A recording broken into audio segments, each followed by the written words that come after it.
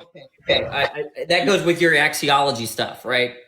Well, Or fits so into. Tashika, thank you for the raid. it's a Thank you, metaphysical Tashika, in the principle chat. that stands independent of my axiology. But because I Okay. hold to that principle, what follows from that is God necessarily always has to be creating. Okay. We'd have to talk about that another time. But thanks for having me up, Parker. For sure, as always. Danny. Yeah. Appreciate both of Bye, guys. y'all. Later, Danny.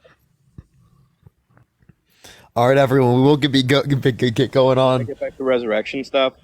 I mean, yeah, if you want to do resurrection, yeah, I'm definitely down. Otherwise, I can hop off and we can give other people a chance. We could do that as well if you'd like to. What do you want Up to to do? you. Okay. Dude, I'm chill. I'm so happy right now. Is it because we're cuddling outside? Cuddling in my hammock in the Tashika, backyard thank you right so much, now by the way. I appreciate the on raid. Easter Sunday. Yeah. I'll leave y'all to your Easter Sunday. We can have another conversation about this another time. Yeah, Parker, Later, I've never actually spoke to you. I've requested before. I always get in late. I never get in right whenever you go live. So I'll make sure to look out for you. We should definitely have a conversation. yeah, if you're good with it, Dan will give me your number. But and For then I sure, can, for like, sure. reach That out would be to you. great. Go for it. All right, cool. All right. Yeah, Good talking Than, to you. I definitely want your notes because I really want to see your perspective on it. So definitely send me Yeah. your Once notes. 'cause Parker sends me your number, I'll send him over. For sure. Okay, cool. I Thanks, sent it man. to Have a him. good He'll one. just Notes. message you and say it's Yeah. Matt. Okay. But to be clear, Okay. my notes are not exhaustive of my full argument. It's a really condensed version. Okay. For sure. Got you, man. That's Appreciate you. fine because it'll give me ways to go out and then look into other things. So Yeah. I'm just always appreciative. Of course. For sure. Appreciate y'all. Peace out, y'all. Bye. All right, everyone. Jacob, is there anything else you want to add before we go on to the next person real quick? I mean, not too much. The only thing is, I think I would deny the view that God has always been God has always existed with the creation, or that creation is eternal, or like He's been eternally creating. Because then I think that means that He is, I would say this to another Christian, in theory that they're saying that without His creation, He's not God anymore. And I think that entails some other contradictions separately. But yeah, I don't. All right. Anyways, All right. Well, yeah. all right. Appreciate you coming up. Yeah. All right. Let's go on to the next individual, y'all. Only send a guest request if you do believe that Jesus was resurrected on this very day. Everyone, tap that screen. Let's run it up to 100,000 likes. Yo, what's up? How old are you? Hello? Can you hear me? Yeah. How old are you? Hey, Parker. I'm 30. My bad, For 31. sure. Do you believe Jesus resurrected? Yes. Yeah, that was a great conversation between you guys. That was really, really good. Mostly between. I don't know if you saw me, but I've been here for a while. I've been waiting for a long time, but that was a good conversation. But yeah, I do believe Jesus resurrected. I think the main reason why is just because of the explosion of the church. There's really no other explanation on why the church exploded under so much persecution, under cover, under secrecy. And now it's What about other religions? Other religions have exploded. So if you go back to the other religions, they had power, right? Islam had power. Muhammad had power. Buddha had power. They all had power. In Christianity's case, Jesus literally was the opposite of power, right? All he had But was Jesus was spread himself. through power. Explain that. Crusades, I'm talking about, imperialism. what I'm talking about is the first, that's like 1,000 years after Jesus. I'm talking about like the first 300 years. Yeah, I don't see why that's even necessary there. Because again, a lot of the reason why people believe it so widely is because of the Crusades and because of colonialization and the spread of it through the context of power. I got you, but how did they actually get to the Crusades? Like, for example, the first 100 years, how did Christianity explode so much when there was so We much? have an explanation for that. Okay. And the explanation is Christianity was unique in that you had to surrender your belief in all other gods for Christ, whereas in most pagan religions you just had to add new gods. So, for example, the Romans didn't care whether or not you believed in Christ; they just believed that you also believed in their gods too. That's what made the essential religion different. Is that when they were taught Christianity, you had to give up all the other gods. So for every one Christian that is gained, paganism lost one. But for every one person that a pagan gained, they could also gain one Christian because they could just move them all in. And so that's why paganism died out eventually, is because it was gradually over hundreds of years being replaced until even by the time of Constantine, right, most of the Roman Empire wasn't Christian just yet, but it was getting to the point where Constantine couldn't just ignore it. And then once he converted, he had the temples changed, he had the priests abandoned, he had all those things happen. Then it made it that official way.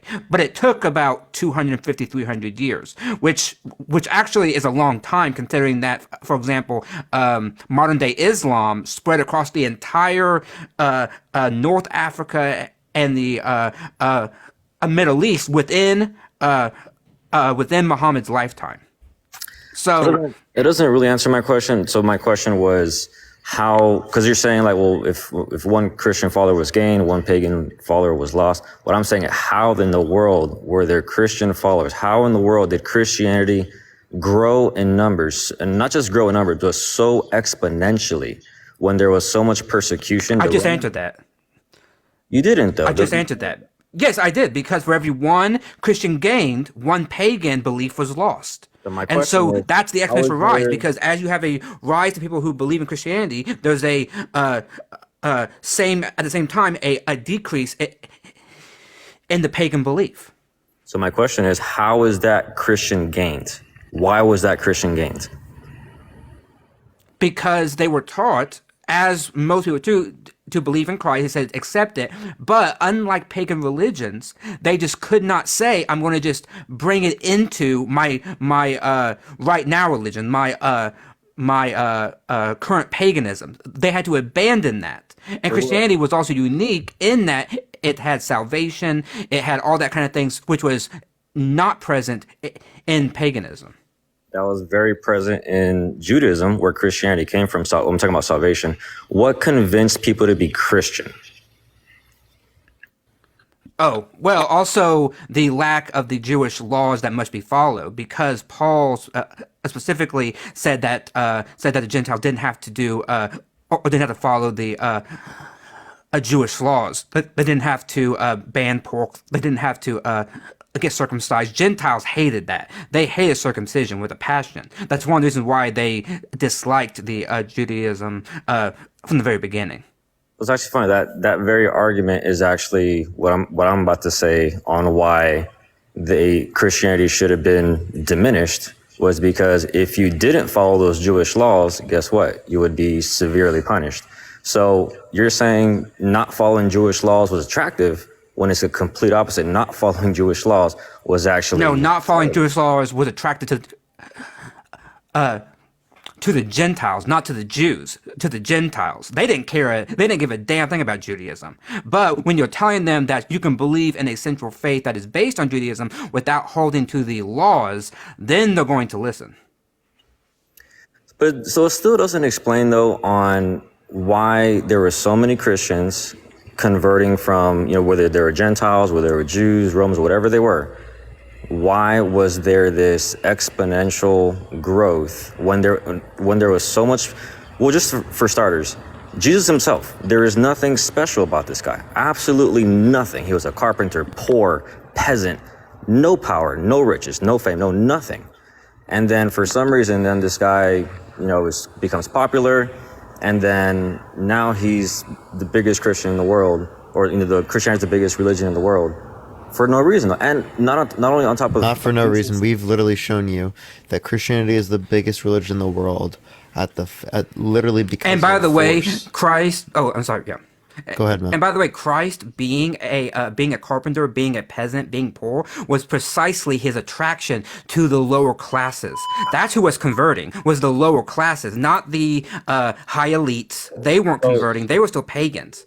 It was the lower classes who were converting. And it was precisely because Christ was a peasant, he was a carpenter, he was considered the low of the low, and yet he could be God, or yet he could be someone who gave you salvation. That is what attracted lower people because they found no salvation, no basic redemption in the pagan gods. So I hate to end this conversation, especially since I've been waiting about an hour. But I'm a firefighter, and we just got a call. So I would love to. You're good. You're good. Appreciate you coming Be out, safe. man. Parker, can you safe. save me so we can talk another time? Yeah, I'll make sure to look for you. All right, I appreciate it, Parker.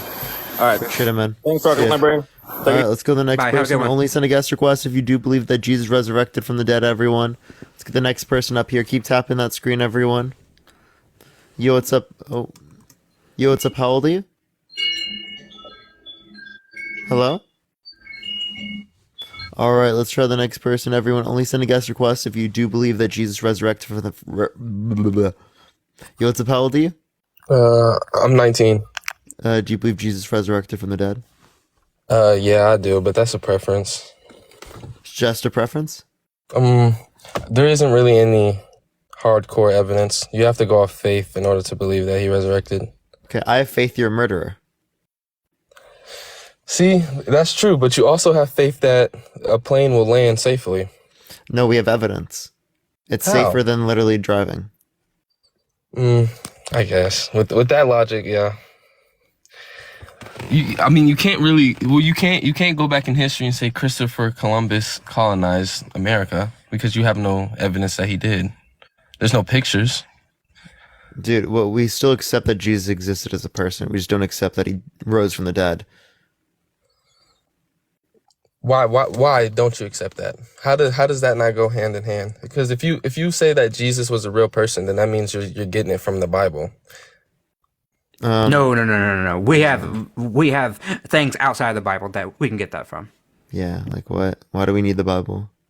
Because that's where the origin of Jesus came from. What do you mean by that? The origin of Jesus came from the Holy Bible. The Holy Bible wasn't just made in our generation. It's been around since the beginning of time. And that's where the name Jesus and the person Jesus came from. Jesus was first. Well, hold on. Pilate knew of Jesus before there was ever a Bible. Paul knew of Jesus before there was ever a Bible. Matthew and John knew of Jesus before there was ever a Bible. Okay. The Bible wasn't even compiled until hundreds of years after. You're talking about the books themselves. Mark, which is our very first gospel, wasn't until about 70 or 75 AD, 40 years after. So again, these people knew of Jesus much prior to there being a Bible. Okay. Okay. That makes sense. So basically what you're saying is there isn't really any evidence to support that Jesus rose from the dead. No sufficient evidence. Yeah, if you think that there's no sufficient evidence, then why do you hold to Christianity? Well, Christianity that's the difference. Christianity is a religion based off faith. Without faith, on faith, well, I believe you're a murderer based on faith. Or I believe in Christianity based on faith. You know, can we get a praise Jesus in the chat, please? and you're not wrong. You're not wrong at all. Yeah, I'm definitely not wrong. Jesus died for your sins. Or I mean, he rose from the dead and dabbed for your sins. I mean, my bad. But basically what I'm saying He is dabbed right for your sins. I promise you. you can't look for evidence because there won't be any. That's all I can say. Okay, so then why do you believe in it? Because, like, do you think it's justified for people to believe the earth is flat? That's a good one. Because you can't, unless you're an astronaut and you left to go see the earth, you can't really make that basis claim that the earth is.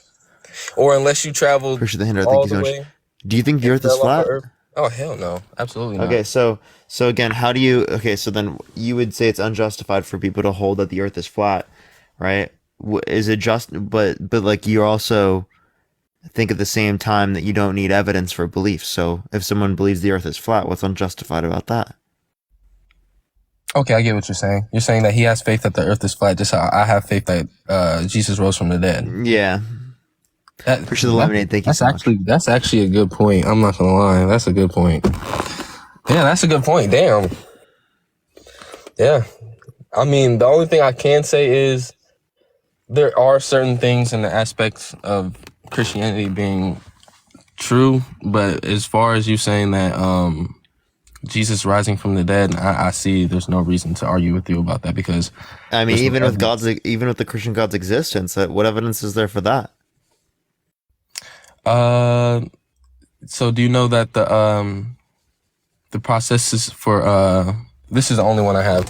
So the processes for plants and how they were made and how they give life. Genesis, the way God created things, he created things in the same order for photosynthesis for plants. What do you mean?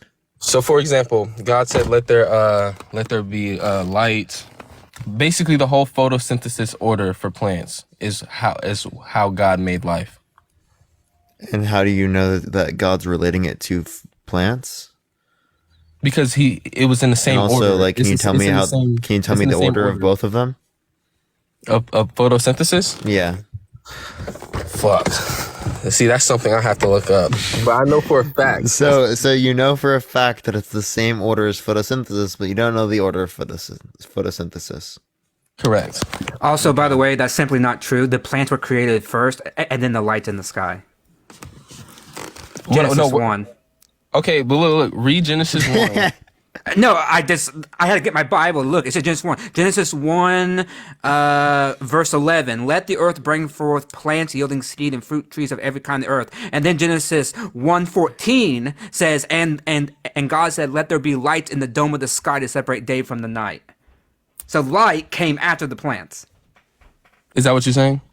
Well, that's what it says. Oh, you're reading off of a Bible. Yes, I'm reading from a Bible. Okay. So basically, y'all are saying that Jesus didn't resurrect. There's no sufficient evidence to prove that. No. So would you say, okay, would you say for the Christianity belief, would you say that there's more evidence to believe that it does not make sense or it does make sense? It's incoherent gibberish. So you guys think that it's too like Fake. Yep. Okay, it's too black and white. It's fake. What makes you think that? Well, there's argumentation to indicate that there would be no reason for your God to create, given the fact that he's a perfect being. That's a good point, but also being that why is there already medicines here for us? Why are we so complex? Why are our eyes identical? Everyone look the Okay, same? hold on. I want to go. Okay, I want to try all four of those. One, medicines aren't here for us. We have to make medicines from the natural world. But why the basis of them? Two, though? human beings are complex, just like all higher order beings are complex. An elephant is also complex. A giraffe is also complex. Three, our eyes are not all the same.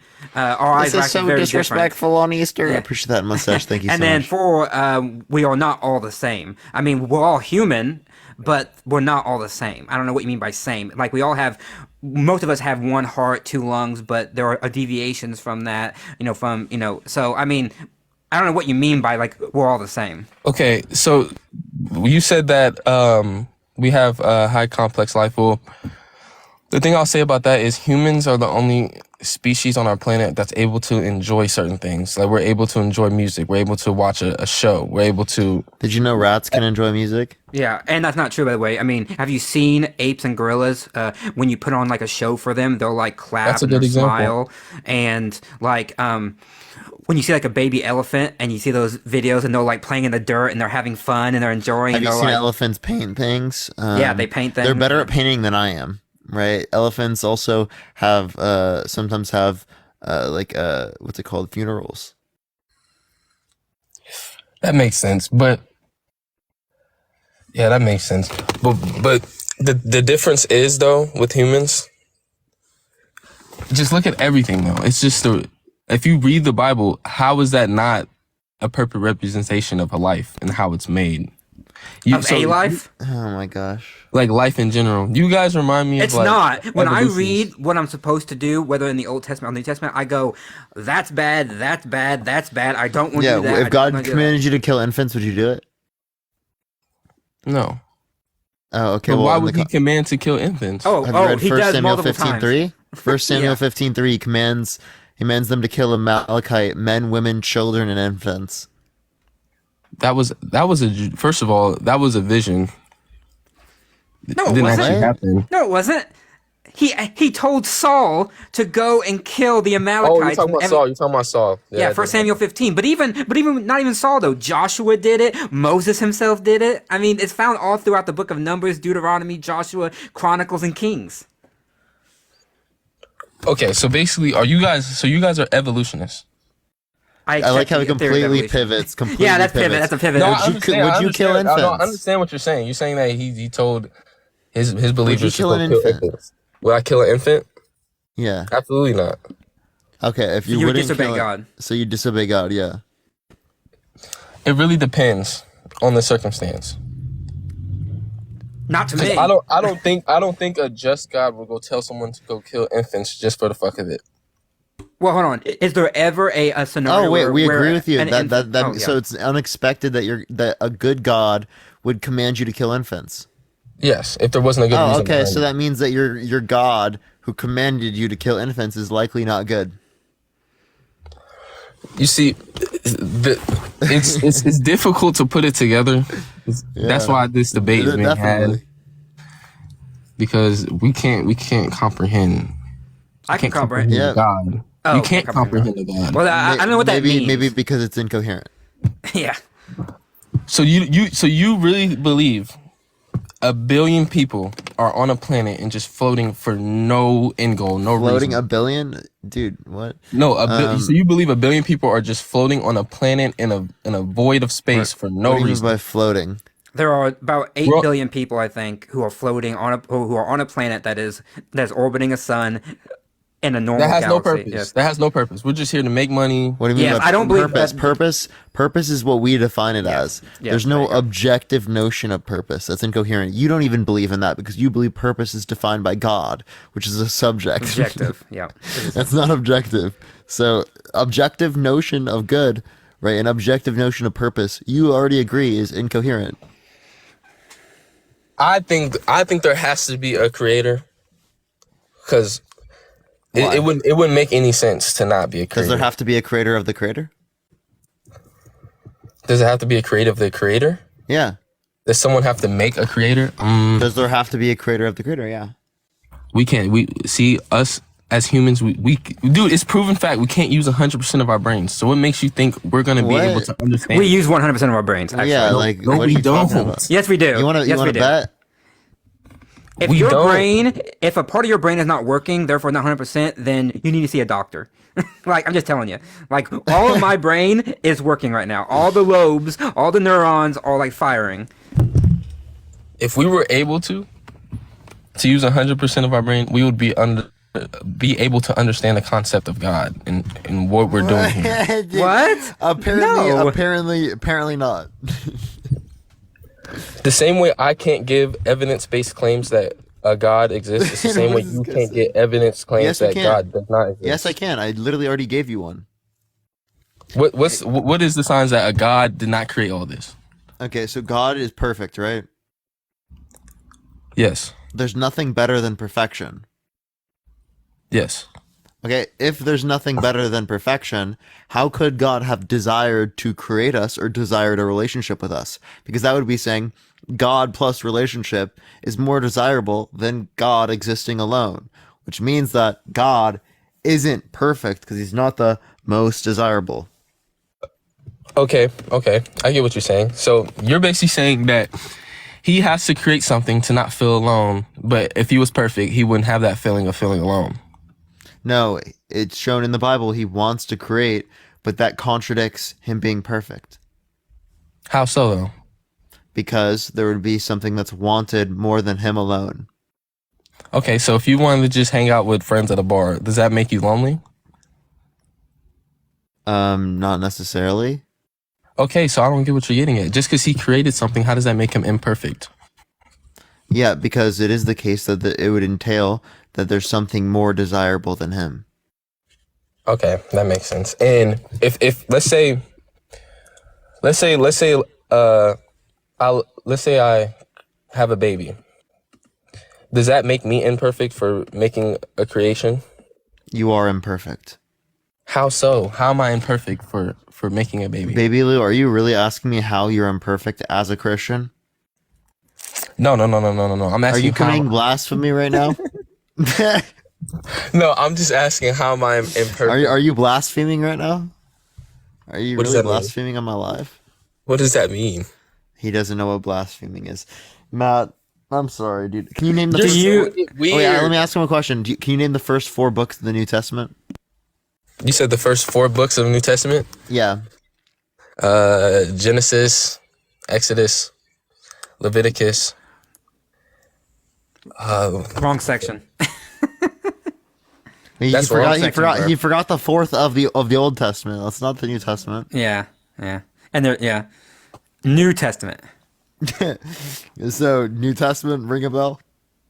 You want me to name the New Testament? Yeah, four books. First 4 books. Yeah.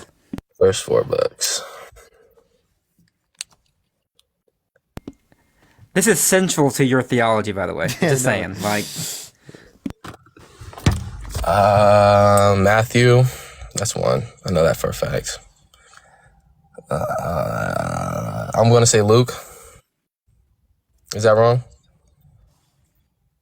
no, that's right, Luke. We'll give you this. We'll give you this. Yeah, we'll give you the. All right. Oh my God. John. That has to be one. I don't know the That's last one. I can't lie. I do not know the last one. I can't doesn't Google it. remember- I have one The phone. last one. The last one, you mean the first one, but yeah, Mark. The second one, you mean? Well, the second in order, but the first, want yeah. in order? Y'all are insane. Yeah, Matthew, Mark, Luke, John, Acts, Romans, 1 Corinthians, 2 Corinthians. Okay, you're basically saying the fact that I don't know these in order means that I don't have a basis argument from the No, Bible. I just think you don't even know the Bible at all, dude. You don't know the first 4 books of the New Testament, let alone you didn't know the 4th book of the Old Testament. And what does that have to do with my claim? You are trying to claim that you believe this, but you haven't even read your own scripture, bro. What are you believing in? Culture?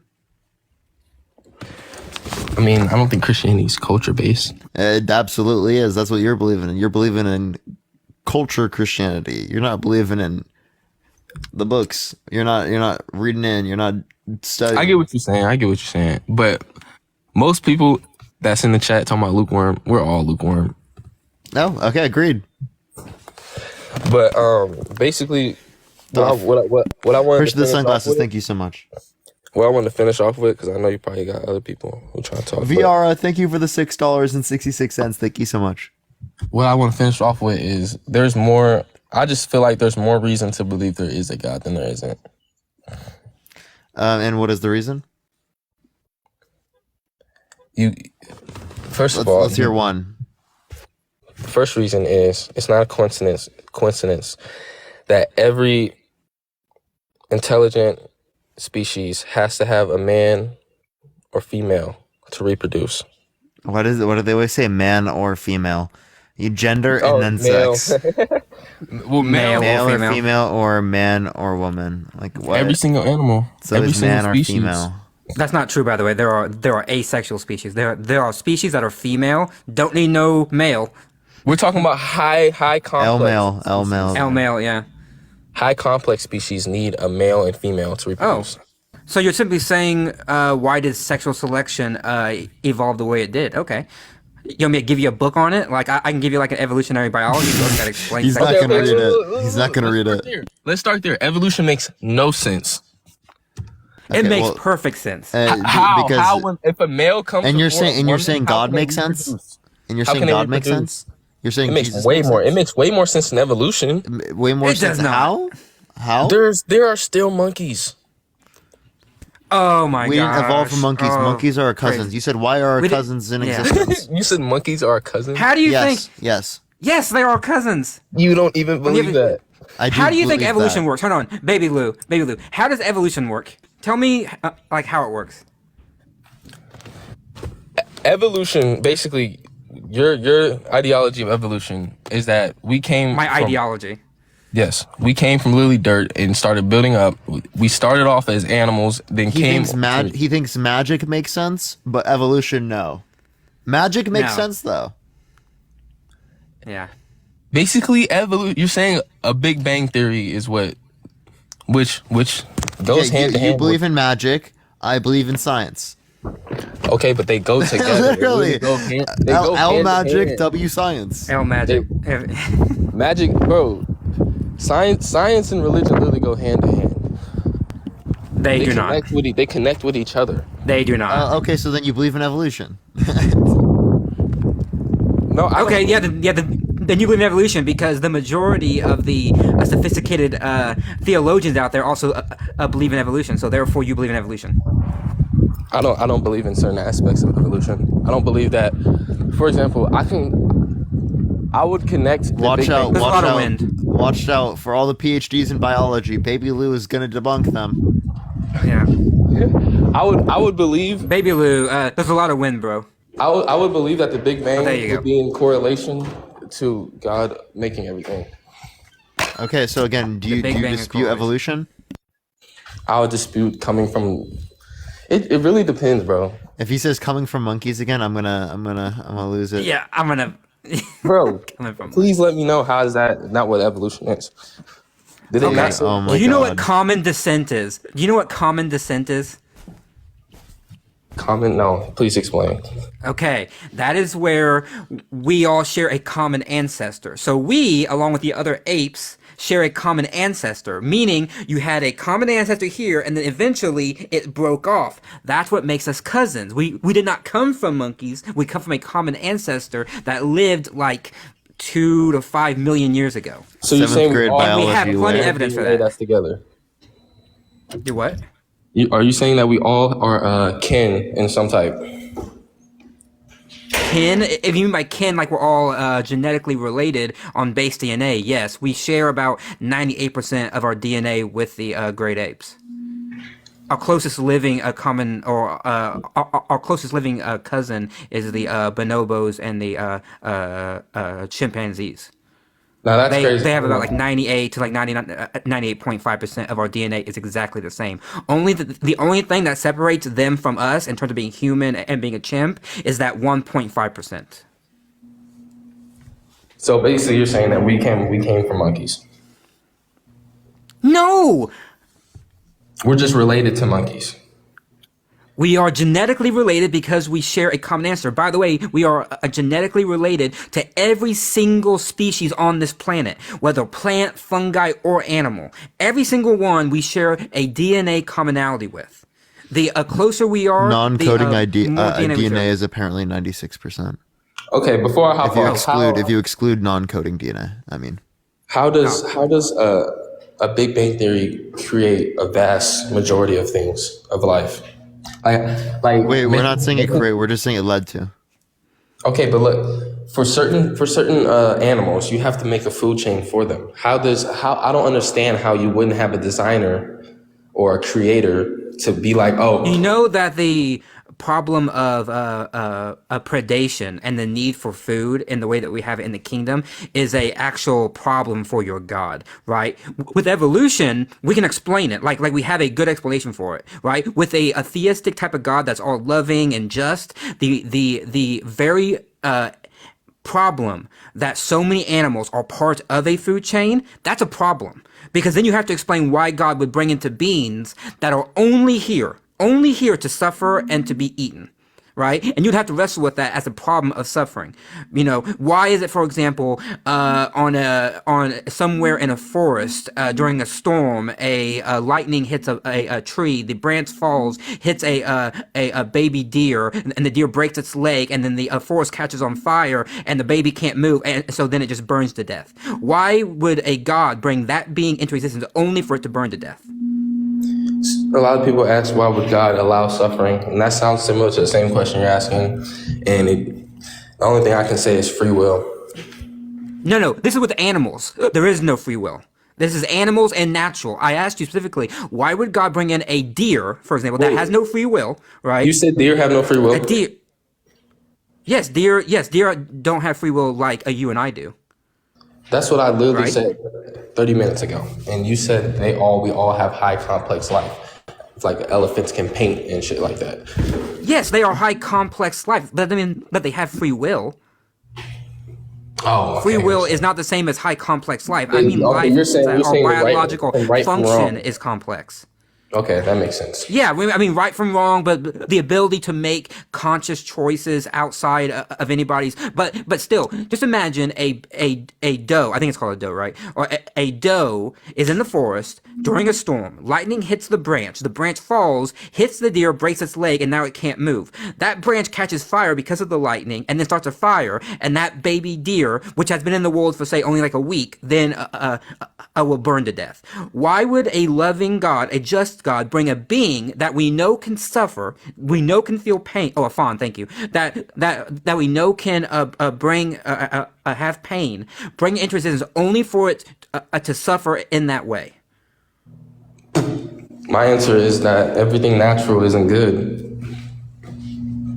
There's diseases here. But your God has control over it. But your God has control over it. But this is not a free will argument. This is not a argument about humans intervening. Nothing about that. It is pure nature, which God has supreme rule over. And yet, God brings in these animals, or he has diseases. Why is why is malaria necessary?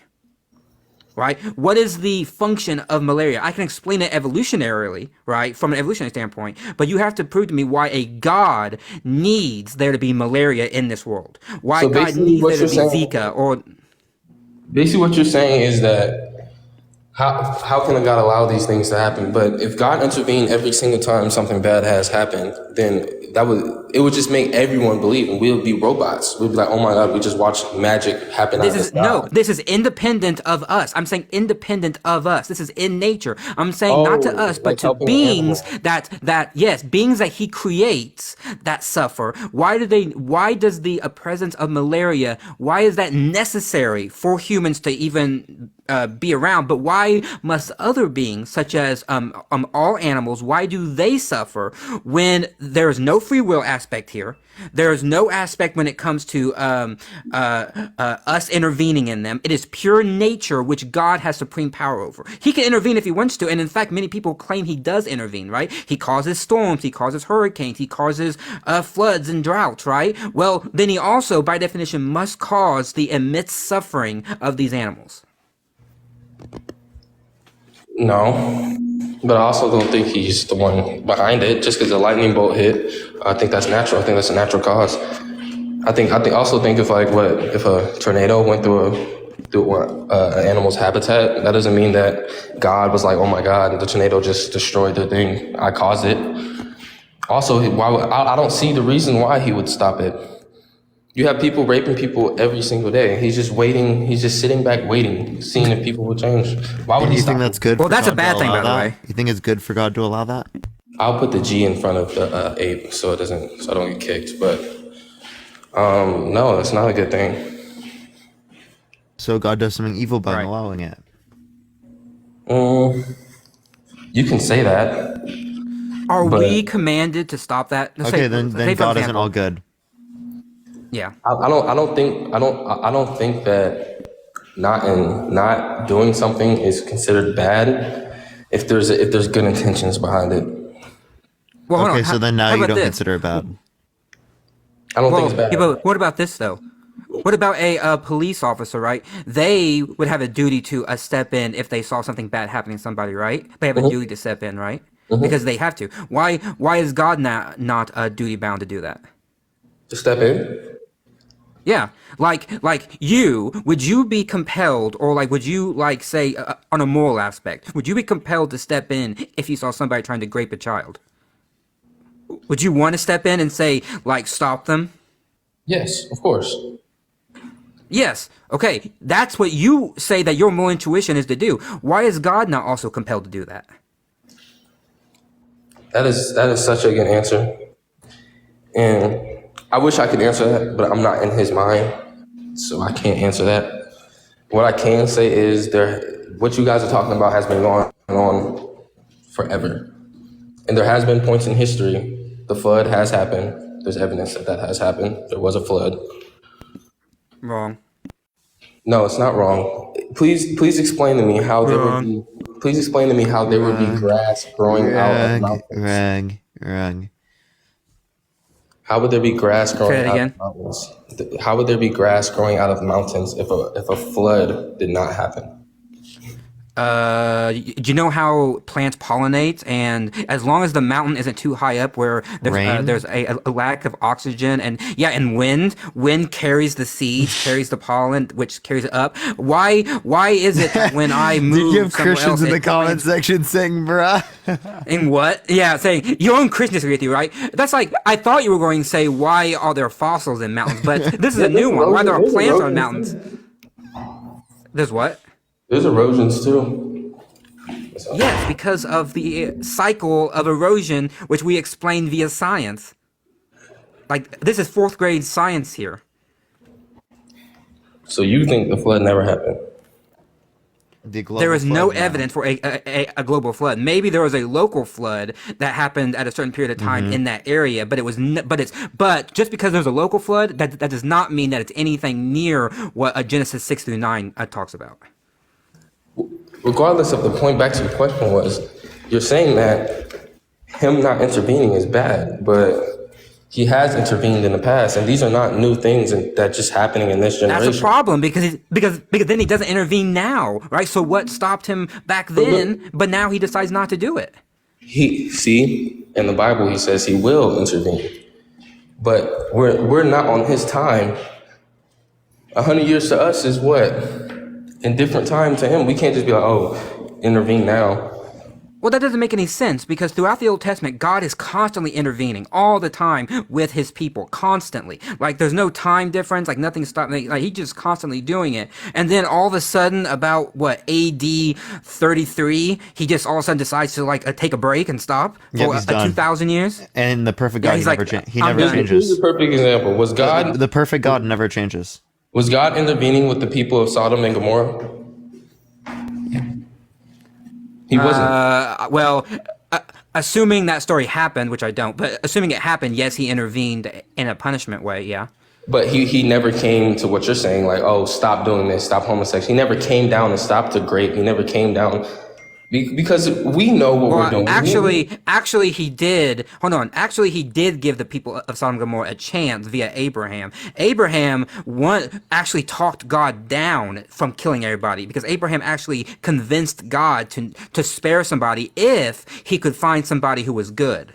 That's what happened in Genesis 6. So God wanted to kill them all. Abraham said, "No, bro, don't do that. Let me find 10 people who might be good." No, bro, and God please said, don't do "Fine." that. Dark-sided, thank you for the meteor shower. I appreciate it. Thank you so much. W. Oh God, why are you sending the meteors? But No, yeah, please. That makes sense, but would you not say the times are more? Yeah, that's basically what the times we're living in now. Homosexuality is on an increase. Well, Sodom and Gomorrah, by the way, supposed to be it a didn't have bad anything to thing do to with you? that. What bad thing? Is that supposed to be a bad thing to you? What, homosexuality? Yeah. It depends. Depends. That's great. If you're talking about trying to further, just putting religion to the side. If we're talking about just trying to further human growth and human evolution as of procreating and creating more life, then yes, homosexuality is terrible. No, even then, is it wrong for people to act like Jesus? Is it wrong for people to act like Jesus? Yeah, Jesus didn't reproduce. The only difference with that, Neither did Paul. You can't compare a human to Jesus. Jesus was the creator. Okay, well, how about Paul? You said Paul? Yeah, how about Paul? Yeah, how about Paul? But one person doing something doesn't justify every human. Wait, hold on. doing it too. But that previous statement doesn't make sense. Why are we not to compare? But we're supposed to follow his model, right? We're supposed to follow Jesus' model. Jesus didn't want kids. Didn't have kids. In fact, he never had sex, right? He was totally celibate. Like, bro didn't have any fun. So I mean, like, maybe we're all supposed to do that, right? Paul, the same thing. Paul said the same thing in 1 Corinthians 7, right? He said, stay celibate, don't get married, but if you have to, then do get married because, you might get all, randy and everything, then get married. But Paul was like, don't get married, be celibate.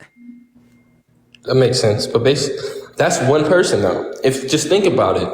If let's say you have to name me one group in history of all of existence They have said we're going to take 20 people of the same sex and we're going to go live and try to survive. That has never happened. Yeah. Same thing, by the way, same with thing 20 people. Yeah. That's the same thing, by the way, with 20 people of opposite and of gender too. If you take 10 men and 10 women, put them on an island, guess what? In about 20 years or so, they're going to die out. That's called a bottleneck. How they're able to We actually can reproduce. model how many. We actually can model how many people it would take of a opposite of a or of a species to not be in a bottleneck, and then to have a genetic diversity, and it's about anywhere from 100 to like 200 people. That's the minimum a necessary requirement. So so even with anything less than 100 people of opposite gender, they're still not going to come out on top, because they're going to die off, because they're going to lack a basic genetic diversity, which is the keystone to a healthy species. Okay, I'm not gonna lie, y'all win. But basically, what I'm saying is, I really the last thing I'm gonna say is the resurrection thing. Back to what he was talking about. Yeah, it makes sense how there's no evidence to believe that he resurrected, but it's basically faith. That's really all it is. Yeah. So if you just have faith, why have faith you're a murderer?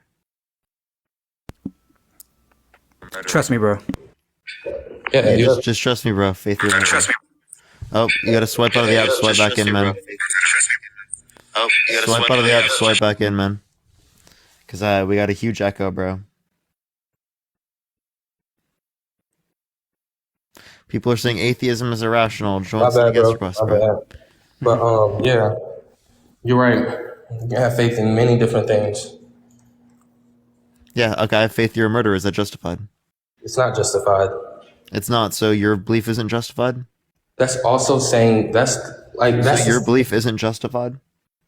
no, nothing is justified. No, if your belief in Christianity isn't justified, then why do you think it's acceptable to hold to the view? Because I have seen enough to know it's justified. What does it mean to say it's justified? Now you're saying it's justified. So what do you mean by justified? It just depends on how you're looking at it. I don't know what you even mean. Like how you view Christianity. What about it? You have atheists that think, oh, why would God allow suffering? And then once a Christian gives them the answer, they don't accept the answer. So that's just their own Because way. it's incoherent. How? Yeah, because you're answering for suffering is just because God wanted to, or just I have faith that he's doing this for good.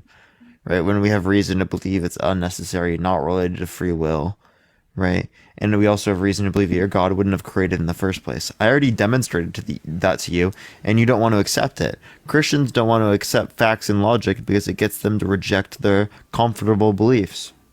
And by the way, just having saying that I have an answer doesn't mean that it's actually an answer or a good answer. But like nothing's created by chance. There was a designer to create fashion. There was a designer to create a computer. Because we have pop up out evidence, of we have nowhere. experience to justify that these things are likely to come from creators, whereas we don't have experience with intelligent beings creating universes, so we can't make that same type of assertion.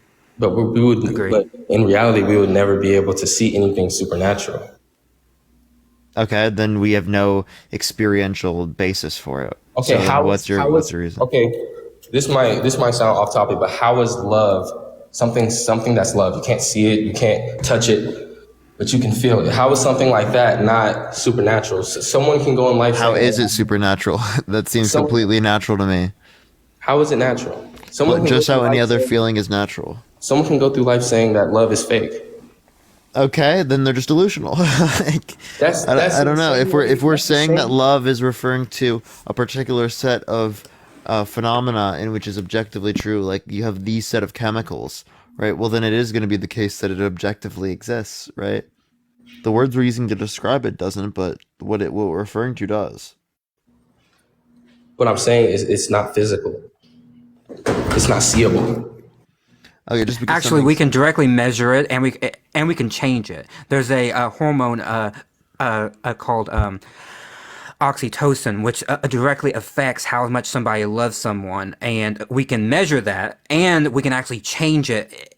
Now, I mean, there's like some like scientific ethics here, but like theoretically, we could change it to like either lower somebody's love for someone else or to make it increase. That's the whole basis, by the way, for modern psychiatry, is that we increase or decrease certain neurotransmitters to change moods and feelings. That's the whole basis. So yes, love does have a chemical basis to it, which is why, for example, after you have sex, there's a great increase in oxytocin in the brain, because through evolution we have been able to show that that's one process by which modern humans gain love and gain a tribe connection.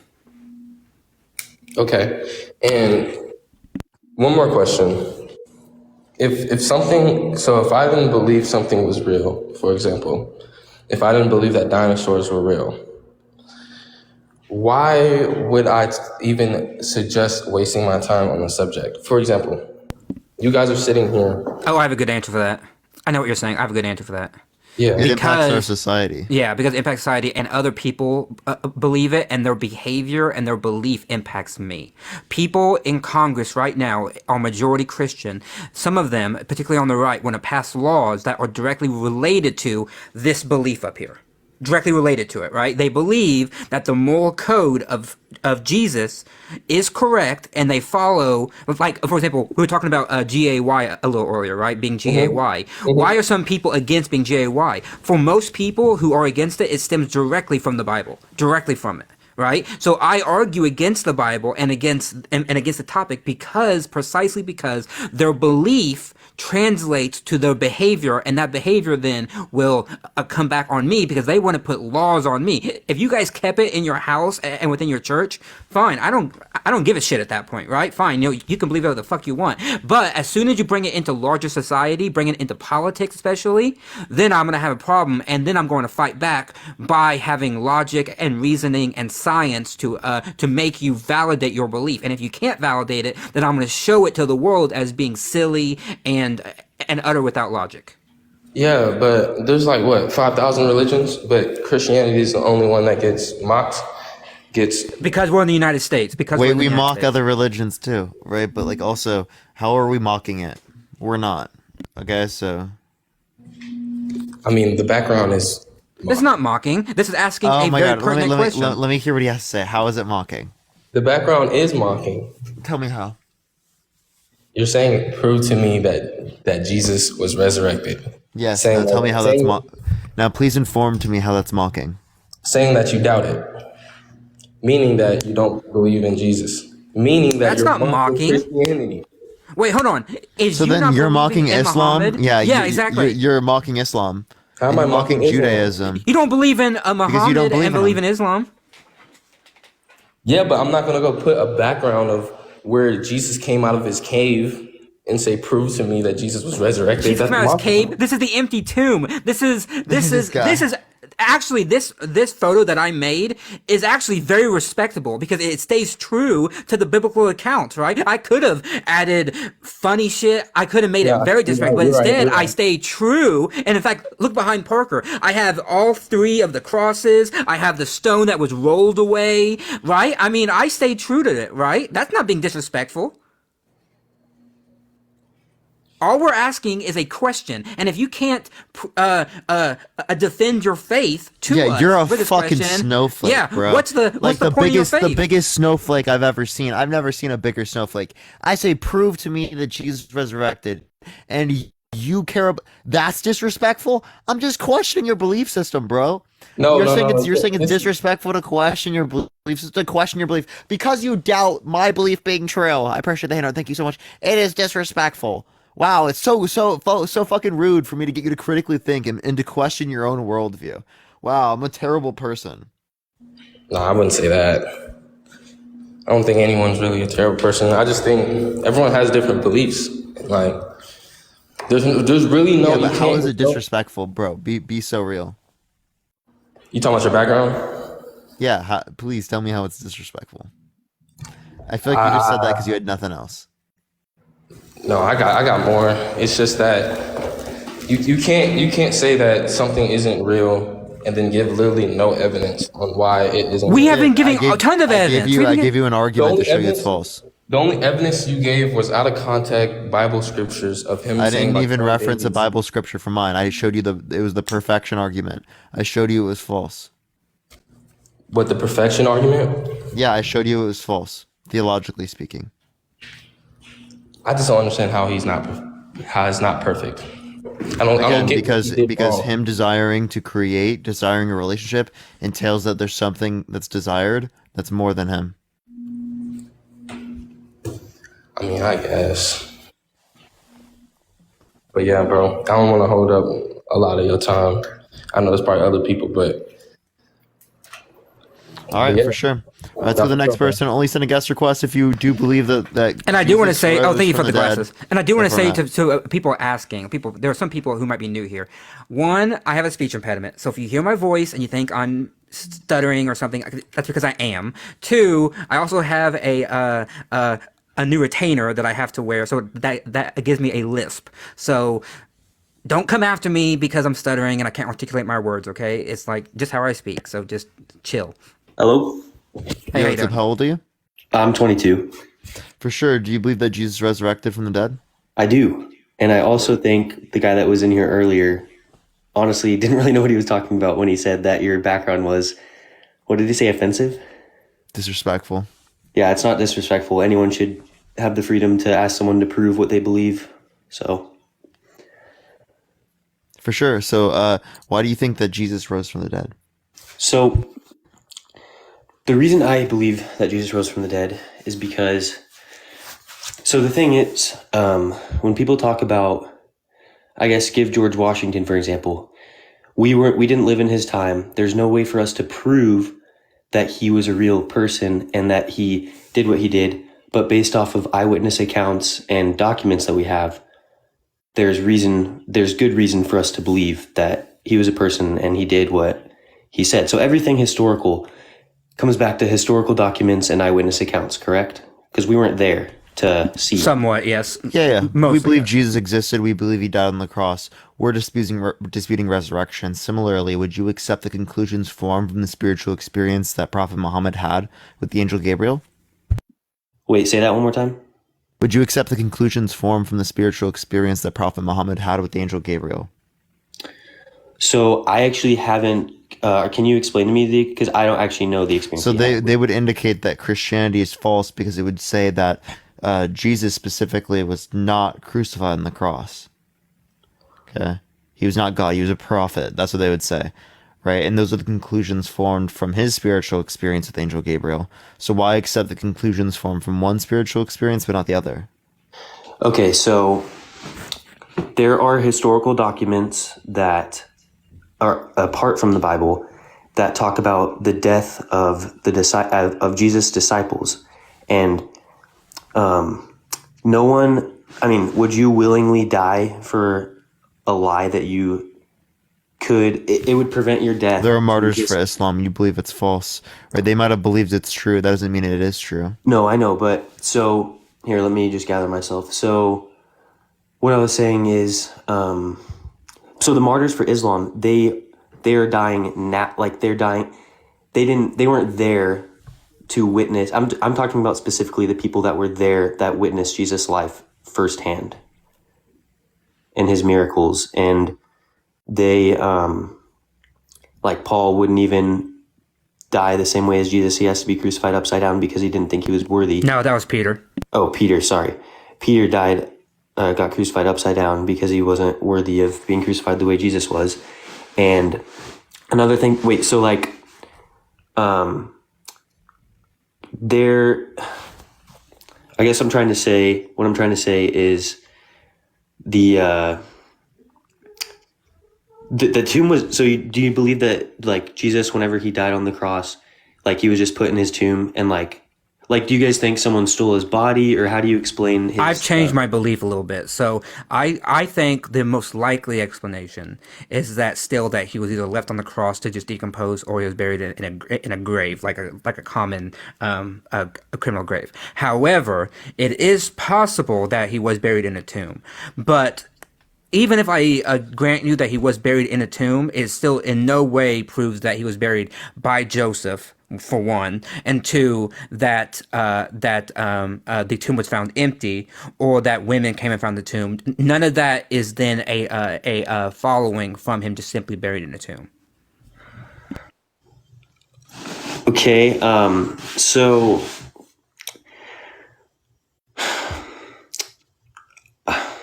I'm trying to think here. Sorry. Yeah, so what we're just saying is it's not historical to indicate that he was in the tomb. Like, based upon what's most likely.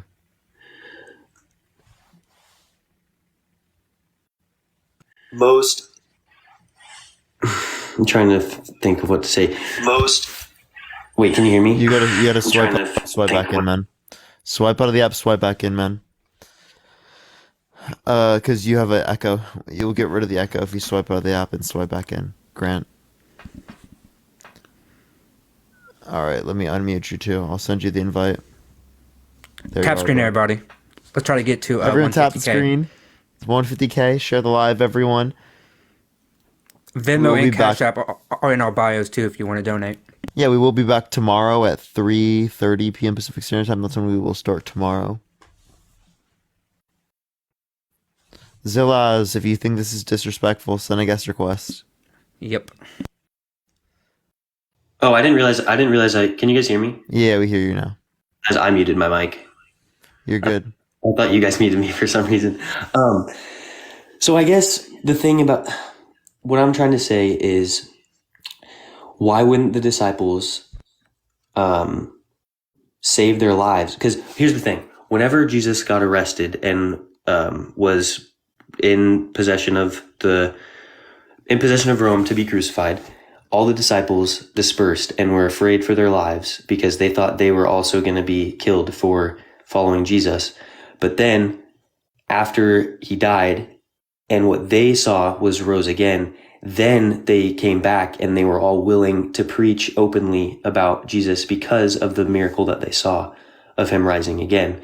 And that is what led them to take oath and basically give up their lives for that. I can tackle this, Parker, if you want me to. Okay. Well, I was Okay. going to say, and Go ahead. just talking about regular humans, like, yes, you talk about Islam. Hold up, like, let Matt they're more- respond real quick. What? Oh, let him we can respond. Get into that, yeah. Oh, I just want to say, I just want to say, so for one, right, the only claim that we have of the various disciples dispersing is from the Gospels themselves, right? So that's a problem already because all we have is one source that they left. Now, they did believe still, right? They believed in Jesus, right? They still believed that he was the Messiah.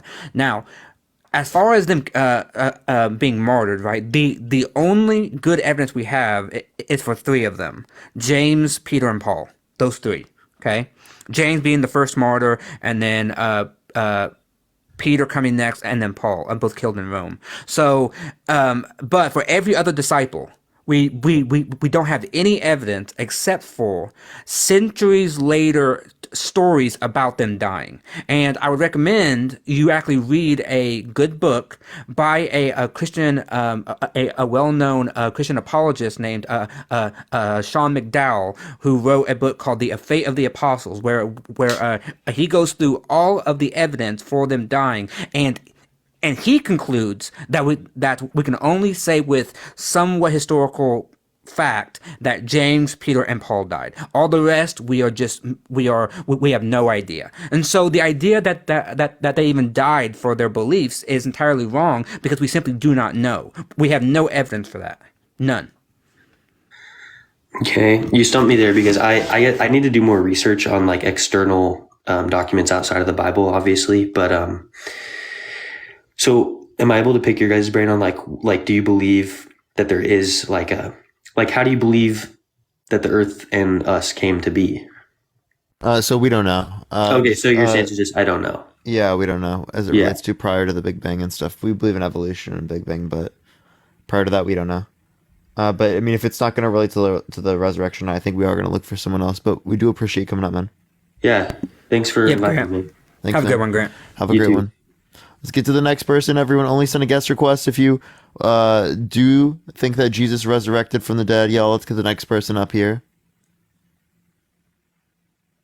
Anthony, send a guest request. Yo, what's up? How old are you? Hello? All right, let's get the next person. Everyone, please only send a guest request if you do believe that Jesus resurrected from the dead. Yo. Hold on one Yo, what's second. up? How old are you? 18. For sure. Do you Hey, what's believe up? Jesus resurrected from the dead? Absolutely, yes, sir. Praise to Jesus. Absolutely do believe he resurrected from the dead. I believe if we look at the eyewitness testimonies from the disciples, we can see that the most likely explanation is that he actually rose from the dead. That makes the most sense. It doesn't make sense that he didn't. That makes the most sense and is very clear. And so Why is that? Pardon? Why is that? Why is that the most likely? Because first of all, like, think about it logically. They're not going to die for something that they're not going to die for something that was false. Like, no one would put their life. I just covered that, by the way. I just covered that. You just covered what? Sorry, I'm Them just dying for why? I mean, I don't know if you heard it, but I just covered that outside of James, Peter, and Paul, we have no evidence whatsoever that the rest of the various disciples died for their faith. We only have good evidence for 3.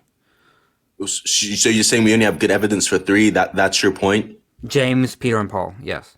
Those 3, I accept, likely were the victims of some kind of martyrdom. But the rest, I don't disagree. And by the way, yeah, I don't believe. And by the way, your first axiom or the first thing that you said, the eyewitness testimony, that's wrong too.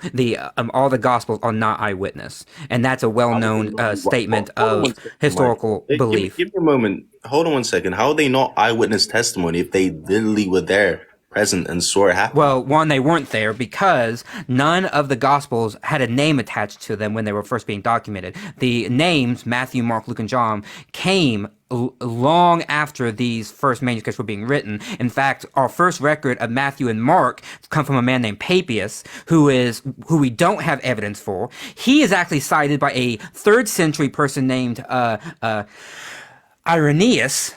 He cites it that Papias tells us, but even Papias got it wrong because Papias talks about Mark being out of order and that he was a person with Peter, and then he says that Matthew was a sayings gospel, and was written in Hebrew, which is not the case. Matthew is not a sayings gospel, nor is it written in Hebrew, but rather in Greek. So even Papias got it wrong. John and Luke didn't come well later, like well into like the 100s. Sir, did you actually address the question? I see you're having trouble focusing. I don't think you actually addressed like how I did exactly. I said that's how they're not eyewitnesses. One, because the manuscripts don't have their name on it at all. The very earliest witnesses that we have that give name are over 200 years later, right? That directly answers your question. And by the way, the very Gospels themselves don't say who they're written by. Nowhere within the Gospel of Matthew, Mark, Luke, or John does it say who they're written by. The closest you will get is the Gospel of John, which at the very end in John 21 says that it was written by the beloved disciple. And who that disciple is, we do not know. All we know is that John records that it was written by the beloved disciple. You're giving verbose explanation that I don't think I'm giving evidence. That's what I'm giving. I'm giving evidence. You might not like it, but that's what I'm doing. I contest some of your evidence. I don't believe it's fully accurate. Oh, please. I genuinely believe that you might be a bit misconstrued. I don't recall exactly what you said, but you said something about I don't remember the exact words, but I do recall that that's already been debunked and disproven. So you'd be actually false on that point. So do you have any sources for the stuff? What specifically are you referencing? I don't even think you remember. He said a lot of stuff. It was a very verbose explanation that didn't really have much point to it. But No, I gave you 3 biblical scholarship answers to your question. I gave you manuscript evidence, I gave you eyewitness testimony evidence in the form of Irenaeus and Papias, and I then gave you the gospel themselves. I gave you 3 lines of evidence. You can dispute those, right? But you have to give me like a reason why. Well, give me a moment. please give me a moment. I do dispute them, as I just stated again. That is just false. I'm sorry, but I don't know what you want me to say to that. It's genuinely ridiculous. Disprove it. You came in here saying that they were eyewitness testimony. I gave you 3 lines of evidence that they're not. Let's come down to planet Earth and let's pause. They actually were eyewitness testimonies. You're claiming there are only 3. I recall there were at least 5, if I'm not mistaken. So I really don't know, like, what your response is to that. What are your response? Scholars have literally stated, like, that there was 5. I think Bart Ehrman, I think that he mentioned something about there being at least 5 scholars. So Bart Ehrman, whose books I have behind me, by the way, I contain all of his books and I've read all of his books, does not believe they were eyewitness. In fact, I just watched a course from Bart Ehrman about the eyewitness testimony, and he said verbatim, these are not eyewitness testimonies. Yes, he is, sure, dude. I'm like, out of all fucking people, you pick a Bart. You want me to go get Ehrman. my books? I get my books. I can show you the we course I always go watched. to Bart Ehrman. That's like, yeah, you always go to Bart Ehrman because he's an atheist, right? But Bart Ehrman is where I got my information from, and it's precisely because he's in the consensus view. I can cite you any biblical scholar, Dale Allison, Chris Keith, even Gary Habermas, who's an apologist. You want me to just keep citing scholars who have written full books on the eyewitness testimony? The best case I've heard is from a man named Bachman, who has actually written a good book about eyewitness testimony, but even he doesn't go that far. So I don't know what scholars you're actually talking about. my dear boy, I think that's say it's not actual evidence. It's hearsay. How do you know they're actual credible scholars that you're referring? You cited Bart Ehrman. Cited Bart Ehrman. I didn't cite Bart Ehrman. You cited Bart Ehrman, and I'm saying Bart Ehrman actually is on my side. That is correct, but at the same time, I think you're twisting his words and the language he used. It's something often used. Okay, Parker, give me 1 second. I'm gonna go get my book. I'm gonna go get his textbook written on the New Testament, which I own. I'm gonna go get it. So give me 1 second. That's fine. You can get it, but I don't believe that you're gonna be able to debunk any points. He is, dude. He is, dude. You picked the wrong person to argue on books about, dude. He's literally a librarian, bro. Nah, I just have to disagree with that. I'd be interested to see. Well, It's going to you're be quite disagreeing with reality at this point. Hold on one second. It's going to be quite embarrassing when you realize he's not correct. All right. Would you like to bet? Which book would you like to talk about? The New Testament written by Dr. Bart Ehrman, published several years ago, or the Bible written by Dr. Bart Ehrman? Which one would you like? The Bible, sir. The Bible. That is the exact. Yep. Okay, so let's go to the book on the Gospels. Here, I'm gonna put Matt up on the big screen. Chapter 19 and chapter 20. I don't know why you didn't choose the book on the New Testament, because that would actually be more in depth, but okay. Whatever works. Say your point. Chapter 19. Give it a second, everyone. In the meantime, everyone, tap that screen. Let's run it up to 250,000 likes. Share the live as well, everyone. If you want to support me or Matt, send here we go. Venmo, Cash App in the bio, everyone. First paragraph of the book. First paragraph. Okay, I'm going to read it verbatim. Here we go. The Gospel of Matthew was one of my favorite books as readers in the past. In no small measure, this is because it was widely thought to have been written by one of Jesus' own disciples, Matthew the tax collector, called to be Jesus' follower in Matthew 9. Scholars today widely discount this tradition, however. If you read the passage yourself, you can see that one reason why. There is nothing in it to suggest that the writer himself is calling him Matthew.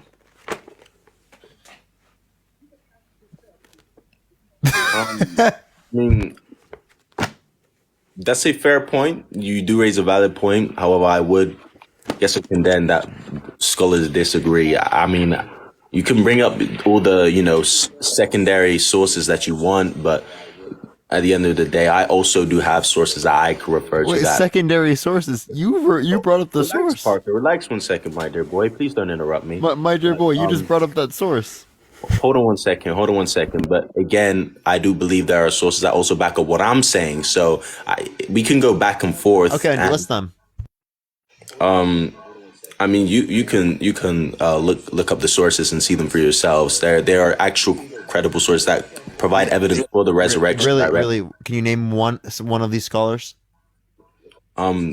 See, you're not debating in good faith. it's very like you're trying to get a gotcha moment, and There's these scholars, these scholars that justify my point, but like I can't mention any of these scholars. By the way, none of their Parker, I just want to names. say, and even when I just wanna do say, by mention the one way- of these scholars, they actually agree with you. Like, Yeah. And by the way, I just want to say too, I didn't mention any scholars. I mentioned the data, right? Because I don't actually rely on the scholars themselves. I rely on the data that they present, which is why I gave you 3 lines of data. And then you cited Bar Ehrman, which is the favorite way that they do it because Jake, he's this an is the atheist. $4.20. And then I just gave you Bar Ehrman's source, and it disproved your very claim.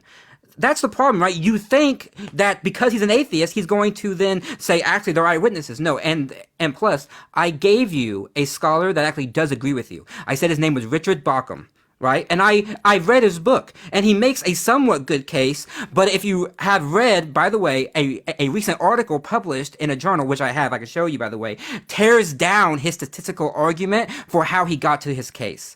So, again, I think what you come and you say, I don't have any edit, I think you don't understand that I do days and days worth of scholarship on this. I read it, I talk about it every single day, and I know what I'm talking about when I tell you that the consensus view is that these are not. Sal, thank you for the $5. I appreciate it. Are you trolling, Train? Apparently, I've talked to you before.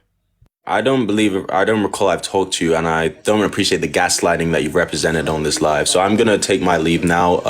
Me? My dear boy. How did I gaslight you? You know how you've acted. It's been quite disrespectful. It hasn't been, very cordial. Parker has been kind. Are you kidding? It's been kind. Relax 1 second, please. Don't get emotional. But I do. Oh, hope I am relaxed. Don't gaslight me now. I am totally relaxed. Hold on 1 second, my dear boy. Please don't disrespect Christianity on here, saying prove to me that Jesus is resurrected. We all know that. You can bring. I can do whatever the fuck I want, and I will disrespect it. How is it disrespectful? I mean, I established it was a fact. You tried to bring up a book to disprove the claim, although I referenced a credible source. I didn't bring up the book. You brought up the book. You cited Bar Ehrman. Don't gaslight me into believing what you did, bro. How you is brought this up Bar Ehrman. disrespectful? We're just saying, prove to me that Jesus resurrected. It's just like you do realize there are many people who truly hold that close to themselves, and you kind of mocking that, saying "Prove to me is resurrected." That is people's truth. I don't care. I don't care. There are billions of Muslims who believe the same thing, and I don't care. Well, how dare you question the atheist perspective when you say that God exists? How dare you come on my live and say that God exists when there are people that hold close to the atheist worldview? Give me a moment. Give me a moment. Again, I'm not going to sit here and do this back and forth. It's very unfortunate that you're acting like this. You can give long, verbose explanations on why you've been acting well when you know Sal, damn thank you for the $10. I appreciate it. Thank you so much. I'm on my live yesterday. Now, Rockin' Librarian, my dear boy. Okay. To find good sources and. He's trolling. I have sources. I found them, and I think I he's disproved trolling, you. Matt. So you can He's run trolling. because you're scared. Oh, okay. Well, Yo, how old are you? I proved my point. I'm 23. For sure, do you believe Jesus resurrected? Yes, it's funny to listen to this entire conversation because there's several points to touch on. But first off, you are asking for direct proof of something happening when you have all of these accounts. You have all of these people that were willing to die on a lie. This is something that I feel like you guys don't conceptualize because you think dying in war is the same for dying for a lie. It is not. That is an ideology. It is a belief, not a truth or a lie. Isn't that He didn't listen to the what last people 20 do minutes. for war? Right? People do for war. They do it based on ideology. Matthew, if it was firsthand accounts, if it was this or that. Obviously, the last guy, bless his heart, didn't really know. The Gospels are not firsthand accounts. They are a record.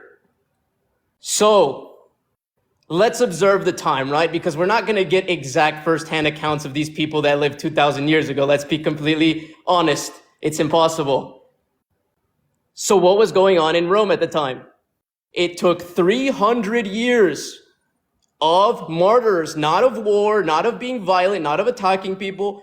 300 years of martyrs for Constantine to convert the Roman Empire. Go ahead.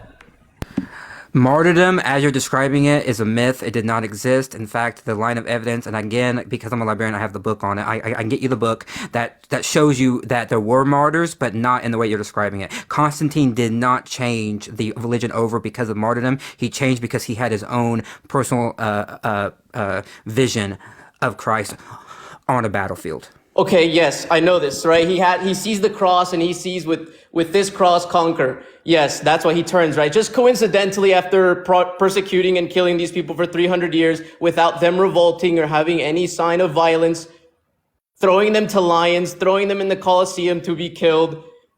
Suddenly he has this when only 5% of the Roman population was Christian. This is agreed upon by most scholars.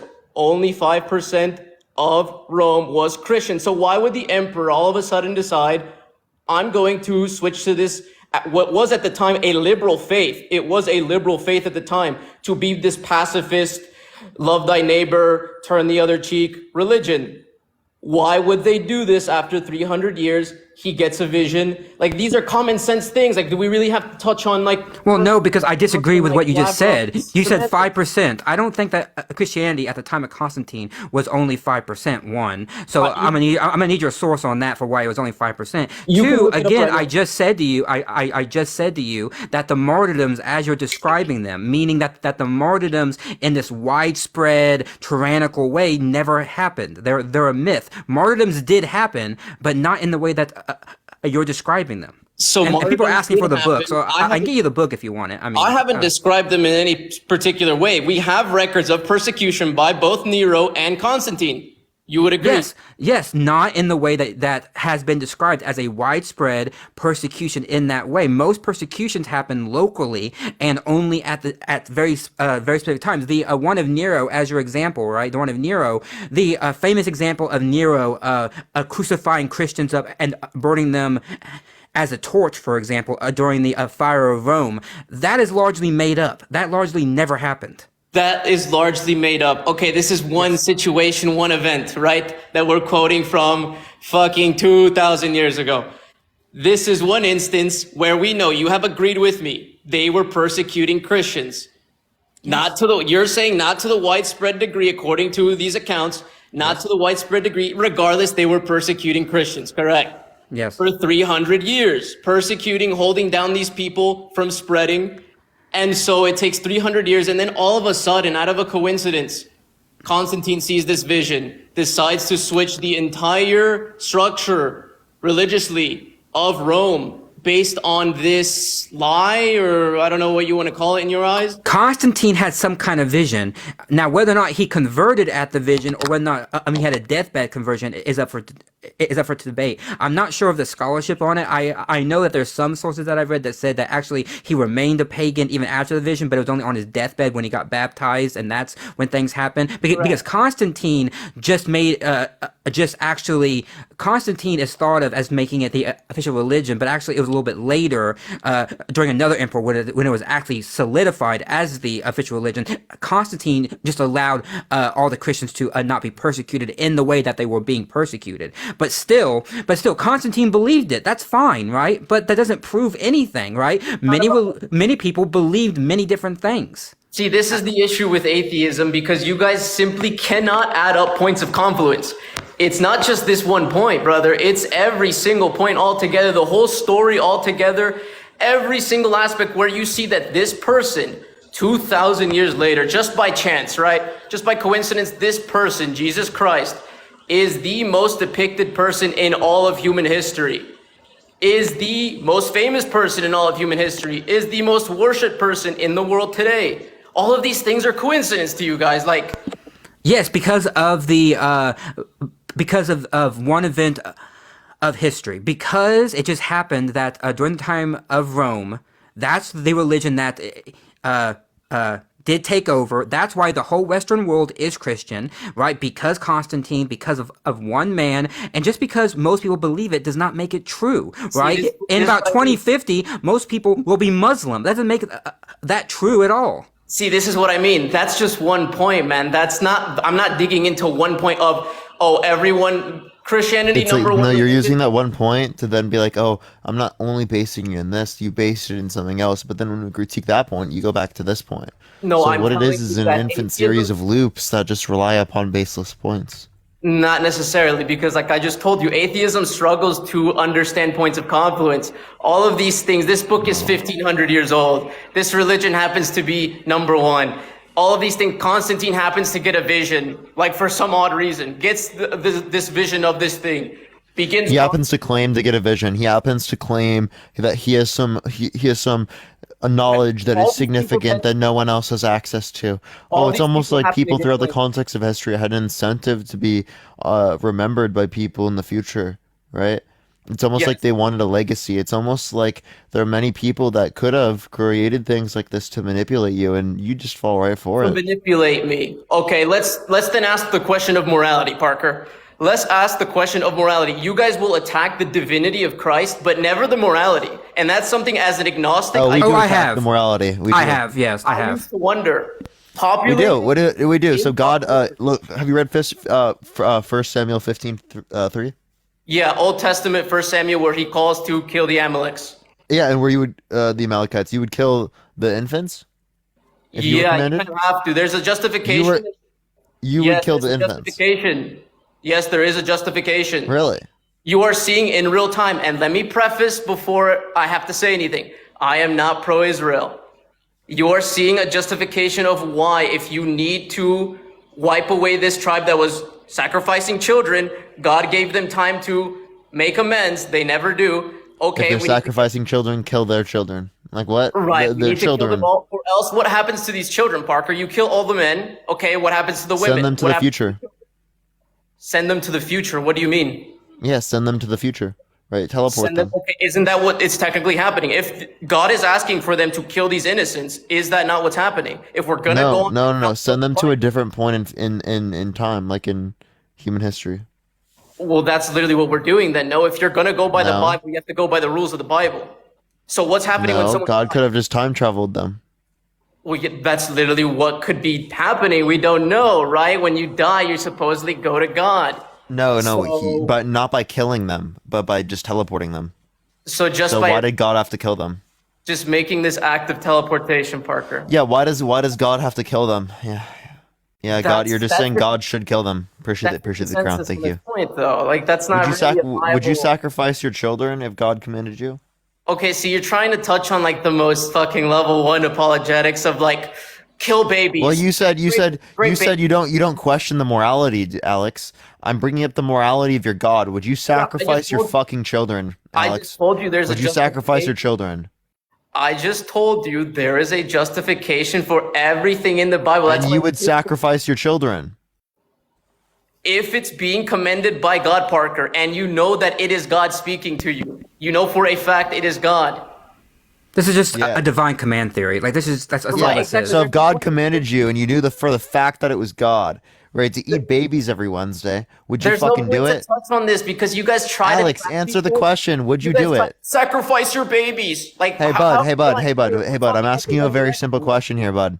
We're talking about the resurrection. Bud, you guys have put it to now. You kill babies. I'm saying if you hold to divine command theory, bud. Can you please answer the question, bud? Can we go back to the topic that we were talking about? Once you Parker? answer the Are we gonna question, be bud. completely This honest. I would love for you to answer the question, bud. If God asked you or commanded you to eat babies every Wednesday, I thought you guys were like better than this, really, because this is so he's simple. like not answering the question, Let's dude. deflect the point that you literally have on your Alex, TikTok. I'm not deflecting a point. I'm literally just getting to this, and then we can go back to what we were talking about before. Yeah, this let is me- relevant because let me you're try to saying that put you you would as a- do as that a you believe in baby divine sacrificer. command theory. Let me try to pin you as a baby sacrificer, so then like all of the bare like level 1 agnostics in the chat can be like, baby killer, he would sacrifice. Like this is like fucking preschool shit, man. I thought you guys were. This is not level 1 stuff. You quite literally are not acknowledging the point of a reductio ad absurdum. You're willing to accept that you would eat a fucking baby? Is that serious? Are you are willing to I accept would that eat a divine baby. command Like, theory? you hear what you're asking? I'd eat a baby if God told me to. Like, what kind Yeah. of nonsense is this, man? You asked me Would you about. eat a baby if God commanded you to? You told me about 1 Samuel. This is a very common. Would you eat a baby if God commanded you to? I'm not gonna answer a yes or no, Park. I can just bounce. Yes, you should. You should because you're not. Because do you hold to divine command theory? If you hold to divine command theory, well, then the answer is yes, you fucking would. If you I'm do put not in that hold to position, divine I'll let you command know, theory, Parker. your answer would be no, and you If God disobey puts me in this God. position, I'll let you know. If Parker on TikTok puts me in this position, I don't need to answer because you're not God. So Alex, I'm not I can gonna just go answer on this to the next irrelevant point. person. So like I don't. There's no reason for me to continue asking you a very simple Yeah, you question. need to put me as the if you baby cannot killer answer. before we move on. That's right. Alex, I want you to answer the question. You need to pin me as a baby killer to therefore everyone in chat can be like, if this schizo god No, to kill a I baby. need you to realize that, like, again, based upon your own perception of what God is, you'd be susceptible to, if you got some sort of delusion, literally following through with that act because you believe in that shit.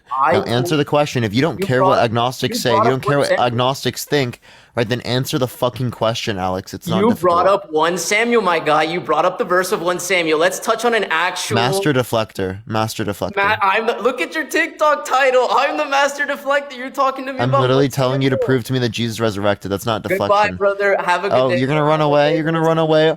He's a runner. He's I'm a not gonna track run away. I don't star. have anything to talk to you about. You quoted 1 Samuel. Let's talk about 1 Samuel then. If you're gonna ask me hypotheticals, if I'd eat my baby, Right, You said divine command theory. I questioned divine command theory.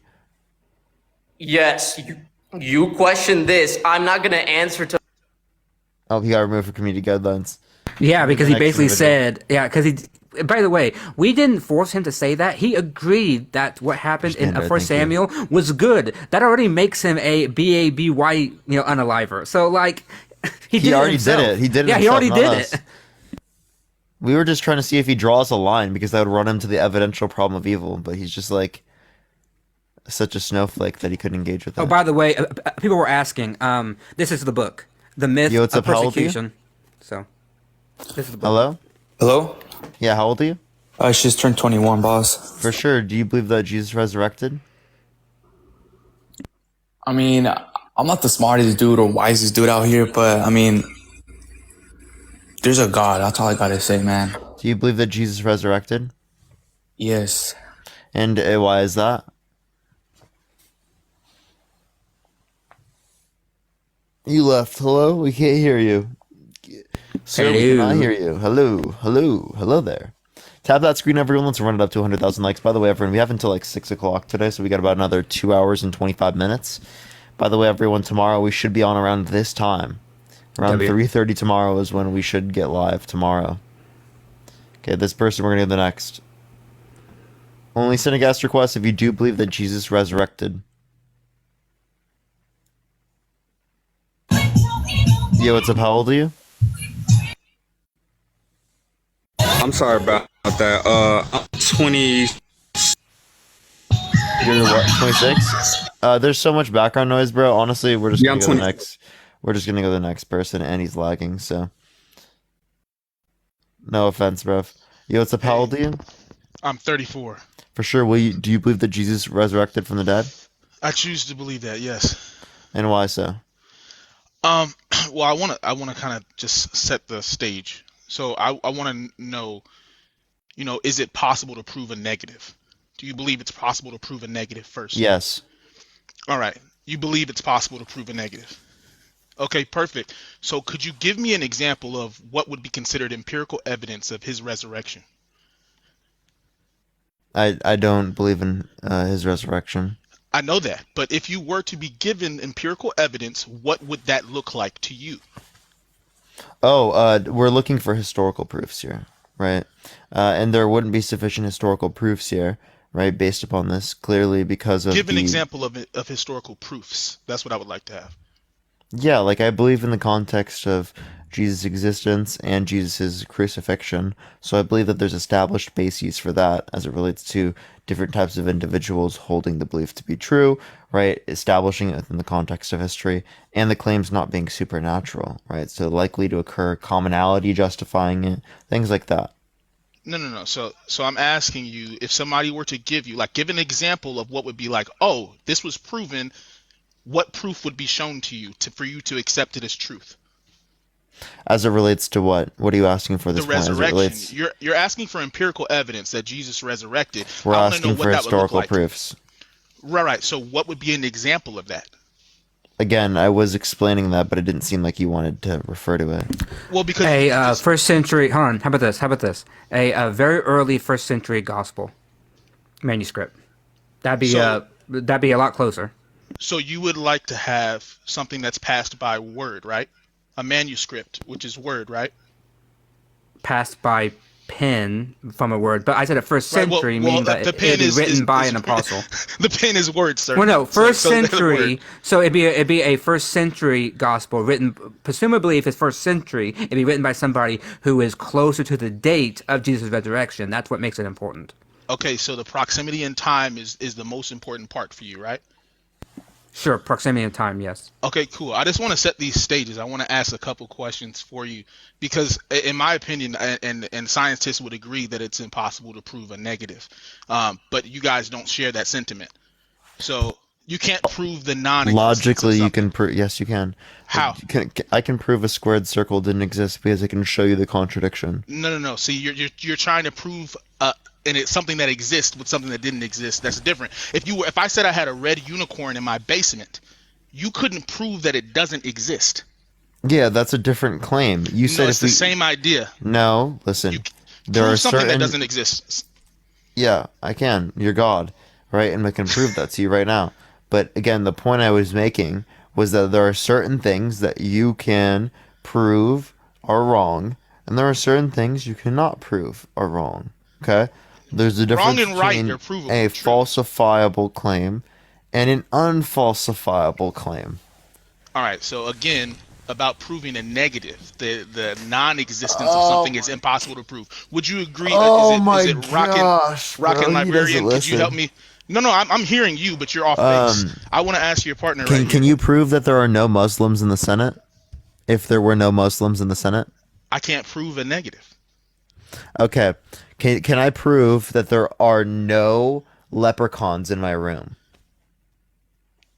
I mean, it depends on the characteristics of leprechauns. If they're only observable by the eye, then yes, you could prove that. So I can prove a negative.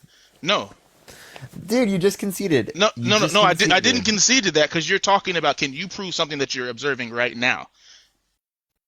You're saying what you're looking at, you can't. What you're looking at right now, okay, you can't okay. perceive. So perception. Let's just talk about. And I want your friend to, because he knows about proving a negative. He's just being silent right now. I would like for him to be engaged in the conversation. So could you tell me, because you seem well read. You seem well read. I want you to tell me that you also believe that it's possible to prove a negative. I'm not a philosophy person, so I can't speak to like a logic standpoint. But sure, I mean, I think thinking about it, it probably is possible to prove a negative. Okay. Well, Thank you, move on. but again, I haven't read anything on logic or anything, so I can't. I got speak you. on That's it that fair. much. And I'm not here to attack you guys. I just had a couple questions because, in my perception, that it's. I believe it's impossible to prove a negative. I think you can only prove things that exist. But as I go on, so do you operate in faith in your Can life I ask you today? this question? Yeah. Can you prove that you are not female? Can I prove that I'm not female? Female is something that exists. So I can prove that I'm a male. Yeah. So you are not. No, you are I'm not proving female, that right? I'm not a female. I'm proving that I'm a male, and you're trying to make a false correlation. I'm proving that I'm a male. Yeah, and okay, so you're not proving that. So you might be female. From your standpoint, I could be female, but I No, can from prove your to own you if standpoint, could you be female? No, I Push the couldn't bunny be is because thinking. I can prove. So physically based that I'm upon your male. own standard, you can prove that you are not female. Do you And if understand? you can prove that deductive you are reasoning? not female, you Do just you prove the underst- negative. Do you understand? No, that's deductive reasoning. If I am a male, therefore I couldn't be a female. So you got to understand the concepts before you have this battle, because we can go. So That's so deductive reasoning. You Understand it before you I comment. like how he literally just proved a negative and didn't realize it. No, it's not proven. It's called deductive reasoning. Yeah, and you proved a negative and didn't realize it. Okay, good for you. Like I said, I'll move on to the next one because you don't understand the difference between deductive reasoning and proving a negative. Deductive difference reasoning, between is that a method of proof? Yes. But it's deductive reasoning. This guy, bro. It proves the existence of something to refute something else. It doesn't prove the non-existence of something. Well, in this scenario, it did. It's called deductive reasoning, and you don't understand the difference between the two. But that's fine. We'll move on. So, do you operate in faith today? No. You don't operate in faith in any form. I want you to think about that before you answer that again. Not fully, no. Well, there's no fully. You have either operate in faith or you don't. Well, if you define belief without evidence, right, to like just be in accordance with like any level of uncertainty, well, yeah, I am uncertain of certain claims, right, but I believe that we have most likely evidence to indicate them to be true. So I would say that I'm not using faith, but based upon certain definitions, you could say that any level of uncertainty is faith. Right. So do we agree that I you just want the operate in least faith? amount of faith possible. All right, that's fair. That's fair. Most people would want to have the least amount of faith with things like that. I understand, and that's fair. But we do operate in faith, and there's several examples of where we do: loyalty, commitment, judicial system, medical field, academic research. No, we have theory. reason for those things.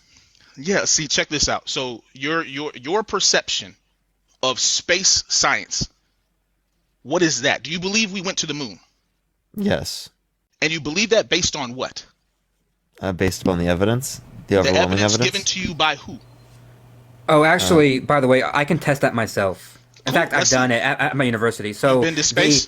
No, hold on. The astronauts left laser reflectors on the moon. You can go shoot with a device, shoot lasers at the moon, measure the lasers back, and then you can calculate based on the speed of light how long it should take, and it matches up perfectly with there being a metal reflector left on the moon. And even with that example, and I'll let you use that example, but I'm referring to the theories of space itself. Wait, But Taz, let's do you talk think the about- Earth is flat? Come on, man. Come on. I'm not gonna explore that with you. I want to. No, I just- just want. Yes, can I no. just ask this? No. Hey, no, Taz, when I ask you a I don't have question, man, belief I'm about not the shape of the asking world. you, right, as like haha, I can answer this, right? I'm asking you because you're supposed to answer it, right? Right. So I will tell you, I don't have a belief on the shape of the Earth. I don't. You don't? Appreciate the No, duck, thank I you so don't- much. So you I don't have a belief about. you don't know if the Earth is spherical? No, I have no idea. I've been told it is. Hmm. I've been told it is. So- Okay, is it fair to say that it makes sense for someone who cannot reproduce the science or observe it in their own eyes to say that they don't know, but they have faith in what the scientists are saying? I don't think it's reasonable, but I can understand someone doing it. Well, like, you and by operate in it understand, I right mean, now. like I've seen people do it, You and I do it can right now. conceptualize of it. Do you No, believe the because Earth is round? No, because we have evidence, right? The This evidence is shared being- to you by people, though. This evidence being By flat earthers, by the way, too, because I've seen flat earthers do the experiment themselves, and they prove that it's round. Yeah, So- and you can, Even the you can literally look at the imaging and the videos from the ISS, which you can actually observe exists. I've literally Yeah, with a I have telescope. a friend who with build a your own telescope. Is it fair to Yeah. say that if I haven't done that, then that's fair to say that I just don't know? Is that fair to say?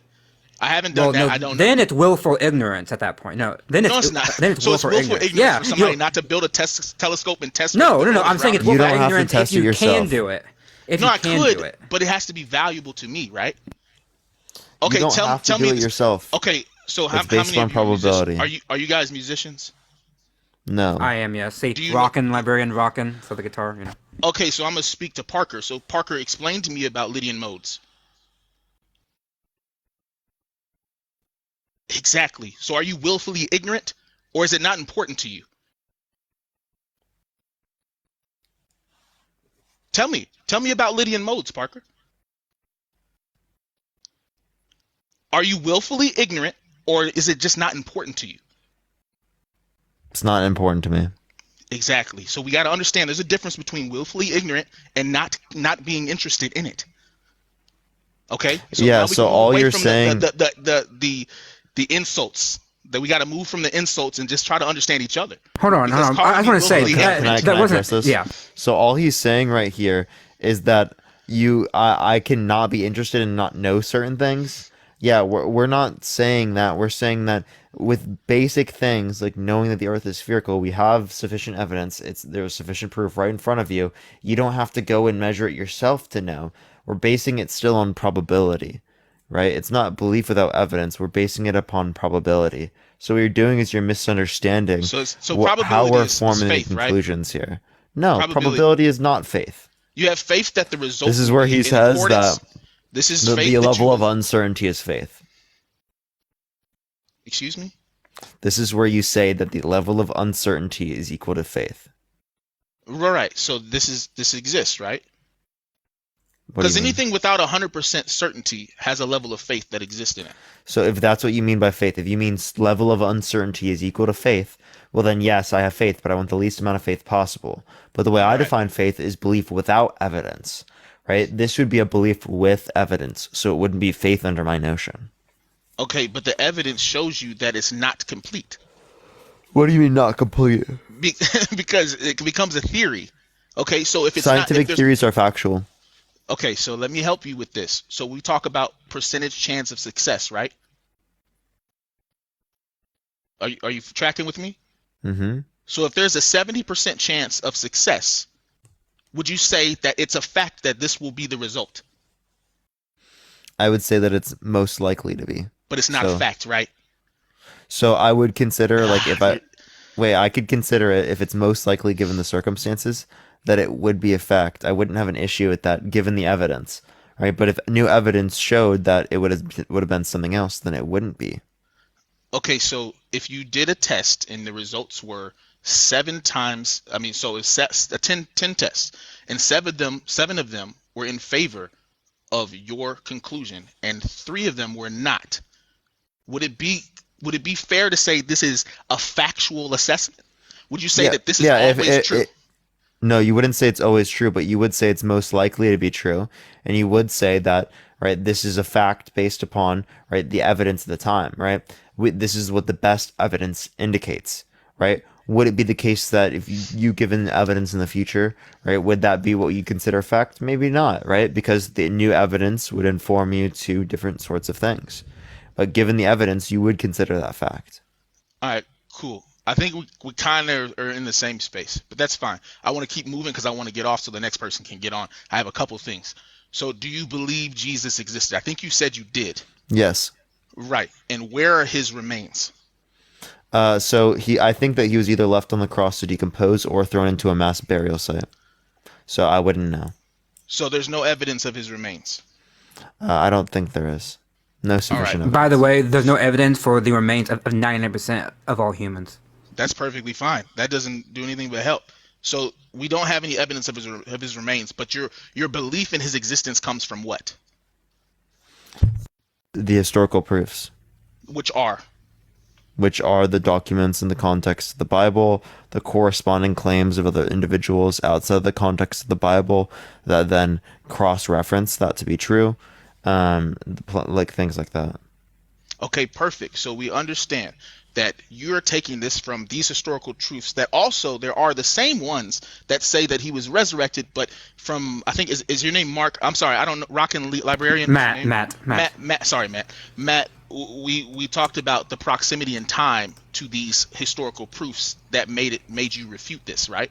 Mhm. That's the only differentiator, right? Well, proximity in time, yes. I mean, but you mentioned something just a little bit ago. I forgot already, but you mentioned something about that they all agree that Jesus resurrected. But the problem is what Parker's talking about is external sources, not gospel related. We don't have external sources to the Gospels and to Paul, such as Roman politicians, Roman people, people like Josephus, that say that Jesus did resurrect. They only prove that Jesus was an actual person. That's the point. Right. That's fair because it would have to be observable, right? Yeah, and did you actually know that we could accept resurrection and still say Christianity is false? I'm sure, of course, because this is where, and I don't know. Matt's like my favorite person, bro. I'm not gonna lie to you. I like him because he's well read, and I just don't know as much about you, Parker, and I just listen to him. But when we talk about these things and refuting things or accepting things, we talk about perception, and Matt, I'm sure you're aware of dimensions and how we perceive dimensions. So us, and you were talking about God earlier, and how it seems ridiculous or radical in your mind that God exists. And then we talk about in science, which is a place where you guys seem to be comfortable, and science saying that there are 3 dimensions that we can observe, that most people can observe 3 dimensions, but they are led to believe that there are over 10 dimensions of life. Are you guys familiar with that? No, I don't know what you're. If you're speaking in like the only time I've heard something like 10 dimensions is like in like quantum mechanics and like string theory and stuff.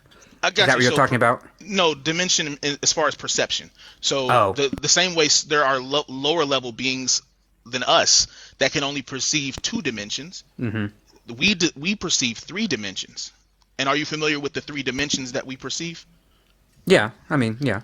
Right. So we've got those 3. But if the scientists are saying that there could be 10 dimensions, that means that we are at best at 30% of perception when it comes to dimensions and reality. Is it fair to say that if they believe, these same scientists who are giving you the information that you trust, saying that we are missing 70% of the dimension of life and existence? Well, see, these scientists can say that, right? But the problem is unlike though they can't use the tools of science to prove it, right? I mean, if these scientists are saying it, fine, that's great, right? But then they have to go and form a hypothesis, and they have to test it experimentally, or bring up some kind of theoretical background that can be tested, that kind of thing, right? But if they're just saying it, right, then their opinion really is not proof or anything of it. It's just their opinion. Maybe that's a good opinion, but that doesn't mean that it's science or that it's proof or anything. I got you, Matt. You will love to just look into just how many dimensions there are, and in your free time, if that's something that crosses your mind, check it out. I'm gonna keep moving. So I want to ask to you, what do you think is the ultimate consequence of believing or not believing? Well, for you, it'd be hell. Okay. I mean, it'd be hell. Or that's what I believe whatever you mean by hell, or whatever Christian means by hell, that's what it is. Hell, whether that's suffering, whether or not that's just separation, whether or not that is, conscious torment for all eternity. I don't know. I've heard so many different takes on it. I'm just lost at this point. But I would just call it hell, right? Hell. Okay. And for you all, what would be the ultimate consequence of not believing? I don't think there is a consequence personally. I mean, I see it as fake, and so I'm not scared of the Christian vision of hell, just like I'm not scared of the hell like Islam or of like Hinduism. So it doesn't. So saying that has no bearing on me because I'm not afraid of it. Like I have no fear that such a thing actually will exist, which is why I don't fear death. I fear dying, but I don't fear death because, in my opinion, the only thing that I can somewhat know, and by know I mean very loosely know, is that it'd be like it was before I was born. Basically nothing, right? I just don't exist. It's just black. And so if that is the case, then I had nothing to fear because I was that way before, and so now I'm just returning that way. I got you. That makes sense, and that's perfect. And that's why I talk about the natural consequence of believing or not believing in things, and that though we might not agree on the existence of it, you guys live in a space where you have a level of comfort where there's no consequence either way. So I think that we can always continue to have a good conversation because there's no consequence to you, and I don't have any hard feelings towards the way you believe. But the last thing, well, not the last thing. Sorry, I'm almost there. Are you aware that early science was derived from many parables in the Bible? Early science was part of the church. Yes, it derived from the church as natural theology or natural philosophy. Yes, I fully agree with that. And I agree that religion has inspired a lot of people to go into the sciences, particularly back then, Newton, Galileo, particularly within Islam. There's a big tradition within Islam. I agree with that, but we have outgrown that. Just because something went that way doesn't mean that that's the case. So, I mean, yes, I agree with you, but that doesn't prove anything about the faith. I got you. No, I was just asking just to make sure because they were using it as a reference for them to actually study and test based on the parables that were shared. And I call them parables. Some people may call them the Word of God. It's whatever. But the other thing I wanted to ask you, well, I wanted to comment on previously, you were mentioning the creation of the heavens and the earth and plants and vegetation. I wanted to make sure we correct that vegetation did come after light and darkness. As if you do actually read Genesis, it will tell you that there was no vegetation before. So we got to make sure we correct that. The vegetation. Well, hold on. came Genesis, after. yes. Before, God separates light from darkness. But then if you go later on, after the plant, it says that God separates the light in the dome of the sky, meaning the stars, which is the sun, separates the lights and stars. And then later on, he even says, particularly about the sun and moon. That's what I was distinguishing. There's light in general, which is just light, whatever that means, light from dark. But then if you go after the vegetation in Genesis 1, that's when he puts lights in the dome of the sky, which those are the moon, the stars, and the sun. Right. So the light, we're saying that we don't know which light he was talking about when he did it initially. Sure, but from the text, I can only assume that God created light, but then he creates the things that make the light, being sun, moon, stars. Well, I mean, not the moon, but sun and stars, and he makes that in the dome of the sky after plant vegetation. That is a wrong chronology. Like, it just is wrong. Like, I'm sorry, it's wrong. Unless you hold that light kind of was just there, like in a vacuum, right? Like, it was just there, and there was light somewhere, and then there was darkness somewhere, and then he made plants, and then he kind of put that light into certain stars, fine. But that's not what the text says. It just says there's light, and then he makes the stars and the sun and the moon, and he separates it into night and day. But logically, we'd have to presume that the light came from somewhere, right? No, I can't do that. All I can presume is what the text says. It just says God created light from separated light from darkness, and then later on he makes the things that are in the dome of the sky. That's all I can presume. After that, then I have to go on and add things about, well, what do I know about science today? Because what you and I are trying to presume about the sun making the stars, the people 3,000 years ago did not believe that. They held to a different cosmology. So again, that's history, and we can move past it. But that's my interpretation of that chapter. Right, I got you. Perfect. Hey guys, I appreciate you, and I know I have no way to prove the resurrection, but I preface that with saying that I don't believe in proving a negative, which means the disappearance. I couldn't prove that. But I appreciate y'all letting me join on. Thank you, guys. You can prove a negative, but sure, appreciate you coming up. Okay, see you guys. All right, let's go to the next individual, y'all. Only send a guest request if you believe Jesus resurrected ever, and we are just looking for some debates. Yo, what's up? How old are you? What's up, Kings? I'm 22. For sure, do you believe Jesus resurrected? I do, but I do not take the Bible as a literal historical document. I believe it was an allegory about the sun in the sky and its path on the solar ecliptic. I have plenty of proofs for this that I think both of you guys might respect, as well as even the Christian audience, if you'd be willing to hear them. Sure, go for it. Sure. First of all, I don't take it as literal truth because of the fruits of such belief systems. I believe modern Christianity, for the utmost, in simple terms, is the Antichrist. And the real Christ was not a physical person, but a consciousness, but consciousness itself. And this physically manifests as an oil that travels or descends down the spine that also traces this path of the solar ecliptic. Now, the sun is born in what's known anciently in astronomy or astrology. And I'm not trying to get into, whether or not we think that's fact or not. That's beside the point here. Just about where the placement of this is and why this proves this to some extent. Capricorn is the kid goat. It's why it's we call kid goats kids, and that's why it's called a kid, and that's why the sun is born here as a kid. This is the winter solstice. This is the supposed birth, and it's also the death and resurrection, supposedly, of the quote Son of God. This is S-U-N, not S-O-N. Aquarius comes after. This is baptismo. This is in the gospel story. John the Baptist baptizes Yeshua at 30 years old. Both astronomers and the Bible takes, I think it's 1,000 years or it's 100 years as a year or something, or something to that effect. And Aquarius is 30 days after the birth of the sun. So that's why the sun moves into the baptizer and is baptized exactly 30 days after it's born. In Pisces, this is the two fish, and this is why Jesus, in this period, the baptizer is hidden from view. Just like in the gospel, John the Baptist goes into captivity. These two fish are representative of Yeshua's first two disciples, and that's why they were fishermen, was because the two constellations that were fish.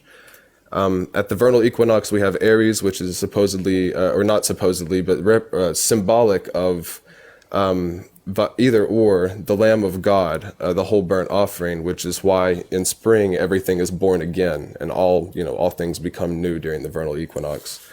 Let's see. Then in Taurus, that's the bull, the rock, and that's why Jesus was called the rock. And it's also important to note that in between this period and Cancer, when Jesus supposedly crosses the lake walking on water, this is as the sun crosses the Milky Way during this period of the gospel story.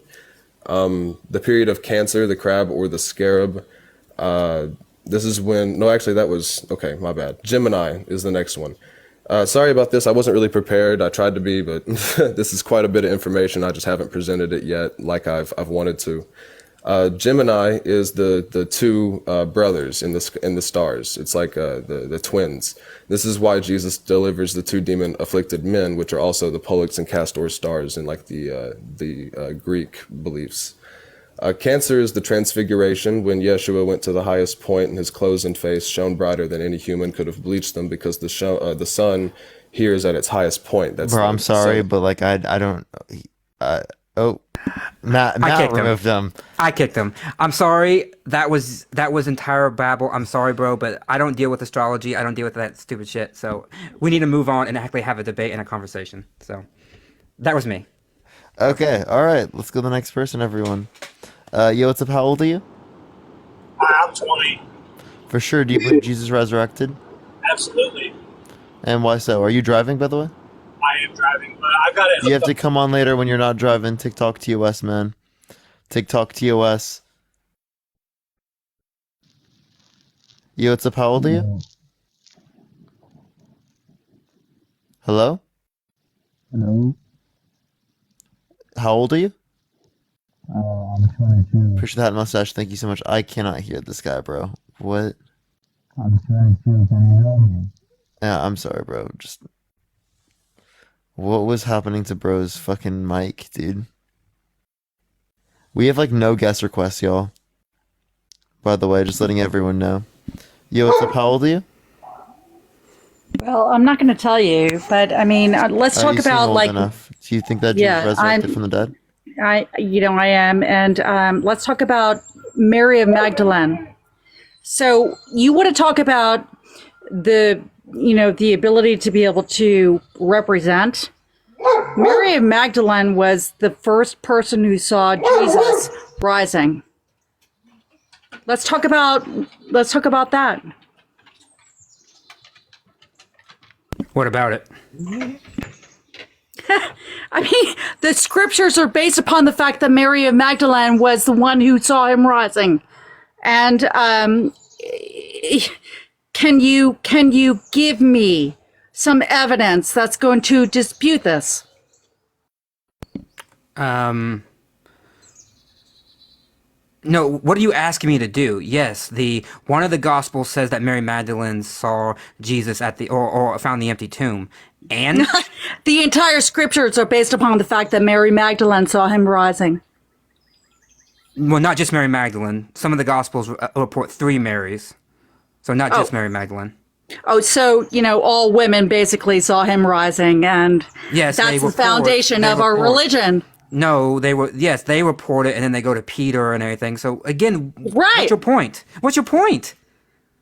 That they're not recognized. No, no one brought it up. Like, I'm not the one proving the point here. If you want Christians to bring it up, you can bring it up, and you brought it up. But again, you want me to say thank you, Mary Magdalene? I mean, like, what do you want me to say? Yeah, I do.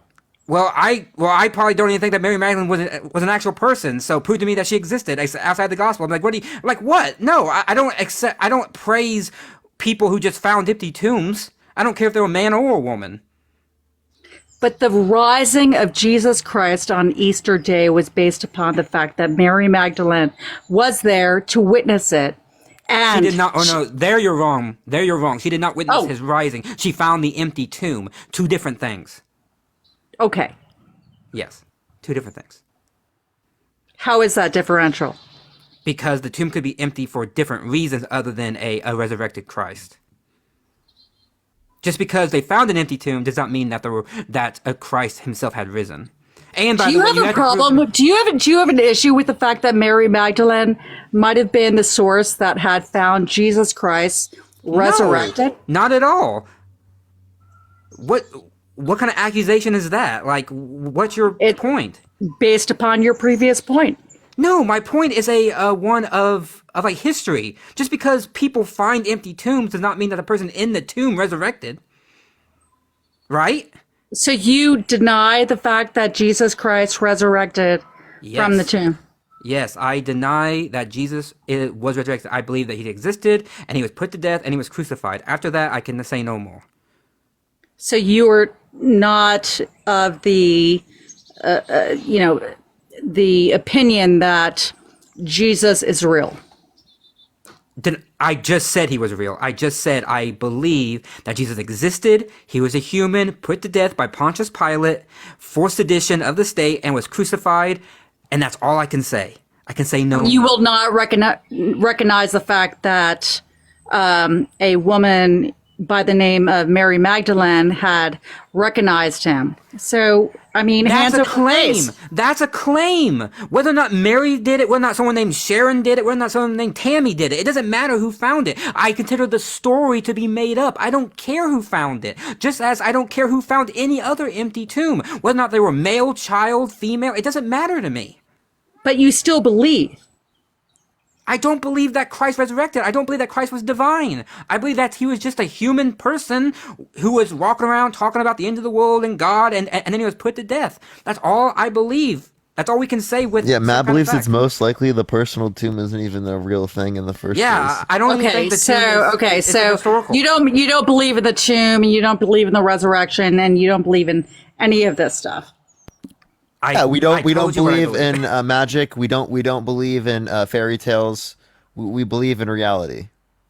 Okay, so if there was some evidence to believe that, all right, so evidence is that's a word that we have to be very careful with. But so suppose that Mary of Magdalene was the one who had seen Jesus rising. And I believe in that. All right, so there I am. There I am, the Christian of true faith. And here we have a situation where, she was not necessarily recognized, but fundamentally the foundation of the church. Again, I'm sorry. I understand that you like Mary Magdalene, and that's great for you, but that has no bearing on anything about whether or not Jesus resurrected. That's just a story. You have to prove to me that that story was true. What evidence do you have that it's true? What evidence do you have that Jesus resurrected outside of Mary Magdalene? Mary Magdalene is not the bedrock of this story because... She actually is. She then you actually got a problem. is. Well, then you got to wait. Jesus is the bedrock of the story, not Mary Magdalene. Well, of course. And by the way, Jesus doesn't even recognize Mary Magdalene later on. He goes to Peter first, right? He doesn't even he ignores the three Marys and goes to Peter, and then Paul, who's your second greatest apostle, completely just doesn't talk about her. He just ignores her, right? No, I know, but we have to recognize the times of the times. So, women clearly were not given a lot but this of is Jesus, opportunity. dude. He's perfect. He's outside of the whole we change our beliefs based on time. He's perfect, right? So why would he ignore women, right? Well, I mean, I case that think they were the the most times significant in the that, story. so it was very, very different then than it is now. So Jesus is misogynistic? No, not even remotely. I think he recognized her abilities, and her abilities were well beyond those of the apostles. But it wasn't really something that was. Do you believe that Jesus and Mary Magdalene were married? No, I don't. I don't know. I don't care. Okay, well, I mean, you're making extraordinary claims about Mary Magdalene right now, so I just had to add that one about how Jesus thought that they were greater than the apostles, which your Gospels don't even say, by the way. I mean, your Gospels say that John No, was. because the Gospels turned around and they cast out a lot of very important. So you don't believe that the Gospels are reliable then? No, I do believe that the Gospels are reliable, but I do believe that there are extensions of the Gospels that were valid, that were not, let's just say they weren't convenient. So somebody changed them. Correct. So it's unreliable. So it's unreliable. Well, I mean, there are political circumstances, and we all know Unreliable. how that plays in, and that gets a little bit complicated. So why did God leave it up to an unreliable process when he could have spoken into existence himself like he spoke into existence Adam? Well, I mean, I think that there were other forces at play that made the Gospels, they kind of, let's just say they packaged it. What? Yeah, it was a packaging. It was Like a packaged packaging, deal? like a packaging of religion. That the original intent was maybe lost to us, but there was a lot more. There were a lot more why didn't he speak it into messages that may existence? not have been Yeah, so he understandable. lost a lot. Why didn't he speak it into existence? Why did he speak it to existence? Because he Why had didn't to. he speak it into existence? Why didn't he speak it into existence? Because he did everything that he could possibly do. No, he could have spoke the Bible into existence in a glowing book that could never be ripped, never could be Are you burned, kidding me? never could be We're lost. talking about humanity. We're talking about people who have limited abilities to be able to understand. We're talking about people who are willing to wage war with their religion against, and he's an all-knowing God. He knows exactly how to convince us. All-powerful God. All-powerful, all-knowing. He knows Absolutely. exactly how to convince Absolutely. us. Can create a document that all of us But can are understand. people going to win? Are people going to witness his message, his parables?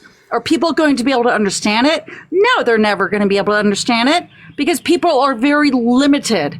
We are very Well, then limited. why did God make us in a limited manner in which we couldn't understand it? Oh God, I wish I knew. I wish I knew. I mean, Why did God make us dumb? So we're supposed to be here and maybe, just maybe, have some ability to be able to understand very sentient and very difficult experiences. Very And we're going sentient to. and difficult experiences. I don't know what that means. Oh, I'm sorry you don't. I'm sorry you don't. I'm sorry you don't. I can't help you there. But it's really hard to be able to be human. And so, part of it is like it's hard to be human. I didn't choose. How is it hard? It's hard. This life is hard. Oh, it's hard. It's a really hard chosen Oh, okay. field. So you're saying that we could have been something else other than human. Okay. So then I would ask this question: why did God make us human if that's going to be bad for us? It's such an incredible process of evolution, of enlightenment, of understanding, and it's so complex. It's so ridiculous. I think that human beings are we're so charged with having such difficult experiences, and it's almost laughable. Actually, it's almost laughable that we're down here on Earth and we're doing our thing. And we're trying to do our best at it, but it's almost laughable. But I think that Is there an answer hidden somewhere in that? No, I mean, I think it's really like we're doing a really strong thing. I think our mission on Earth is. Did we choose to come down here knowing everything that was going to happen to us? I don't know. I mean, I kind of have a feeling that we did. I kind of feel like I kind of feel like we did. So everyone knew everything that was going to happen to them and consented to coming down here knowing that was true. Oh shit. I mean, I'm feeling like that's a little bit of the play. And it's like by the way, if you know that if that's true, then grape isn't real.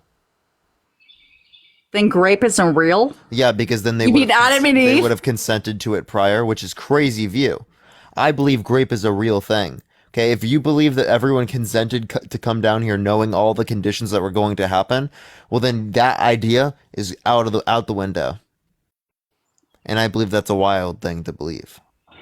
No, I do believe that if, what you're talking about is real, that people will come down. And I do believe that people will come down truly feeling like, let's do our best at trying to make it better.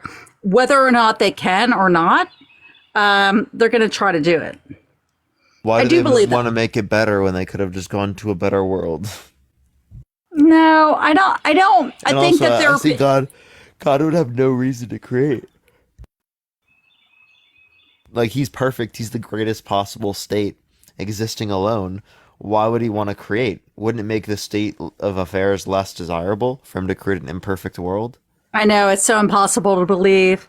I mean, it's so impossible to believe that, that a God that we have would allow all the turmoil that is so prolific. How is it possible that, we as little earthlings are, creating so much chaos? It's so hurtful. It's so harmful. I'm trying to learn the lesson, and I really don't know what that lesson is. I mean, it's unfathomable to me that we're down here on Earth and we are creating so much harm. I mean, Yeah, why would God choose to create this terrible world? I think that it's really weird. Okay, so I'm going to say this in a really weird. This is a really weird contemplation, but so you have the sacrificial lamb. It's Easter Sunday. You have the sacrificial lamb. What was the result of the unbelievable sacrifice of Jesus Christ dying on the cross? All of the political surrounds around it, and the multiple of people who had endorsed his demise. What was that about? So there's something called the sacrificial lamb in the religious traditions, and it's about naming someone as the innocent person who has to endure the unbelievable sacrifice of society. So what happened out of Jesus Christ? We had a situation where Jesus Christ was the sacrificial lamb. And it's so... What are we talking about right now? Keep place. I mean, we're talking about why did Jesus die and what was the effect of it and why did it happen and how can we endure it? No, I'm asking you, how do you know that Jesus resurrected? I have, so all right, so if you're gonna do that, all right, I'm gonna say to you to that beyond my faith, I'm going to tell you that, and beyond, the scriptures, I will tell you that I drew a lot of knowledge upon all of the stuff that was just cast out by the Catholic Church and the Christians who felt that there were tenets of Christianity that were not acceptable. Okay. And so historically, there were instances of religiosity. I mean, there were instances of Okay. Mary Magdalene coming in. Mary Magdalene was the first one who saw him. How about that? What is your fascination with Mary Magdalene? Yes, she's a wonderful person. I would have loved to meet her, but what's your fascination here? I don't get it. She was the first one to see Jesus rising. Tony, no, that was Peter. But even if she was, it doesn't matter. It matters. It's the foundation of the church. No, Jesus is the foundation of the church. Oh, Jesus was the foundation of the church. But who is going to evidentially see his rising? It was Mary Magdalene. Peter. Hello? He goes to Peter. He ignores Mary Magdalene. He goes to Peter. Have you read your gospel? Who was the first person who saw him rising? Peter. Mary Magdalene found the empty tomb. Mary Magdalene was the first person. She found the empty tomb. She did not see him rise. Peter saw it first. Peter saw it first. He bypasses the three Marys. He doesn't give a shit about them. He just bypasses them and then goes to Peter, and then the 12, and then 500, and then to Paul. Oh, so you have an issue Kenneth, with thank women. you for the $6.66. Thank you so much. I have an Kenneth. issue with women? How the fuck did you get that? Wait, what? Dude, wait, what happened? Sharon. She said I have an issue with women. She literally was the first person who saw him rising. No, you have not read your gospel. And then she went back to and then she went back to the disciples, and there was an exchange. And said what? The tomb is empty. And then what happened? Jesus then appears to Peter. He doesn't appear to Mary Magdalene. He ignores her. Peter was later. Peter and them go to the church after not believing Mary Magdalene, and then when they go back to the tomb, there's Jesus. And oh my God! And guess what? Then they're just like, oh shit, she was right. She was right that there was an empty tomb, not that Christ was risen. She didn't see anything. In fact, Jesus. In fact, point me within which gospel, Matthew, Mark, Luke, and John, or cite me Paul if you want to, that tells me that Mary Magdalene saw the risen Christ. Where is it? Oh God, it's not in there. It's not in there. In fact, the very first book of the Bible, the earliest Bible, Mark, has the women just being afraid, and then it ends. It just ends. It doesn't say anything about Mary Magdalene fleeing. It says, and she was afraid when she's found the empty tomb, and then it ends.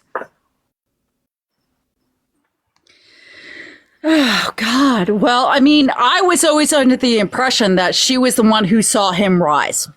No, which tells me that you haven't read the Gospels, because at Matthew 20 or Matthew 19, Matthew 20, Mark 15, Luke 18, John 21. Nowhere in that is Jesus appearing to the Marys. They just find the empty tomb. He appears to Peter.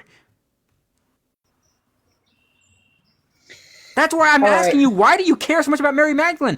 Yes, I'm sure she was a fantastic person, an amazing person, right? But she has nothing to do with the actual risen Jesus. That's Peter, and that's Paul, and that's James, and all the other disciples. Mary Magdalene just found the empty tomb, which is a amazing thing. Believe me, it's so great, it's so amazing. But it's amazing. But Jesus did not appear to the women. Oh, so she just found the empty tomb. Yes, I said that at the very beginning. Oh my God, that's so nominal. Without context, this conversation would seem very weird. That's so nominal that she just found the empty tomb. That nobody else, Peter, John, nobody else found the empty tomb except for Mary. Hello, guys. Do you know why women? No, do you know why women went to the tombs? Because it was the womanly duty to anoint the dead body. That's why they went to the tomb. That's so fascinating. As women do. Because women are, it's so amazing. Because women do. It explains why she went to the tomb. She went to the tomb and then not because she was saved, because she was anointing Jesus' dead body. That's insignificant to do that. It happens to every Nobody else other Jewish person. Yes, it did. That was the custom in Judaism, is that you have to anoint a dead body, and it has to be done by women. Oh my God! And so you had a woman anointing the one, And No, you're saying you that had that's a woman insignificant? anointing a Jewish man, which happened hundreds and hundreds and hundreds of other times throughout history. Oh, but so that doesn't matter because it was Jesus?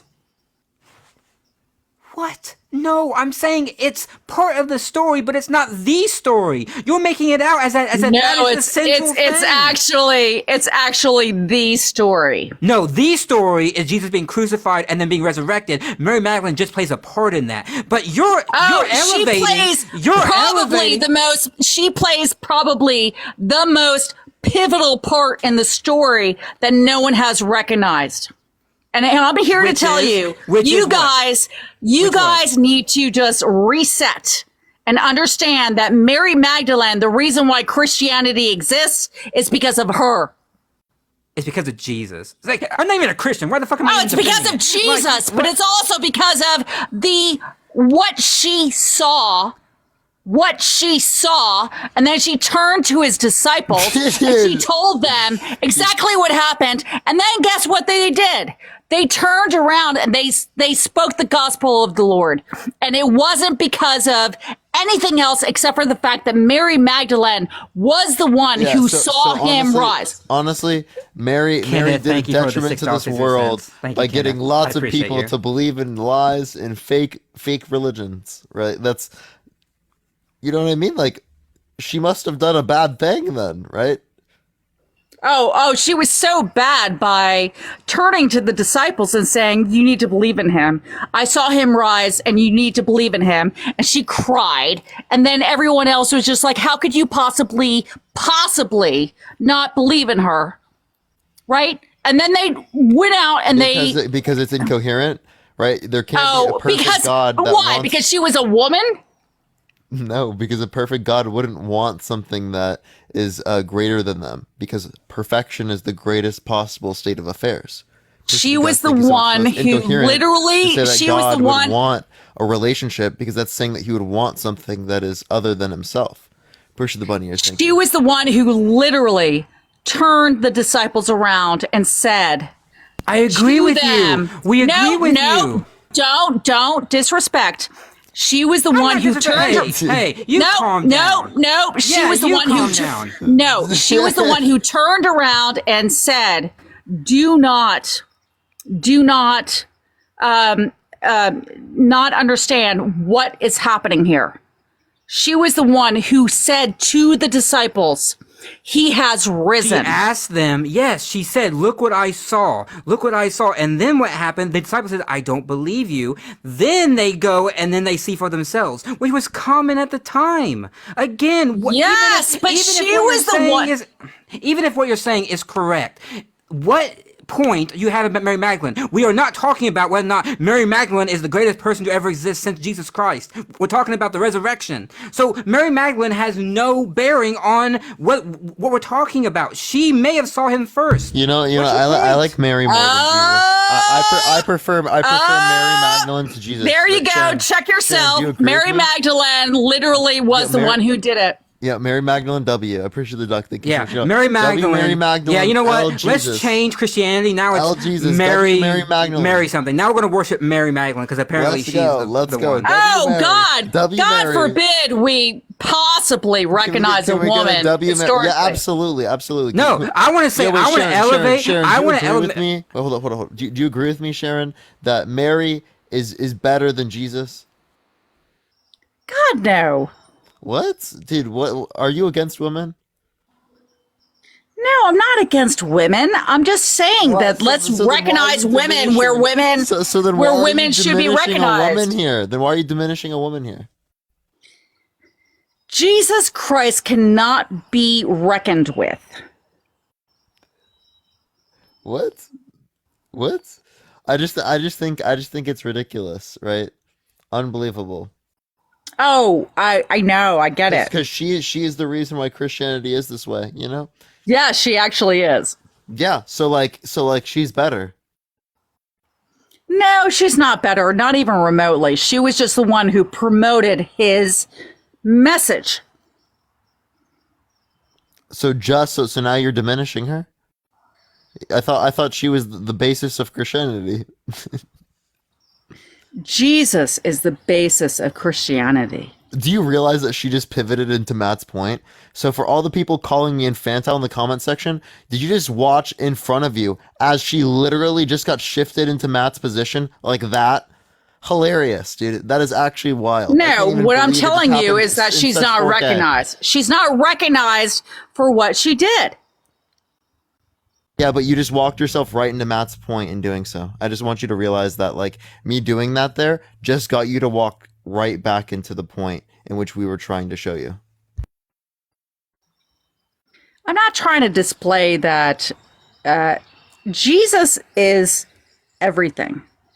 But I will tell you that women are not recognized for what they did in Christianity. And that's what you guys need to self-check. Say that again. What do we need to self-check? Really?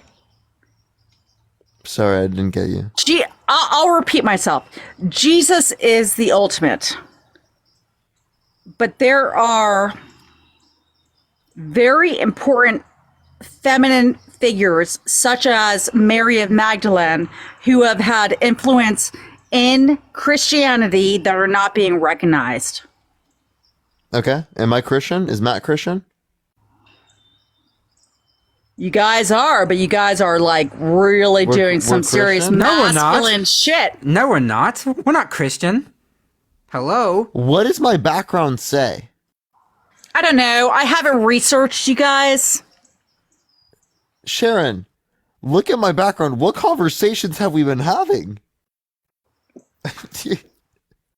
Your question here was, the whole dialogue was, Jesus was resurrected.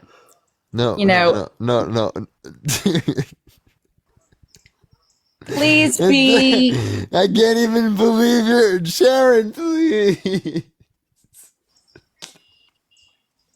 Prove to me that Jesus was resurrected. Yes, Prove to me- we are asking Christians to prove to us that Jesus was resurrected because we do not believe in the resurrection. Okay, so what I'm going to display to you boys is that, guess what? It can be proven by Mary of Magdalene. I know, it's a woman. This is hard shit for you guys to digest. No, you're trying to paint. What? No, it had nothing to do with the woman. It literally has nothing to do Nothing with to it. do with the woman. It's a supernatural claim No, of someone resurrecting from the dead. clearly, it had nothing to do with the woman. I've listened to you guys. us not You accepting you the claim guys have has gone nothing to do with on all kinds of trails of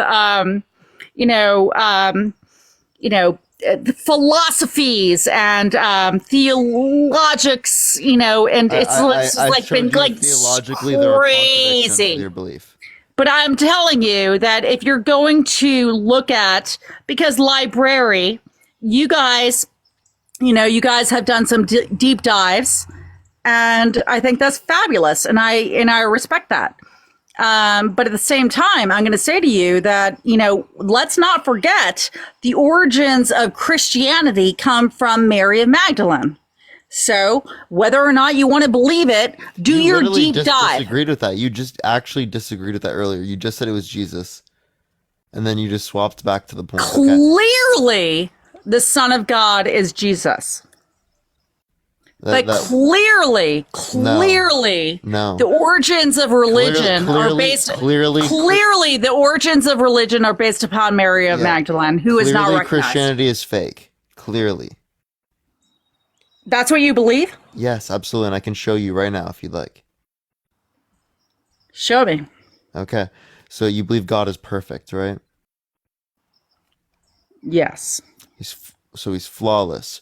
That means nothing should be different about him. Appreciate the handout. Thank you so much. So the state of affairs that existed prior to creation, nothing should be changed about it. Nothing should be different. So if No, I nothing don't should be believe that. different- No, I don't believe that. I don't Okay, believe so that. God's not flawless? It's not that he's not flawless, he's ever changing. Oh, he's ever changing. So a perfect God is ever changing? Yeah. So if it's ever changing, then what it was prior wasn't perfect. It was always perfect. That doesn't make any sense because you're Well, it changing might your not make behavior. sense to you, but it makes sense to me. How is it ever changing if it is the case that what was prior was perfect? So you're saying all of the things that he's always done have been perfect. That means that he's always just changing from different things that are perfect. Is that what you're saying? Yeah, exactly. It What means would be the- ever. so- It's ever changing. So what is the Ever what is- changing. if he's perfect, what's the reason to change? Because he would be indifferent to other states of affairs that are perfect.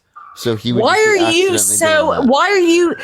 Life, nature is ever changing. Why are you so adverse to change? No, that that's makes a sense, human. but I That's never a said human that's- condition. Yeah, that's not. That's perfect, not though. an ethereal condition. Yeah, That's Sharon, that's not a rational individual that's perfect.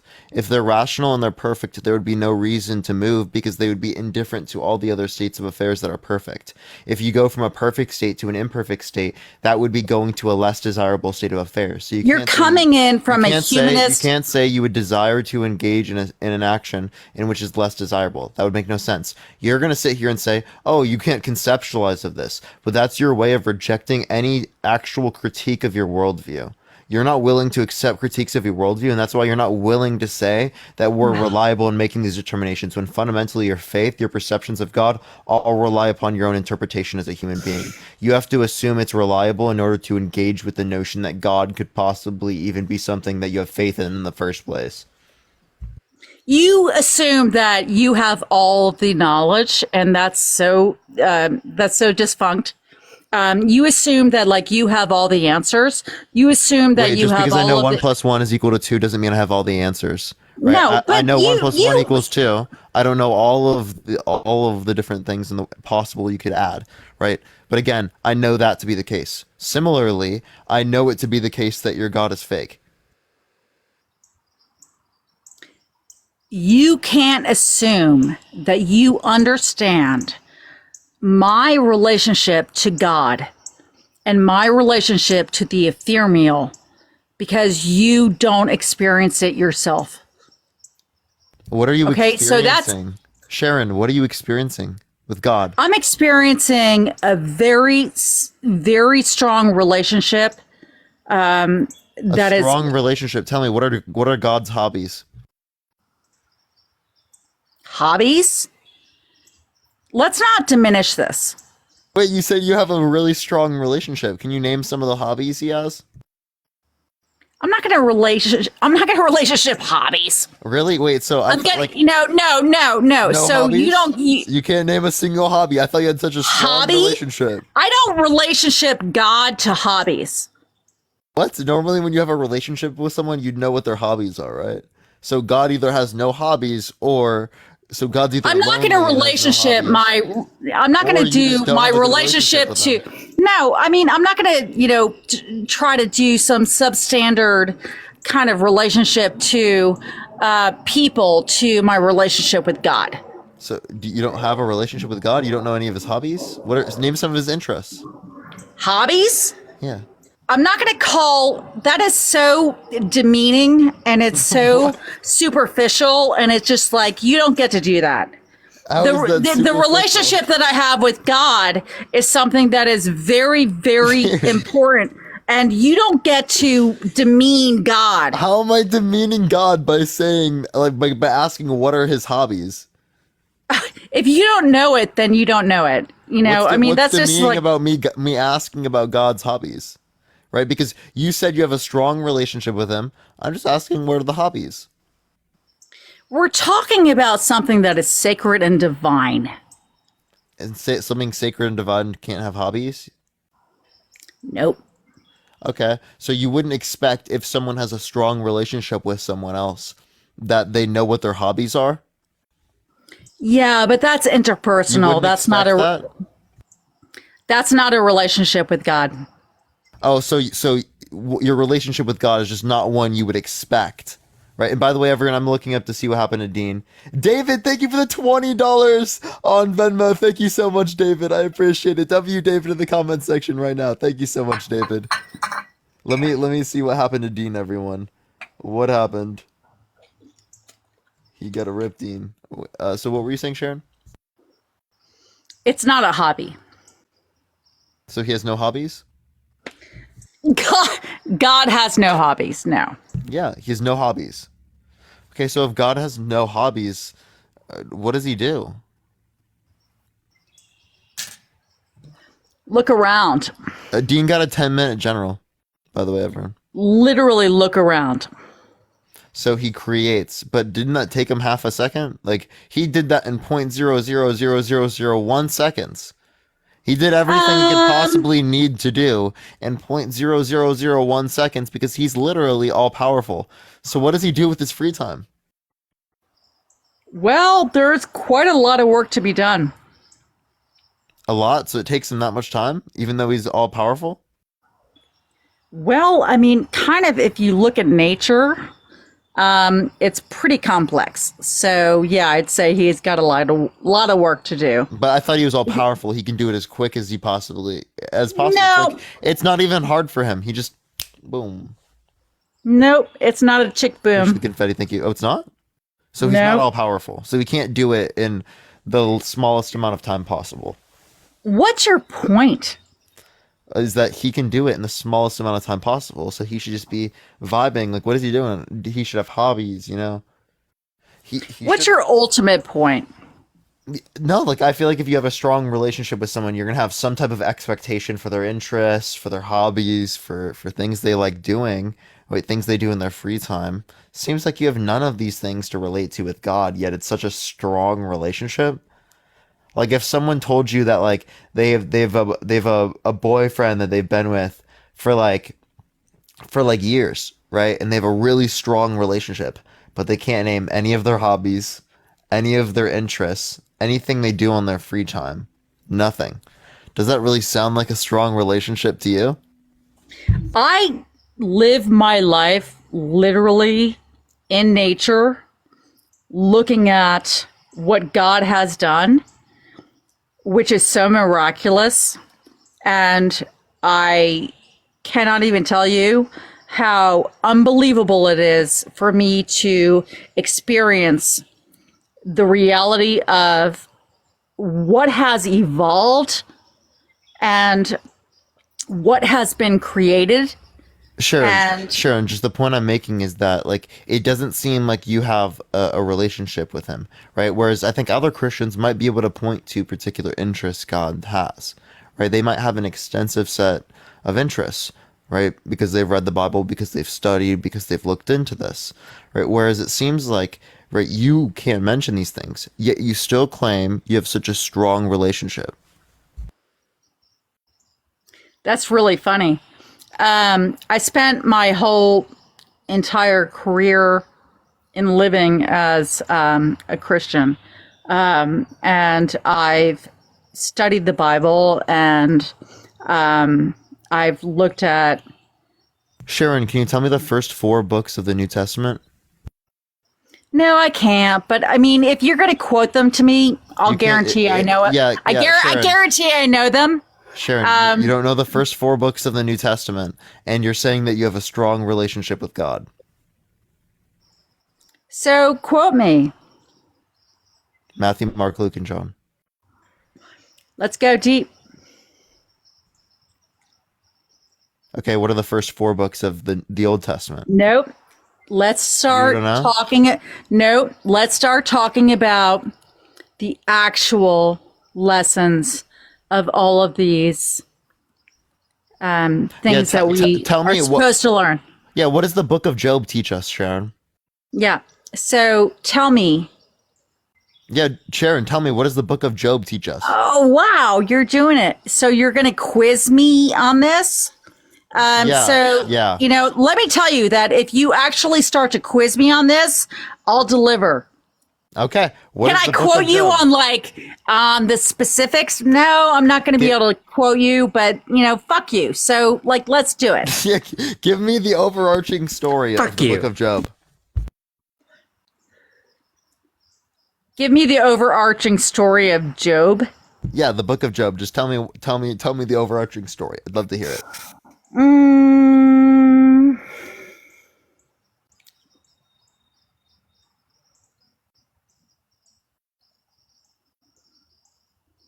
Well, I might fail you on that. Appreciate the little crown. Thank you so much. No idea. Well, if you get specific with me, I'm going to get, I will kind of come in and be like, all right, I know this. Okay, But I got you with the next. All right, can you name 4 of the 10 commandments? yes, I Thank you for the corgi. I can. appreciate it. Thank you so much. All right, 4. Yes. Yes. Let's see if we can get 4. Go for it. Don't Appreciate the duck. Thank you so adulterate. Oh my God. Don't adulterate. Yes. Don't adulterize. Thou shalt not take thy neighbor's son as yourself. Thou shalt not kill. I know that was retracted. So don't be adulterous. Don't kill.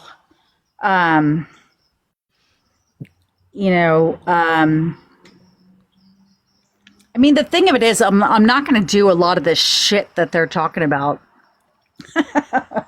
So we got 2. we got 2. We got 2 because I'm not going to do this shit. Okay. Hey, can I ask you, what are the 2 commandments that Jesus gives to Christians in the New Testament?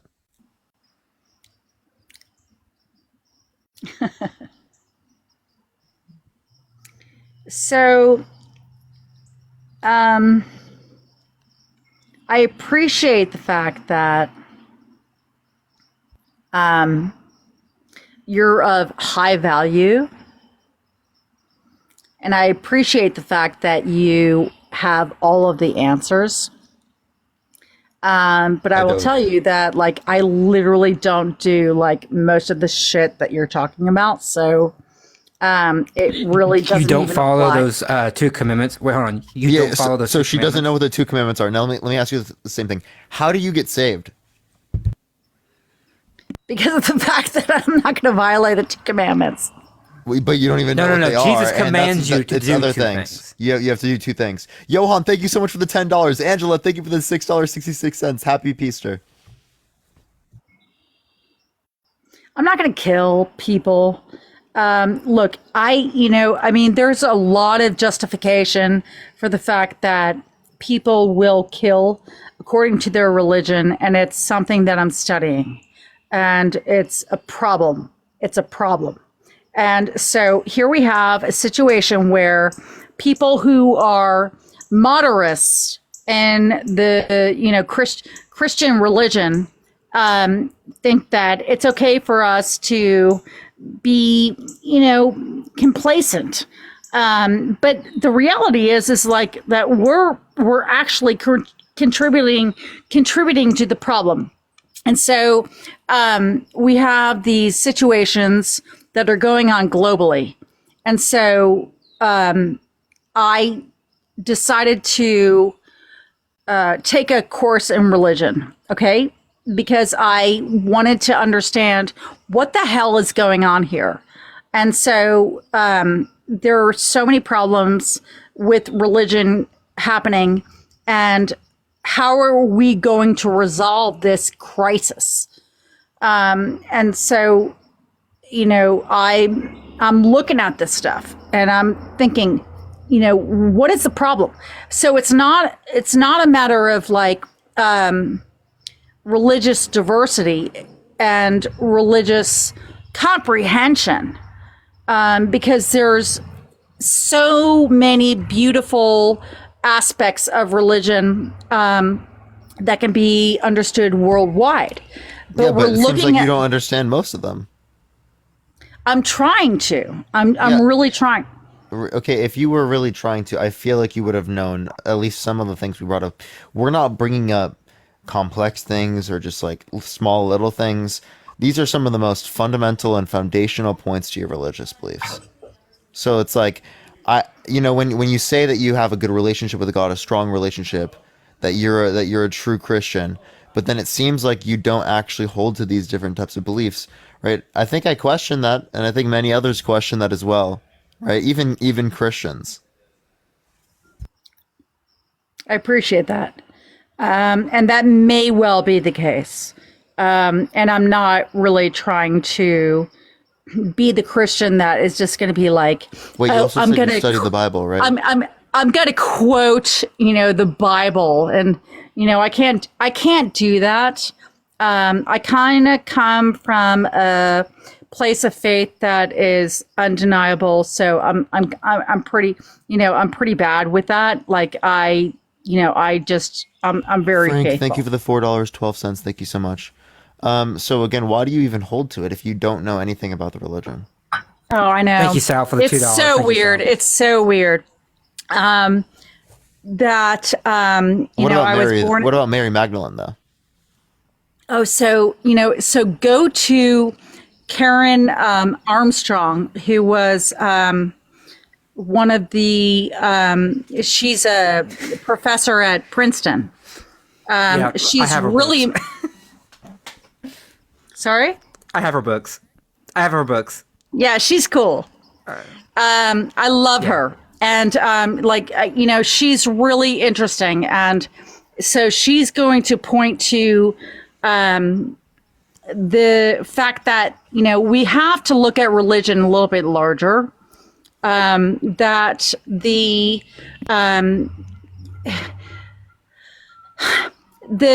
Nicene Creed was something that was political and really cast out a lot of our religious beliefs and try to hone it in a way that was going to be supporting of their political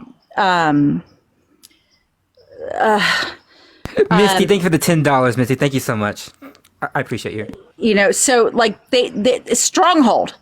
And there was a lot of politics going on there. A lot of religion is based in politics, economy, and we're still seeing this to this day. And so, we're having issues with the fact that there were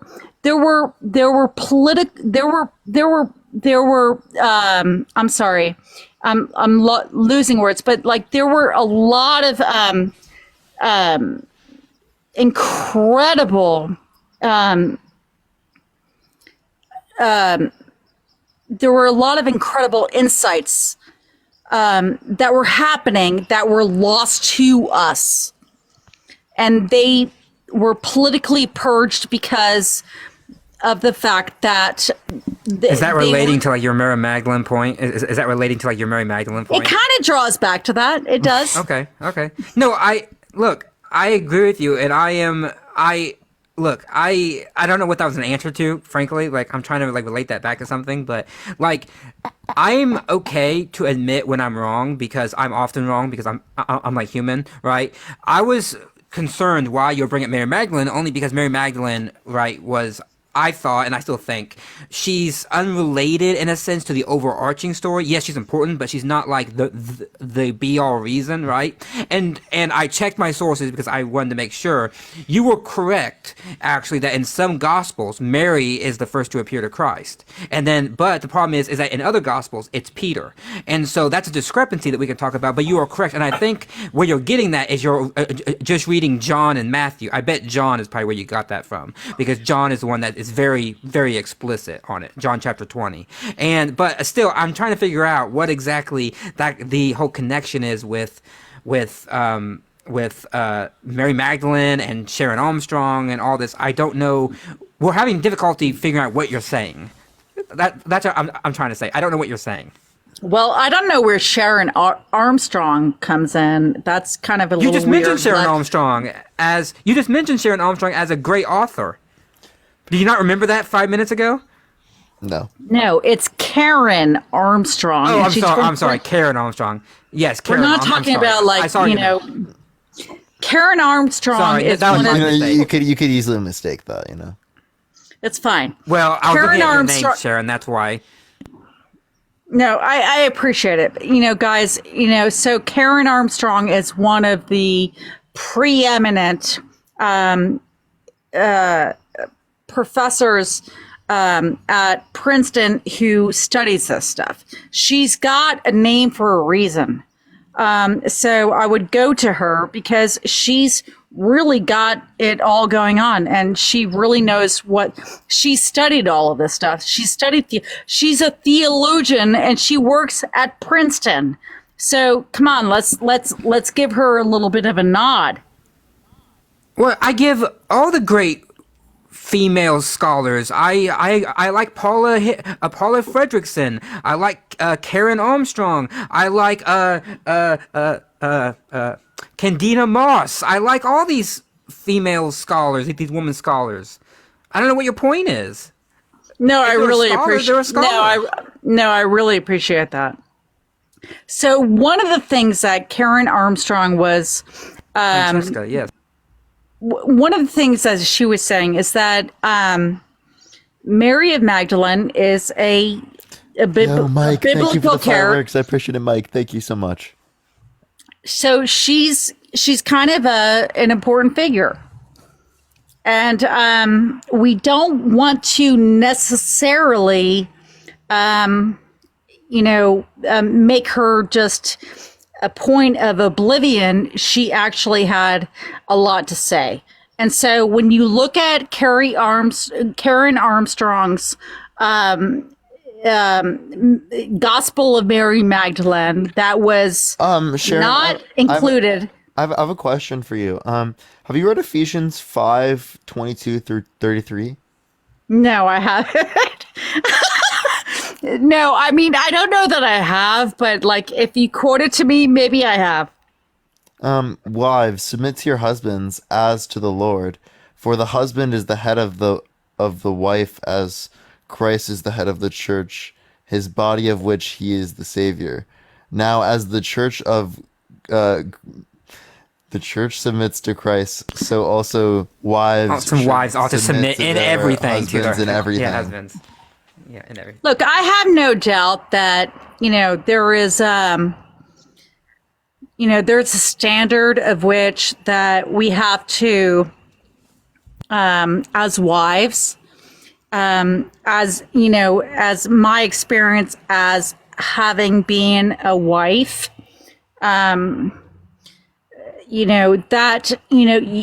there's a certain level of submission. But Did you say you were married in the past? Is that what you're saying? oh yeah, so I'll tell you. So I'll you've been give divorced? you. No, I lost my husband. He died. I'm sorry to hear He was 100% disabled due to his service to our country. So, I'm so sorry to hear that. thanks. But I understand that as a kind of concept. I think my husband looked to me as someone who was like the lion force. I was definitely the advocate, and I had to really represent there for him, and I certainly damn, I mean, I was at his side, so there's that. Okay. So, yeah, as it relates to the context of the Bible, what would be your broader point Right. with this? Oh, so, let's draw back to, I realize that you guys, I listen to your conversations and I really respect it. Gene, thank you for the $11 on Cash App. Thank you so much, Gene. I appreciate it. I just want you to stop and recognize the fact that women have had some play here. And Oh, we absolutely agree with you. I think what you were arguing was like Christians should acknowledge these things, right? it's not even Christian. It's just it's a matter of like, you guys just like stop and realize like, we're not talking about damn it. I mean, I literally will. You guys don't understand the power of Mary of Magdalene, and you're not giving her credit. And I'm having a very hard time with this because she's recognized. We didn't try to take away any acknowledgement of Mary Magdalene. By no means. I don't see how that would be like relevant to the story of whether or not Jesus resurrected, though, specifically. Oh, she Because we don't think that absolutely is the reason why. Sharon, because we don't think that the personal tomb was even a thing in the first place. It was most likely the case that Jesus was left on the cross to decompose or thrown into a mass burial site. Right? Most likely. Okay, so I mean, I don't see the relevancy of the point. I understand you believe in it. I understand you think this is a basis to Christianity, but this wouldn't be a relevant point for us because she quite literally isn't referring to a tomb that is likely to have existed. And by the way, the fact that from a standpoint of history, she may not even have existed. So again, to the story, fine, we can talk about the story, but I'm saying as a person, right, outside of the Gospels, we have no other record of her ever existing. So whether or not she even existed is an open question for debate. So yeah, again, we debating Mary Magdalene is kind of like a moot point because it doesn't relate back to the fundamental thing. Prove to us that Jesus resurrected. What evidence do you have of that actual thing happening? Don't we have the Gospels? They count partially, like smallly, but they are a biased script, just as any script from ancient time is biased, right? I mean, when I read a ancient work that tells me that the Emperor Nero was going to resurrect, do I believe it? No. Do I read the Quran and believe it because it has supernatural things? No. Do I believe Buddha or Vishnu or anything like that? No. Right? Just because it's in a book doesn't lend any credence to it without data to supplant the book itself. So you don't believe in the Gospels at all? Wait, no, Sharon. I didn't say that. Wait, Sharon, I have a question. Do you think that women should keep silence in the churches? What? Yeah, in 1 Corinthians 14:33 through 36, it says, "For God is not the author of confusion, but of peace, as in all churches of the saints. Let your women keep silence in the churches, for is it not permitted unto them to speak, but they are commanded to be under obedience." Same thing in also 1 saith Timothy 2. the law. Oh, Yeah, same thing God. in 1 Timothy 2. What?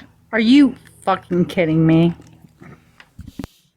No, that's the Apostle Paul in 1 Corinthians and also then in 1 Timothy. Yeah, well, the Apostle Paul was pretty much of a fucked up deal. Well, okay, well, we agree. I'm just saying Jesus chose him. Jesus chose him. So, I mean, Yeah, Jesus why did Jesus specifically handpick the misogynist to write the Bible? Like he handpicked this guy. He could have picked someone who's not, but this guy he wants to pick. the Lord. guy who was killing everybody and was also like a raging misogynist. Yeah, let's go with him. Yeah, let's go with him. Sounds like a great idea. Terrific guy. Terrific guy. Okay, come on, please. Right? Like, be so real. Really? You need me to be that real? Yes. Wait. Come on. Do you think that you literally, the whole point you're making here is ignoring the fact that it literally says in the Bible, right, that women should keep silence in the churches, and that they are commanded to be under obedience. That's crazy. So I think that Paul was a little bit delusional. Clearly. Wow. Tad bit. Clearly, he, was a little bit psychopathic. All right, we're getting somewhere. So now she dismisses about 2/3 of the Bible. So I mean, yay. So I mean, 2/3 of the New Testament is just out the window now. So W. We'll take it where we can. Don't do that to me. I mean, well, that's the truth. I mean, Paul wrote about 2/3 of the New Testament. So I mean, if you're saying he's psychotic, and you're saying that a psychotic man wrote 2/3 of the New Testament, I mean, I would throw that out, right? I don't want a psychotic person writing my Bible. No, I don't deny St. Paul, but I will tell you that the dude was like pretty fucked up. Wait, so you don't deny him, but he's fucked up. So you accept this? I think he was a total misogynist. And you accept it. So now you're admitting to being a misogynist sympathizer. Okay. No, I'm not being a misogynist sympathizer. Okay, so I then think the guy was an absolute asshole. You completely ignore it. Then you completely ignore it. He's not reliable.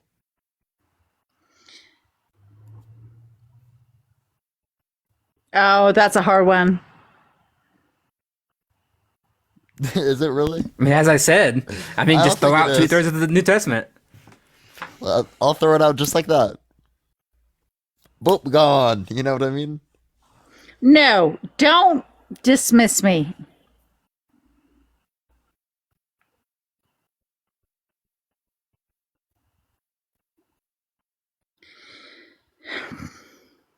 I can't explain Paul. I can't explain his misogynism.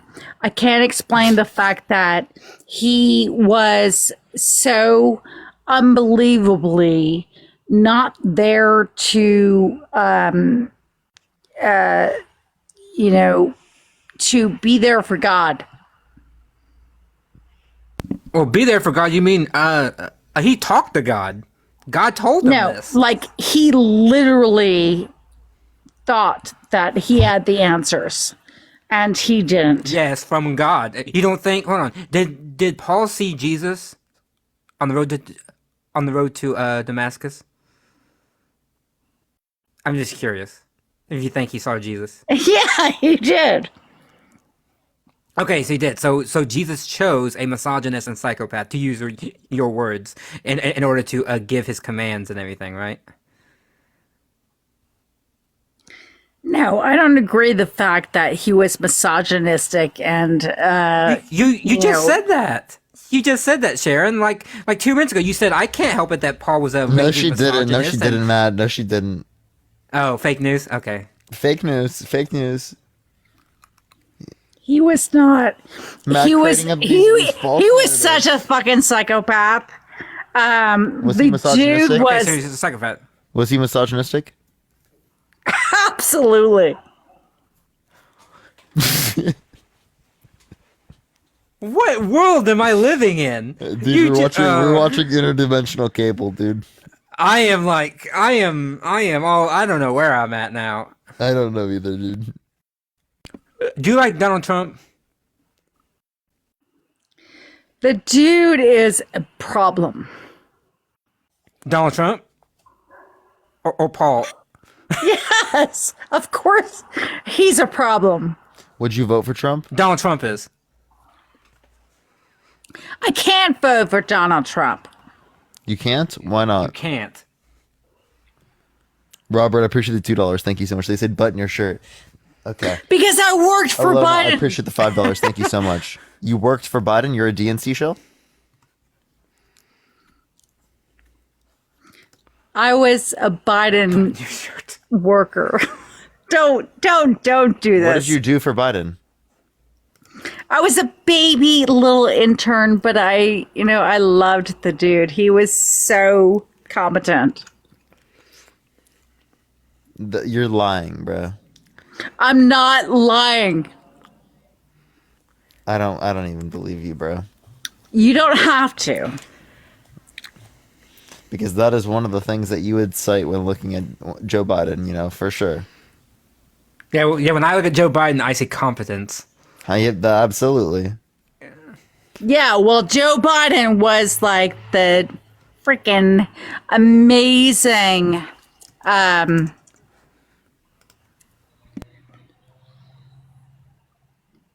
He was amazing with foreign policy. Can you name one thing about foreign policy you like about him? Don't even.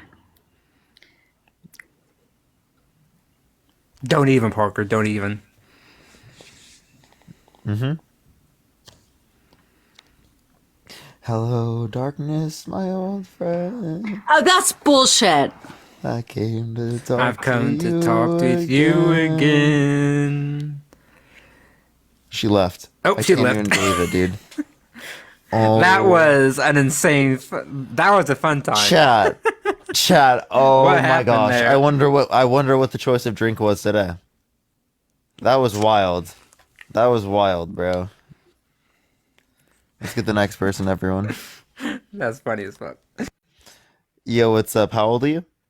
Hey, I'm 38. How are you? For sure. Do you believe that Jesus was resurrected from the dead? I do, absolutely. And why so?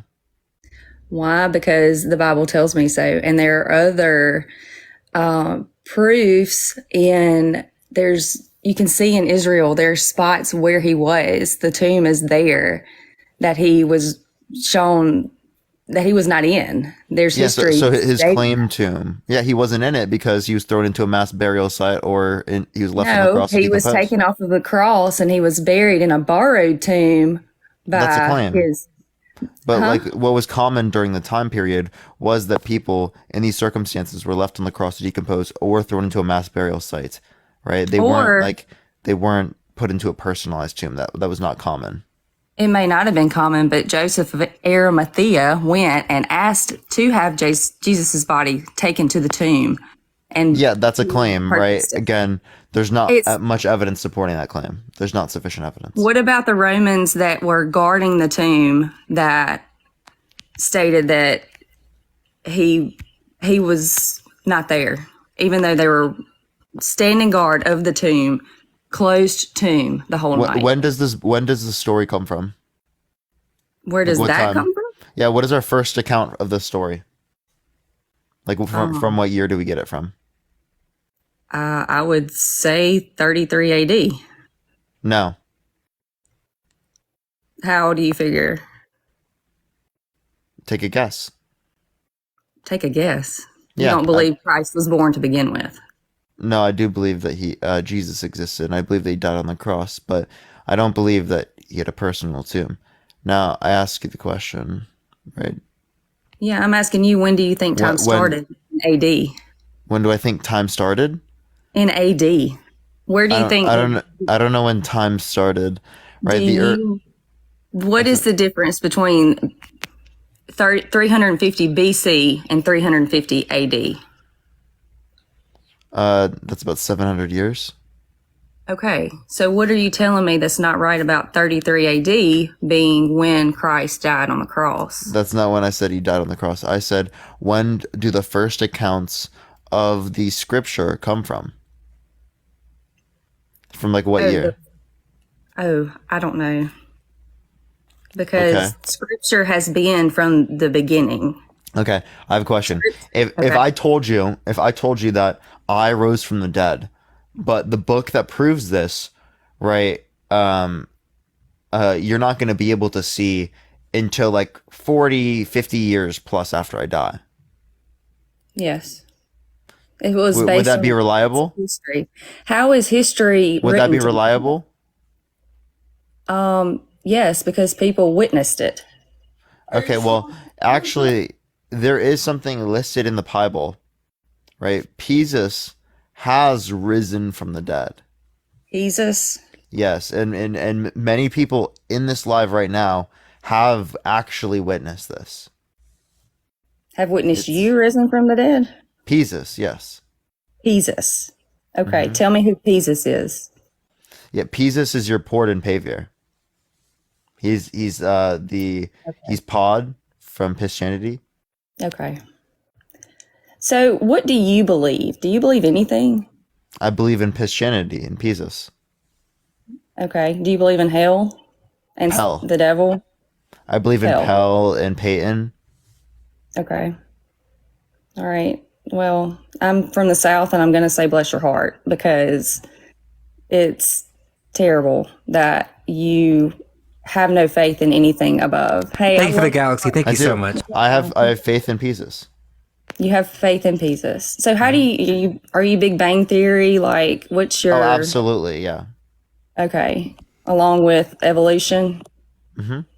So literally, chaos began out of chaos. I Creation don't. began out of chaos. I don't know what you mean by chaos, and I don't know what you mean by creation there, because I would say that these particular states of affairs, like evolution, came from, right, like things like planetary evolution, from the atmosphere, right, things like that. All these conditions, right, have led to these particular states of affairs existing. If these states of affairs didn't exist, well, we wouldn't be able to observe the fact that they do. So Appreciate where's the the confetti, beginning? thank you. What's up? Where's the beginning? though? Alonia, thank you for the $5 on Venmo. Thank you so much, Alonia. Philip, thank you for the $6.66. Thank you, Philip. What's up? What started life? Well, I think that process is described by abiogenesis.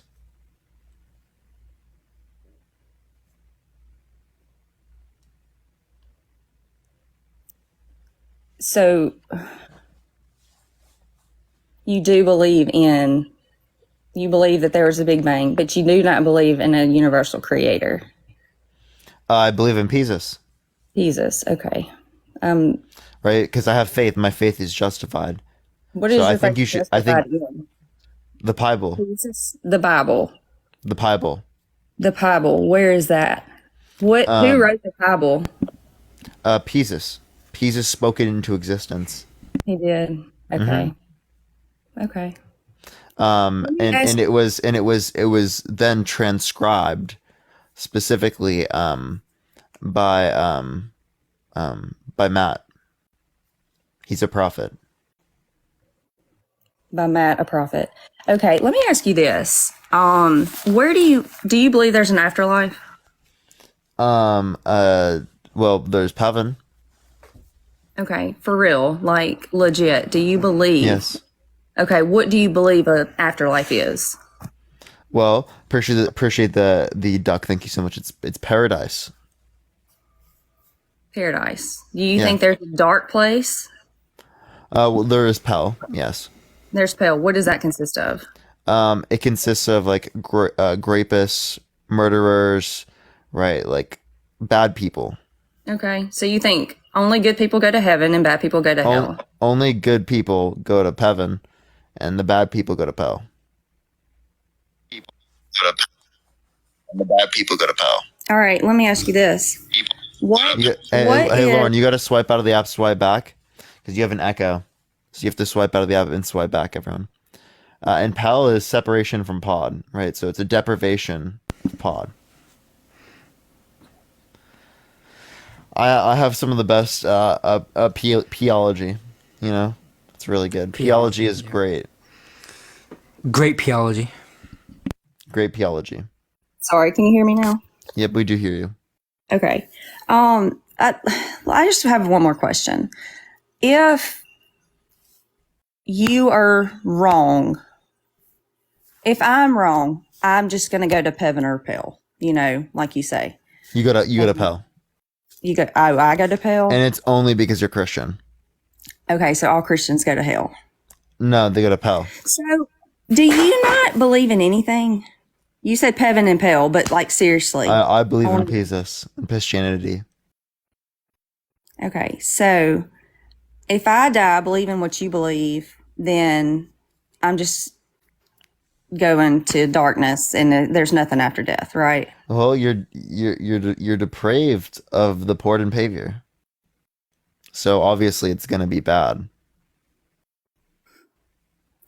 Okay. But you well, chose that. That's your choice. It's my choice. Okay, and You could have accepted Pevin. I do choose Jesus, and I know that He did die for me, and He rose on the third day. And that's This is exactly why you will go to Pell. And that's exactly why you're going to hell, because you do not believe this. And that is not a judgment. That is a statement. Because Okay. I'm Okay, so so- sorry. I'm so sorry that you, I mean, there's nothing else to say. If Yeah, you, so why will I go to hell? why will you go to hell? Because you do not believe that Jesus Christ died on the cross and saved you from your sins.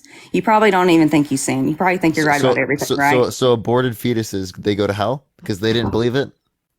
So there is a window there from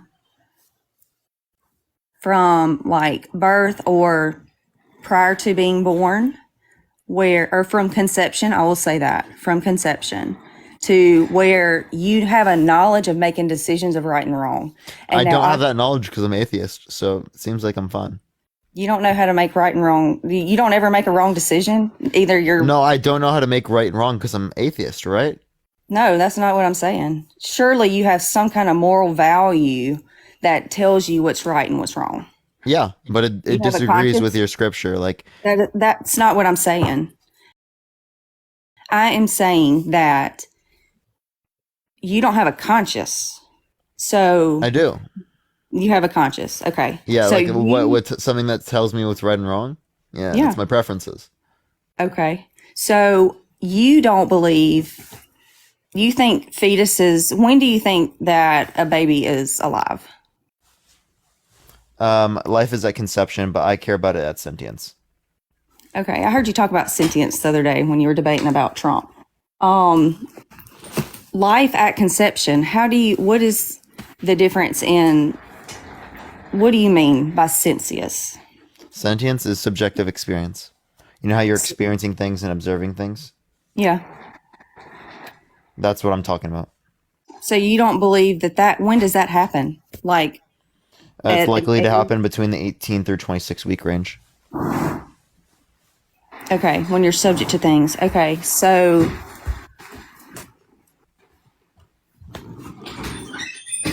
that just, I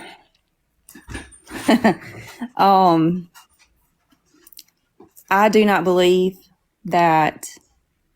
I believe that babies from conception up until the age of knowing things, like I tell you that if a 3-year-old dies in a car wreck, I do not believe that they're going to hell because I believe Christ saves them.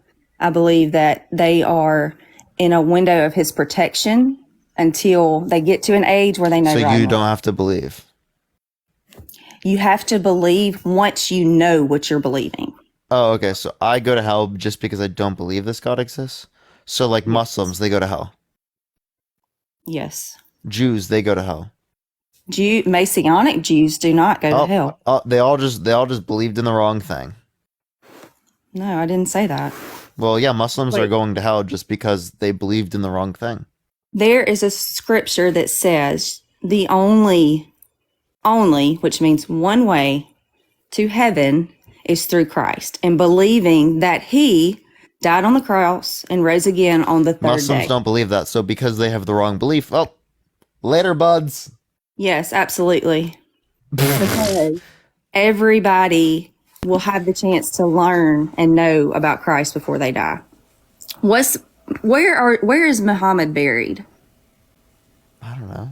Mecca, I think. Mecca. Dude, but like okay. that's crazy. That's Does he crazy. have- hold on, Jeffrey hold Dahmer on. goes to heaven, but every single Muslim that's ever existed, they all go Jeffrey to hell. Dahmer goes to heaven. Who says he went to heaven? Well, he accepted Christianity before He dying. did, yeah. Yeah. He repented and accepted Christianity, and then he was unalived by somebody in prison like a few days later. Okay. Well, yes, if he believed in Christ and repented of what he had done, his terrible life that he had before him, yes, that's the thing about Christian. Oh, she got a violation warning for hate speech and hateful behaviors. Saying that they were going to hell, you know. Yeah, dude. All right, let's go to the next individual, y'all. Only send a guest request if you do believe that Jesus resurrected everyone. Oh, I was wrong, Parker. Not Medina. Oh, not a Mecca. Mecca? It's Medina. Okay. My bad. Different city. Yo, what's up? How old are you? 26. Yeah. Do you believe that Jesus resurrected? Yes, I do. And why is that? Well, I guess I've been a Christian my whole life. But I guess why do you not believe he was resurrected? I guess that would be my assumption, but just wanted to ask. Yeah, I do not believe. And what's the other guy's name? Matt. My name's Matt. Matt. Do you believe in Jesus, or do you believe that he was As a resurrected? person, yes. As God, no. I don't. So you believe Jesus was Parker like- and I have the same. He was a human. He was a guy who was in Galilee preaching about God, and then was died, and then was crucified. That's the end of the story. Okay. So I guess you guys have heard of the Bible, right? No, what is that? Is that some new book? No. Okay. So you guys, Yes, you I guys know the the Bible is like one of the most scholarly piece of text in history, right? Define scholarly. Meaning it's been translated by the most amount of people in history, in the most reviewed accounts of history ever, right? A lot of people want to like just say the Bible. That's isn't- not my isn't definition of authority. scholarly, but okay. So when scholars review a piece of text, that would be a scholarly. Can you name me an example of a scholarly article that includes the existence of magic? What do you mean? Yeah, can you give me one like academic scholarly paper or like a majority consensus that accepts the usage of magic? No, I haven't studied that. I haven't Really? looked into magic. No. But now that you study that doesn't exist. See, that's the problem. Is you have a very odd definition of scholarship. Well, I guess, yeah, maybe I didn't say it completely correctly. I just wanted to get it across before I say my opinion or my stance that the Bible, oftentimes from people who are atheists or people who don't believe, or even Christians, I think nobody really understands the truth to the Bible historically. Okay, if no one understands it, then you don't either. No, I mean, people do I'm saying people do understand it. People do understand the Bible to the point that millions of people around the world. Okay, if you understand the Bible, let me ask you this. First Samuel 15:3. Right? Have you read it? I've read the Bible. No, I don't know each. You don't remember? I can read I can read it if you'd like. Okay, yeah, let's hear it. Okay, so 1 Samuel 15:3 says, sorry, it's loading. It says, now go attack the Amalekites and totally destroy all that belongs to them. Do not spare them. Put to death men and women, children and infants, cattle and sheep, camels and donkeys. Okay. Would you kill infants if God commanded you to? Was this in the first the Old Testament, I mean? Yes. So that was before Jesus. But that's still God, right? Right, it's still God. God was not as loving, or God was not a loving God in the Old Testament, dude. Like, and I don't claim I'm not a Bible. Oh, okay. So God has not always been loving. Correct. Okay. No. Okay. So God has not always been perfect? I mean, I wouldn't say because he wasn't. He was God. I think our perspective of God is just going to be warped by our human understanding. But he's always been all-knowing. He's always been ultimately in control of everything on earth. But yeah, no, God definitely wasn't super loving to everybody in the Old Testament. Definitely a different kind of God. But I guess so. So was it the same God or a different God? Same God. Same God, but he was bad. Now he's good. So he wasn't always perfect. So when the Bible claims that he is perfect, I appreciate the duck. Thank you so much. In Psalms, do you disagree with that? I'm sorry. You said in Psalms that it claims that what? Yeah, in Psalms 18:30, he claims that his way is perfect. Yeah, I believe that. That's the New Testament. Sorry, that's the New Testament. So God is. That's why I'm saying God is different. Then isn't Psalms Old Testament, Matt? Is it? Psalm is Old Testament. Yeah, Psalm is Old Testament. Yeah, I mean that might be true. Like again, God is. The whole Bible is very complex and hard to understand each part of it. But I think as much as God was, like I said, he's not as loving or, and he, like your example, definitely like killed people or ordered people to kill people. I do like, there's still like he's still God. Like, so we can't understand why he would have people do those things. But I think that a lot of these questions, like, I'm not going to give you the perfect answer. I think you should ask like people, like a pastor or like somebody who actually has studied on this stuff. I only wanted to come on here just to talk about like my belief that Jesus did rise from the dead and he conquered death, this whole Easter story.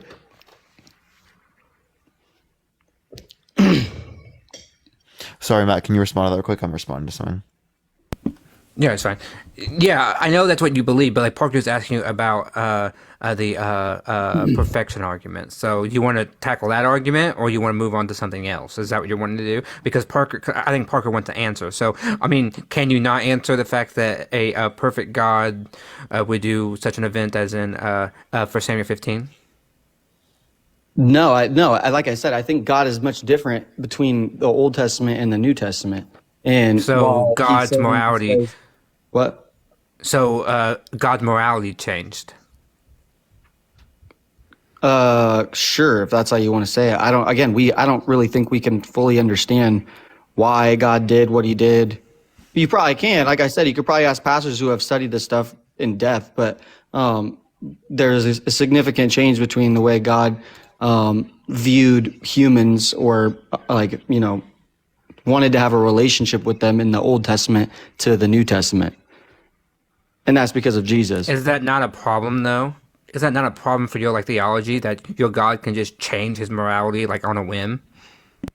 Why would that matter? If he's loving of me now, if he's given all humanity access, a gateway to be with him forever, I think that's pretty generous. I think that's a lot more than he hasn't actually. I mean, he hasn't. The entire Old Testament is full of people who never got to hear Jesus' message, people who were cut down by God's prophets, right? I mean, children, infants, women, men. It didn't matter, right? I mean, the entire Old Testament is that way. So not all of humanity, only humanity after Jesus. So for about 3,000 years since the dawn of modern civilization, people suffered under the God's yoke, and then all of a sudden he decides in 33 AD to die for your sins, and then everybody is saved? I think I've heard some people talk about this. That's a good question. I mean, but I've heard that there's parts of the Bible that indicate that people who are killed in the Old Testament, I don't know if in Catholicism they would believe there's this in between of heaven and hell, right? What's it called? Like the purgatory. Purgatory. And I don't think that's I don't believe in that, but I think that for the Old Testament there was something like this where if they were a believer, like they did put their faith in Christ, but Jesus hadn't come yet. I do think that I've heard that would be what you're talking about. Like these people. How can they put their faith? How can they put their faith in Christ before Jesus has come? They wouldn't know who Christ was. As in obeying God. Right? Oh, so only the Israelites then are saved, not the millions of other people who are not the Greeks, not the Romans, not the Sumerians, not the Babylonians, not the Chinese, not all of them, right? They don't know Yahweh, so they're doomed to hell while the Israelites are being saved. I guess so. That's a problem, right? I mean, yeah. I mean, I think that a lot of this stuff is complicated, and I think that it requires us to. I just encourage you guys to I just encourage people like you guys to look up the Bible and try to understand what the Bible is for Christians, and then go from there. But I guess what else have people said today about proving Jesus rose from the dead? Nothing sufficient that we would have seen. Literally nothing sufficient. So our point would just be that all we really hear is that Bible says it, you should have faith. right? That's what people like rely upon. And faith is not a good standard to come to truth. If it's just faith, well, then there's nothing differentiating your belief in your Bible to, right, to like a Muslim who believes in the Quran or someone else who believes in a different religion. So people today have mentioned like there's been like countless witnesses of Jesus after he rose from the dead. I'm sure, right? No, again, there's not sufficient proofs as it relates to that. Those claimed witnesses, right, do not indicate specifically that he was resurrected. But the funny thing is we can actually accept resurrection even, and it would still be the case that Christianity is false. What? Say that again? Yeah, we could accept resurrection, and it would still be the case that Christianity is false. So you're saying that if Jesus, so let's say theoretically Jesus did rise from the dead, you would say that there's still evidence that he wouldn't be God, or there's, right? Is that what you're saying? Wait, sorry, what? Say that one time? I thought the way that I'm hearing you is that you're saying that if Jesus did rise from the dead and that was proven historically, however you guys are looking, what kind of evidence you guys are looking for, that you would still think that that Christianity isn't what? Yeah, because there are theological contradictions. Like, do you want me to explain some of them? Sure. Yeah, God being perfect, it means he's a flawless state. But why would it? What would indicate that he's not perfect? Just listen, right? If it is the case that he is flawless, right? I appreciate the hat mustache. Thank you so much. If it is the case that he's flawless, right? There can be nothing that is better than him, right? Right. Okay. If there can be nothing that is more desired than God existing alone, why would God create? Because he was. What do you mean? He was. That's where the love for me and you comes into it. Why would a God of the universe give life and breath to a person? No, why would a God even create or move from that standpoint? Because one, if everything was perfect, God would be indifferent to it, so it would have been random that God created, right? There would be no reason. And if it was the case that it's desired less, well, then there would be a contradiction, because God can't desire to create a world in which it's less desirable. That wouldn't make any sense. I don't really understand. I mean, I get what you're trying to say, but I think that that's just kind of a wild take. Like, so when I mean, there's indications all over that I believe that God is real and true and alive in our world, but I don't know. I can't see why you would say that there's no God because of what you just said. I don't know if there's anything that I can say. Because it sounds like you have your mind. Okay, so if there's nothing, then why do you believe it? No, for people people like you, I mean, I believe it because, like, I had a experience with the Holy Spirit that changed the entire trajectory of my life, that lifted weight off my shoulders that nothing else could, that opened my eyes and gave me purpose. And those kinds of things are things that you never forget. Right. I mean, and this isn't just me. Like, this is something that millions and millions of people proclaim all over the world, every day. So, I mean, even if there's the slight chance that it's like possible that Jesus rose from the dead, don't you think that would be worth like thinking about? Yes, and I do think about these different types of things, right? But I also think it's important to acknowledge that you should also look at the reasons why it could be false and why I do believe it is false, right? Because I think it is very important that if people believe these things, right, and we normalize believing things with no evidence, what does that normalize for the rest of society? That normalizes people believing in things like bigotry with no evidence, right? People believing in things like the election was stolen with no evidence, right? People believing in conspiracy theories like reptilians live underground controlling everything with no evidence, right? So it creates a worse society. Whereas, I appreciate the hint, thank you so much. If we require reason and evidence, right, there's going to be society with significantly less of that. I mean, I don't think that people believing in what they believe is a bad thing. I mean, I understand that this society is very quick to want to have the facts and not have much faith in anything besides if they see it in real life. I mean, I totally get that. But even if we're just going from I know you do political topics too, like some of the conspiracies, even though people don't have hard facts, I mean, you just got to think a little bit deeper, right? Everything that we portray on the news isn't what's the truth. There's a lot of things that go on behind closed doors. I think that a lot of these things aren't just because there's, in your opinion, there's not enough evidence. I don't think that it's wrong of people to believe that these kinds of things. Again, it is absolutely because it has negative impacts on society. The normalization of beliefs without evidence, right, has negative implications on our society. So you think that you think that Christians, do you think they're all bad? No, but I do think that their ideology and how they come to beliefs is harmful. So how I came to my beliefs is harmful. Yes. And so, What's crazy about that? You literally believe it based upon no evidence. No, that's not true. I think there's tons of evidence. I just don't think that I'm the right person for you to talk to about I've specific talked to plenty of evidence. people. I've talked to thousands of people on TikTok. Have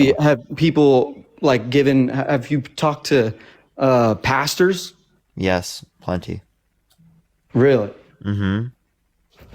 I think that there's a lot of truth to the Bible. I think like I said, it's the most scholarly reviewed piece of text of history of all time. And how do you quantify that? Because of how many translations there are, how many people. Oh, you mean reviewed?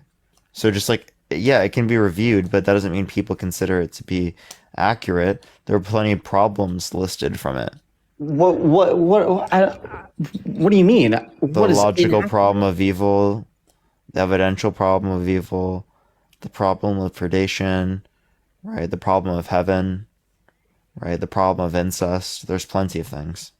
Incest, heaven. You want me to give you the incest one? Do you believe in Adam and Eve? I mean, the Bible. I think the Bible. Again, it's hard to understand because when it was written was centuries and centuries ago. But I guess as a Christian, yeah. I mean, I think the Bible. Again, at the end of the day, it's not like Do you believe in Adam and Eve?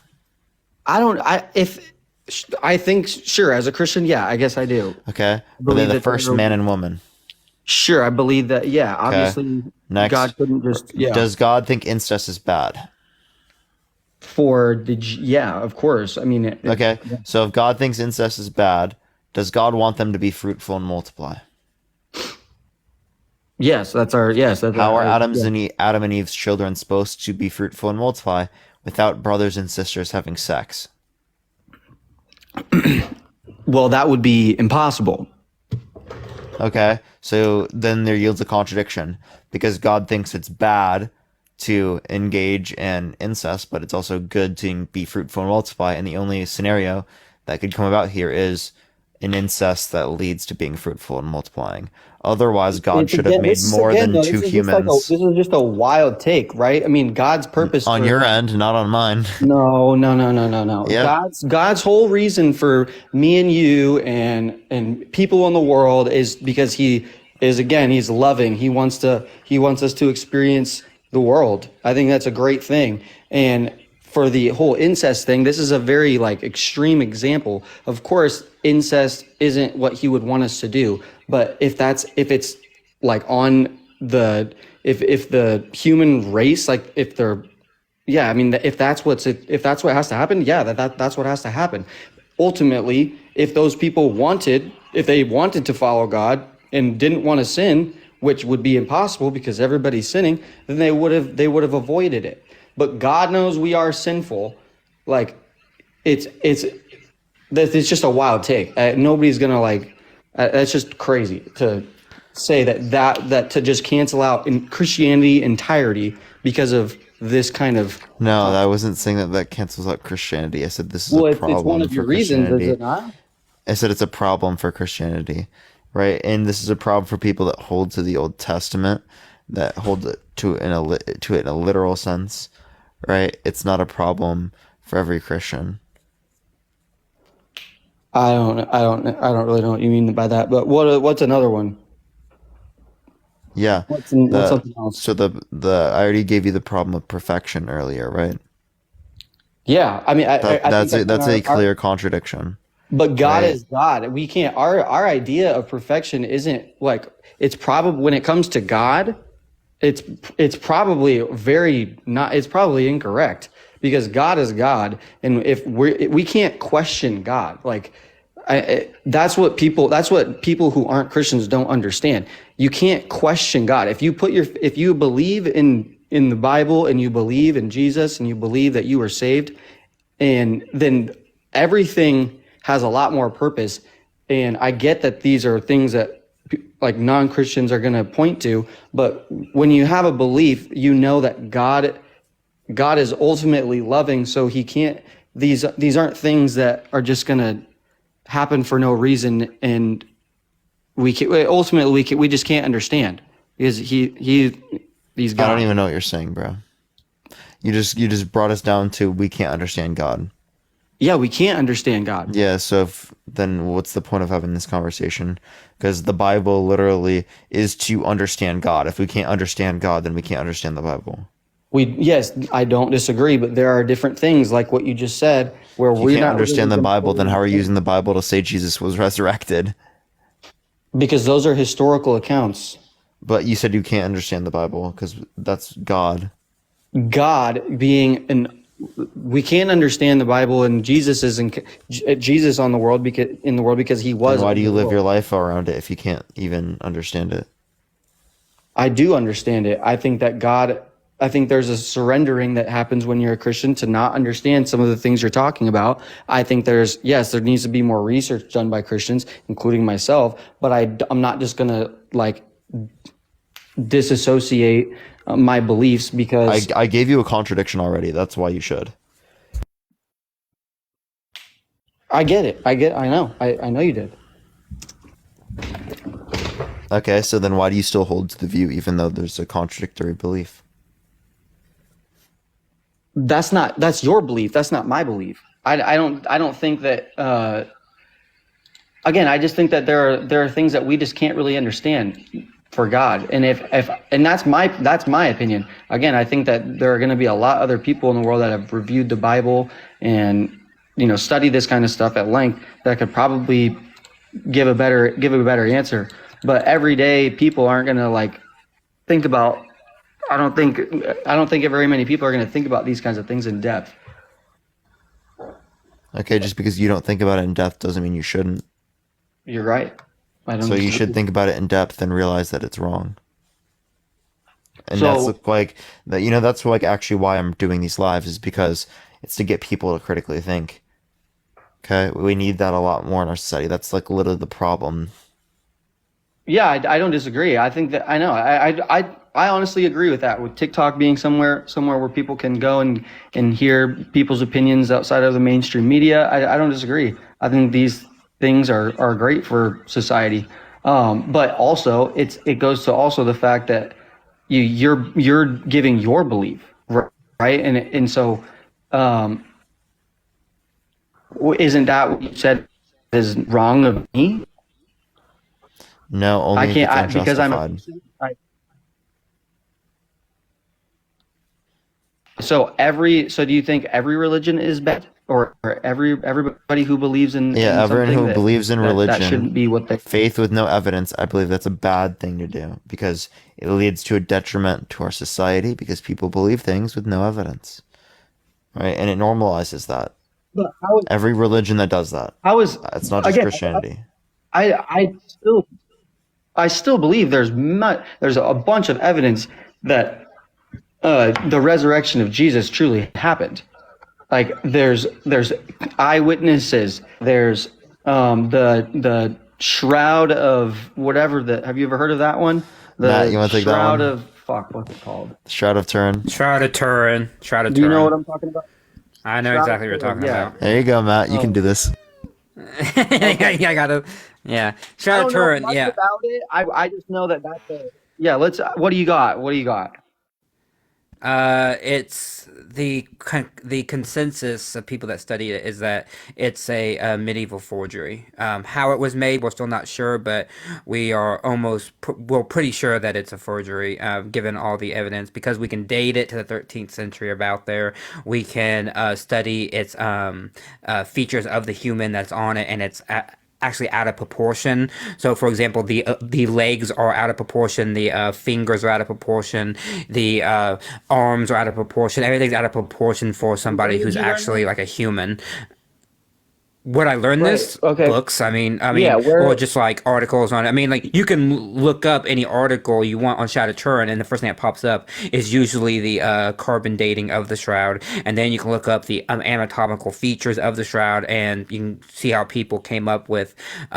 Going on, trying to study the actual figure of it. They mentioned, for example, how someone who was on the shroud looks more a European than they look more like a first century Jew. So that's also a problem. But I mean, if you're asking me, I'm not super familiar with it because I only learned about this like a year ago. But so what can you guys? So tell me what people are. It's because there was like this giant burst of light, right, or like some kind of energy that like put this on this shroud? That's the theological claim, is that those who believe in it believe that when Jesus left the tomb, that there was this like light that came from his body, and it like became imprinted on the shroud, and that's how it happened. That is not the case with people that study it. People that study it believe that it's a forgery of the 13th century, that somebody was able to make it. How it was made, we don't know still,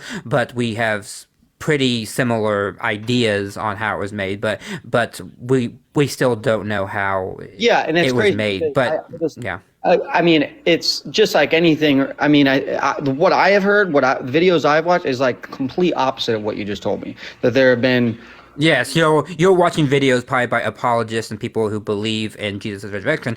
Look up the science. The science is publicly available. People have studied it since it was first found. Yeah, I mean, sure, but this is again what I'm saying. Like the videos that I watch, I mean, I'm sure maybe there's some bias, but they're the people. I made sure that these people are authoritative, that they are like scientists, and they're not just like average Joes just spitting off what they believe of this shroud. I mean, again, everything that I've heard about it, what I've looked into, is like the complete opposite of what you're saying. So, I mean, I would still have to see what you're talking about, but I'm still going to stand behind that it does indicate that Jesus did rise from the dead, that it is Jesus who is. You can believe that. All I'm saying is that a quick Google search, Shroud of Turin, the first result that you'll get is something about the science behind it, and it's right there. Sure, like, it's not that hard. So I wouldn't rely on videos. I would go to peer-reviewed articles that are publicly available and read it. Hey, thank you for the bunny hat, or the bunny ears. Thank you so much. I will. So that's what I would do. Yeah, no, I don't. Yeah, a lot of this stuff does require a lot of critical thinking and looking into, but I don't. Because there's critical thinking involved, I don't think that it's just gonna. I'm not just gonna like disassociate from my beliefs, or I don't think anybody should, right? Or do you think a lot of people should just instantly stop believing when? Yeah, stop believing. Yeah, appreciate the roses. That's what you believe. Thank you. So yeah. Why should you believe when there's no sufficient evidence? Well, what about evidence? I mean, even just the apostles, they literally sacrificed their lives for this. They all died. They were all crucified because of their beliefs. Why would they have gone that far Why wouldn't they want to live? Why would they want to be crucified? One of them was hung upside down. Like why would they want to take that route? Yeah, we If they don't even didn't have to really explain believe that, right? We could say we don't know why we wanted to do these things. Why did people in ancient history, worship animal spirits? Right? Why did people, right, like worship plenty of things throughout the context of history? Right? Why did they worship Crocodiles idols? and trees and Yeah, it's like I You're don't relating, fucking but know, right? Why the But- fuck? I don't but know. the difference. Why the did they difference is worship not Zeus and fucking yeah, but the Aphrodite difference and is like half of the world doesn't believe in it. yeah, again, so this specifically just because of more beliefs, okay? So when Islam becomes the most predominant religion in like 2065, right? Are you going to be Muslim? 'Cause Maybe you'll maybe, probably be around still. maybe, but it's because of people like You'll be a like Muslim. Are you Johnson. serious? I don't know what you just said. I was just trying to say what I You'll said. you'll be Muslim, I won't be, but I like it just to what you're but it will be a saying. majority of people. I won't be a Muslim, but just to your point, like down the line when other religions So he start. doesn't use that standard. What do you mean? You're not using the standard of, oh, it's the most people who believe this religion, so I'm going to believe this, right? Because if most people believed in Islam, you wouldn't believe it. Right. I know I wouldn't believe in Islam, even if more people than believed in Islam than Christianity. No, I would not be. Yeah, so then it's not about how many people believe it. Correct. Yeah. Isn't that what you're just claiming as your argument? No, I thought you were going the direction of saying that like down the line in the future, if different religions like start taking over, I mean, I don't believe that will happen, but if the majority of the world is Muslim, like yeah, my generation or my kids' kids, like they could grow up in a world where they end up Muslim. I don't think that will happen because I think Christians understand the importance of spreading the word of Jesus. But Well, yeah, they're failing at that, right? They're failing at that, right? For every like one Muslim gained, like there's like for every one Christian gained, there's like 5 Muslims that are born, right? I mean, like all of Africa, like half of Africa is entirely Muslim, and that's where the greatest population boom is. yeah, that's crazy. I didn't know that. I think there's probably I don't know anything about it, but I'm sure that there are reasons for that. I think yeah, I don't know. So do you guys do you think so? Yeah, I already asked. You guys don't think like Muslims are good? We for believe the they're world? wrong. Yeah, Wrong. They might be good people, but they're wrong in their beliefs. Yeah, like their belief is false. It's fake. Right? The same way Christianity is fake and false. And how Christians are wrong. Okay, so even if we were going to go the route, which this is not what I believe, but what if we were going to go the route that Christianity is fake? let's say Jesus is fake. You think all the people in the Not world Jesus is fake. The Christian God is fake. The Christian God, sure, yep. So the Christian God is fake. You think? Yes, people you who believe in a follow fake him- religion. Yes. Yes, I know. Yes, you're that. following a I fake understand religion. Yes. I understand that, but those people you believe are all still bad people.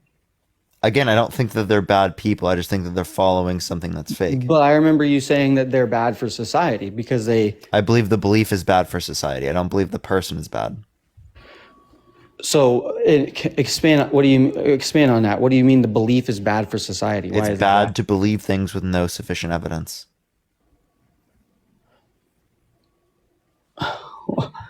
Well, why? I guess I don't understand why. Why do you think that's bad? Even Yeah. again, even if I even believe if you're a it's not murderer. true, even if it's not. I even believe if- you watched Kitty Corn yesterday. Okay, is that justified? No, but that no. No, it's not justified. So if that's when not you're- justified, well then answer the question, right? Right? Why do you think it's not harmful if that would be justified then? Because it's not true. Okay, same thing with your religion. But the difference between religion is that even from the social construct of things, let's just take it that way, where people want to do good, right? So you think that people, you think the world is not better off in any kind of way because of religion? It's worse off. That's crazy. I mean, I don't see that's crazy. You guys literally are believing in things with no evidence, and then it gets literally people to normalize the belief in things with no sufficient evidence. So you think that you believe that humans have like a moral compass, right? Just inherently? That would just be like our Thank you, Dean, for the raid. W Dean with the raid? What did you say? That'd just be like our psychological preferences of what we see to be right and wrong. Okay, so like, I guess then like law, right? Like you said, murdering is not good. Some people think they can. They're murderers. Nah, I got like 28 more minutes. But okay. So you believe that people would be able to do enough good without religion? Yeah, absolutely. Huh. I don't know. I encourage you guys to think about. I mean, secular society. I mean, I'm not religious. Do you see me doing bad stuff? If you realized that Christianity was fake, atheism was true, would you start murdering people? No. But I think that there might be more. There might be more. Not murdering specifically, but just like bad people. I think Jesus is like a good example of. And what makes you think that? You know, I mean, people have justified doing bad things because they believe in God. Yes, and I'm not a part of that crowd. I'm just talking about the truth of the gospel and Jesus and the way that he loves us and how God wants to have a relationship with us. I think that ultimately, whether it's true or not, I think that ultimately brings out good in people. Yeah, I mean, I don't see that because I see all the negative. I said 28 minutes, Dean. I mean, Matt. You see all the negative. I know you do. Like that's kind of the problem. Yeah, right? it's unnecessary. What do you mean it's unnecessary? Yeah. Sorry. It's unnecessary for people to believe in things with no sufficient evidence because we're not gaining anything from it. What are we gaining from it? You're saying it's leading to people being more good, right? Why?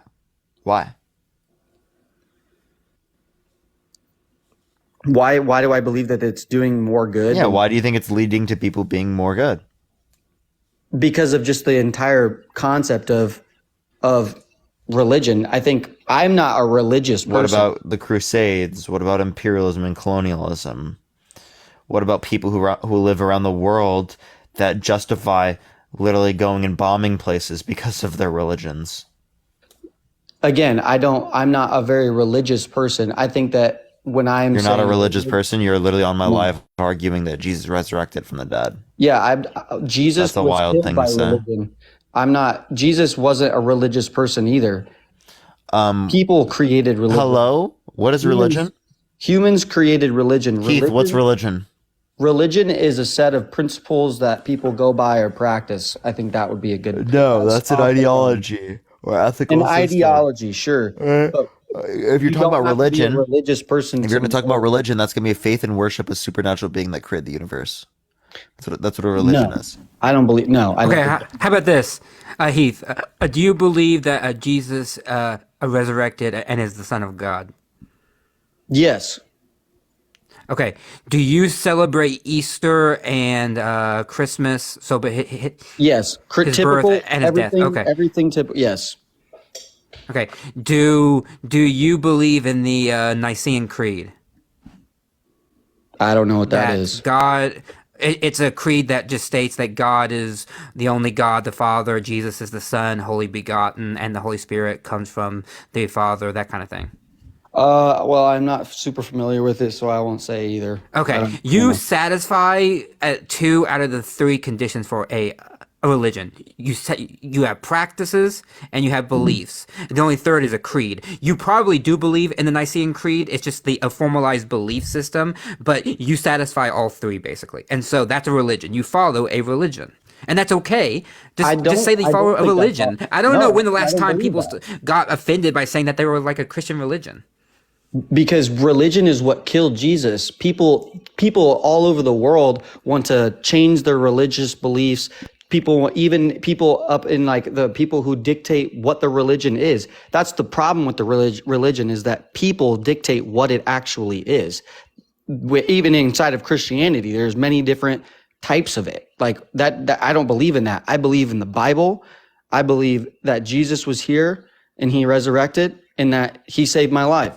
And you that's my- celebrate certain events related to, yes, that satisfies the definition of a religion. Multiple people believe exactly what you, that's a religion, right? You have a holy book, scriptures, you have practices, and you have a belief system. Yeah. Right? Same Yeah. thing applies to Buddhists and Hindus and Muslims and Jews. The exact same thing applies. That's what a religion is. So you are a Christian belonging to the Yes, sure. We religion could say of Christianity. yes, we could. I know that Christianity is a religion, but do you understand what I'm saying? That people screw up the idea of Christianity. It changes all the time. How people approach Christianity because of social norms and different things. It changes over time. And I'm not a religious person. While yes, Christianity is a religion, I understand that. Or yes, I understand that. But like, you just mean that you don't follow certain practices that are found in within a certain denominations. Like for example, you don't take the Eucharist every Sunday, or like you Correct. don't Because do this or that. But okay, yes, Catholicism is a perfect example of something that of a religion that has been built upon practices that humans created that weren't what God said in the Bible needed to be involved in a relationship with Him. I think that like humans have such come as every practice that I can think of within Catholicism has a basis in the Bible. That's why they do No, I it. think- You no, might I not think agree with that. Yeah, I mean baptism. Catholicism and sanctification in Catholicism is that you have to do good works. Some of you have to be a good person and believe in Jesus. The Bible doesn't say that. Good works, they say, flow from the faith. So that's what they Yes, say. so you believe the in faith Jesus. comes first, and then Yes. good works flow from yes. the faith. Yes. So doing good works is necessary, but what is ultimately necessary is if you put your faith in Jesus. That's why you guys were talking about Jeffrey Dahmer. Or, Yeah, I mean, you believe in Hitler. Fuck, sola I mean- fide, so I mean that's fine. But I'm just saying that like they have a basis for it. But they just say yes, we are sola fide plus good works that flow from the faith. So, Yes, but they have a Bible that's what I'm basis for it. saying, They though. cite some scripture. In- But okay, I'm gonna go back to the point. Parker, do you want to bring up any other point because now we're on Catholicism and I don't want to talk about that. So, okay, now all right. I have no other point either. So, Heath, is there anything else that you want to talk about? No, I just encourage you guys again. While I understand you guys are always going to be skeptical of these kinds of things, I just pray that you guys open your mind to the possibility of these things happening, and not go too deep with these ideas or opinions that would just cancel out the entire topic or possibility of you believing in it. I would just take it one step at a time, and also ask some people who have a little bit more in-depth knowledge of these subjects. So, but it's right. your life. Well, I have a get good it. one. Yep, Okay. you too. Bye-bye. All right, have a good one. Bye bye. Take care. Appreciate it. Let's go to the next person, everyone. We're gonna get like one more person on, or so here for tonight. Only send a guest request if you do believe that Jesus resurrected everyone. What's up? Yo, what's up? How old are you? We talked before. We had. Can you hear me? 20. Yeah. Platform, send a request, bud. Yeah, I was about to say we Ev- could get a 2v2 going. I mean, 2v1. Yeah. I'm down. I'm down. Platform, send a request. Stop running. Stop being scared, bud.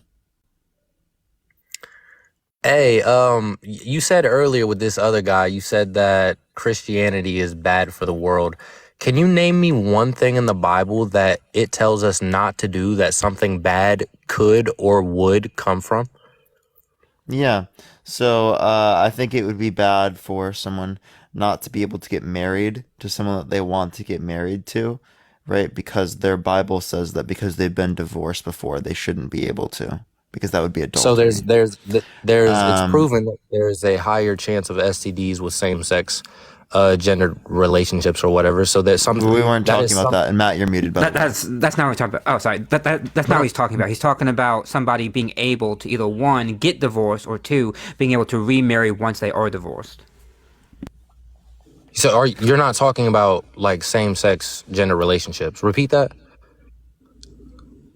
No, he's not. He's talking about whether or not somebody can get divorced or whether or not somebody can remarry after they have been divorced. If they can get divorced and then remarry after they Yes. have the Jesus so what? forbids No, but what I'm saying is divorce. what I'm saying something bad cannot come from that.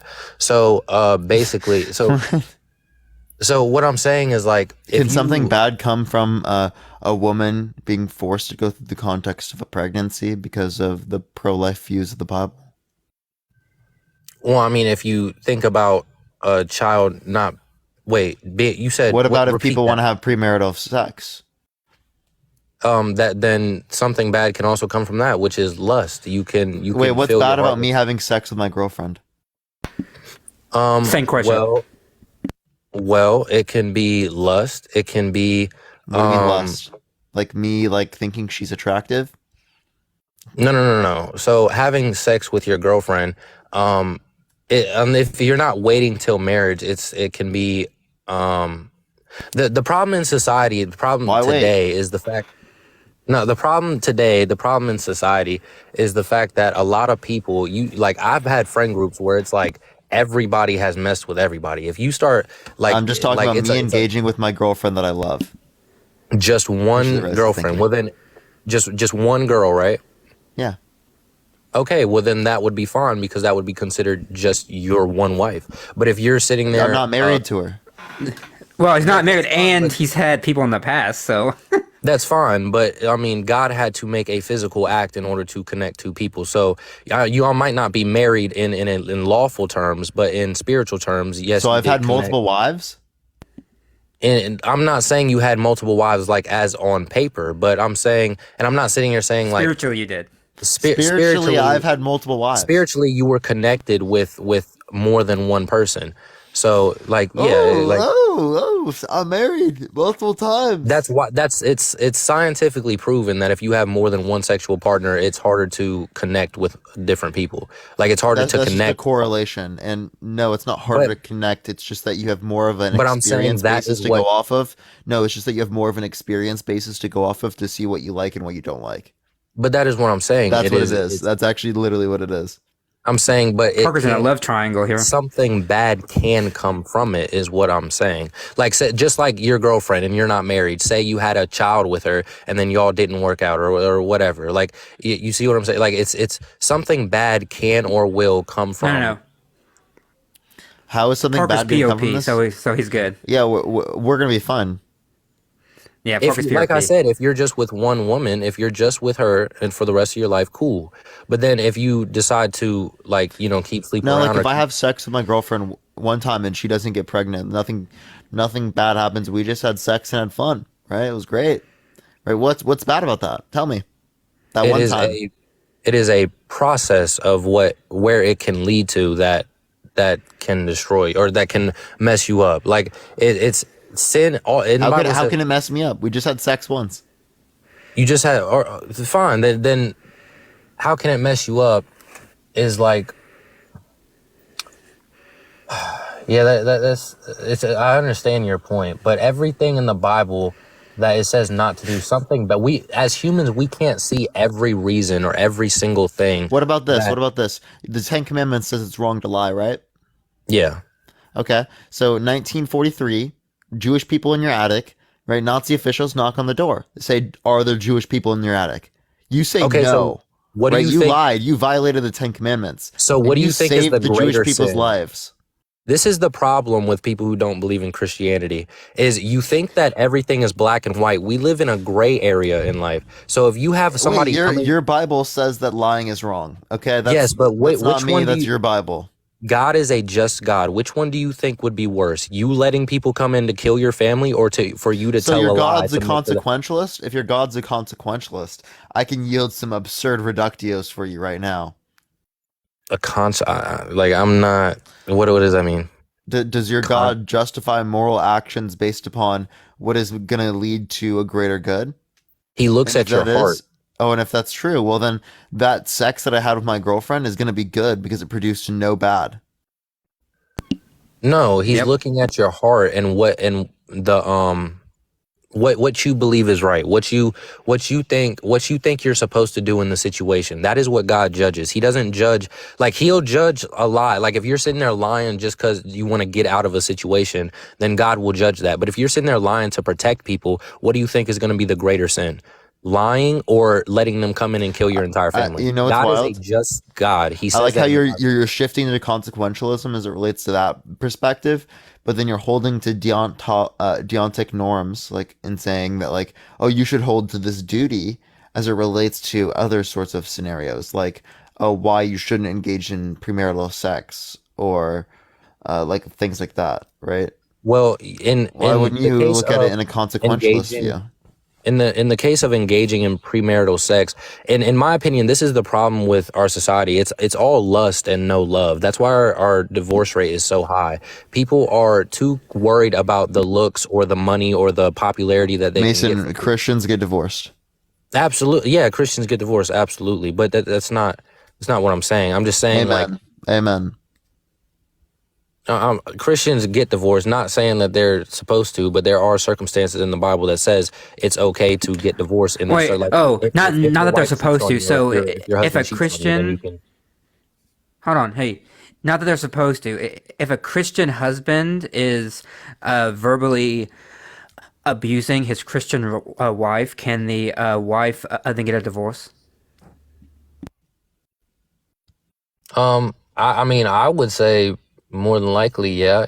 I mean, if you're sitting there being abusive, so you disagree with Jesus. So you disagree with Jesus. What did he say? What did he say? Matthew 5 and Matthew 19 are the verses that I remember, but he says no one can get a divorce except for sexual immorality. So anything sexual, but I said verbal abuse, so nothing sexual. So verbal abuse. I mean, and that's the problem, is you're supposed to pick somebody that you know follows God. You're not supposed to pick somebody that you think would ever in that type of verbally abuse you. Like that, if you're in a godly relationship, you're not even worried about getting verbally abused. Like that's why he says that. But like people who aren't, he knows that people who don't believe in God, like things like that can happen, because like that goes against everything God stands Wait, for. there are plenty of good Christians that verbally abuse their wives and because emotionally abuse. You can say that they're good Christians, but they're not actually following what Jesus is telling them to do. You're just saying that because you disagree with what they're doing, but in their heart, as far as we know, they believe that Jesus is Lord. They believe that Christ is King and that He resurrected on the third day. Okay, and that so did the all that. They Crusaders, believe all but they that. didn't They just sit there happen and to actually follow they just what happen to Jesus be was really saying. mean to their wife. Okay, and so did the Crusaders when they were going around killing everybody. That does not mean that we support them and what they were doing. They were going exactly against what the Bible was saying. According to you, no. According to according them, to the they were following the Bible. But if the Bible says not to do something and they turn around and go do it, then they're not following the Bible. It doesn't matter what I say. It matters what they do. No, it If is. They disagree. I mean, someone saying do not. For example, if a woman came to you and she said, "My husband is verbally abusing me. He's calling me names all the time. He's degrading me. Blah blah blah blah." Right? I want to divorce him. What would you say? Are they Christian? Or are they like? I mean, yes, I would say they go to church every Sunday. They believe. They take the Eucharist. They celebrate Christmas and Easter. They are Christian through and through. But the husband is just really mean, and this has been going on. That for is 5, the problem. 10, 15 A true years, and she just Christian- can't handle it enough. a true Christian is not going to be doing that in the first place. That's my point. So no true Scotsman. Okay, so no true Scotsman. So a true Christian wouldn't do that. Wait, so a true Christian wouldn't sin? That's what you're saying. Hey, but you're like, everybody sins. Everybody does sin. Nobody's perfect. Everybody yes, everybody does sin. Nobody is perfect. But if that husband is verbally abusing his wife, he is not following Jesus in any way, not in at all. That is totally against the Bible. It's about forgiveness. It's about blessed are the peacemakers, blessed are the poor. Yes, that might be against the Bible, but Jesus lays out exactly what the one exception is to for divorce, right? Even if it's against the Bible, Jesus doesn't give the exception for verbal abuse. So again, by Jesus' own logic, it still wouldn't matter, even if he wasn't being a good Christian.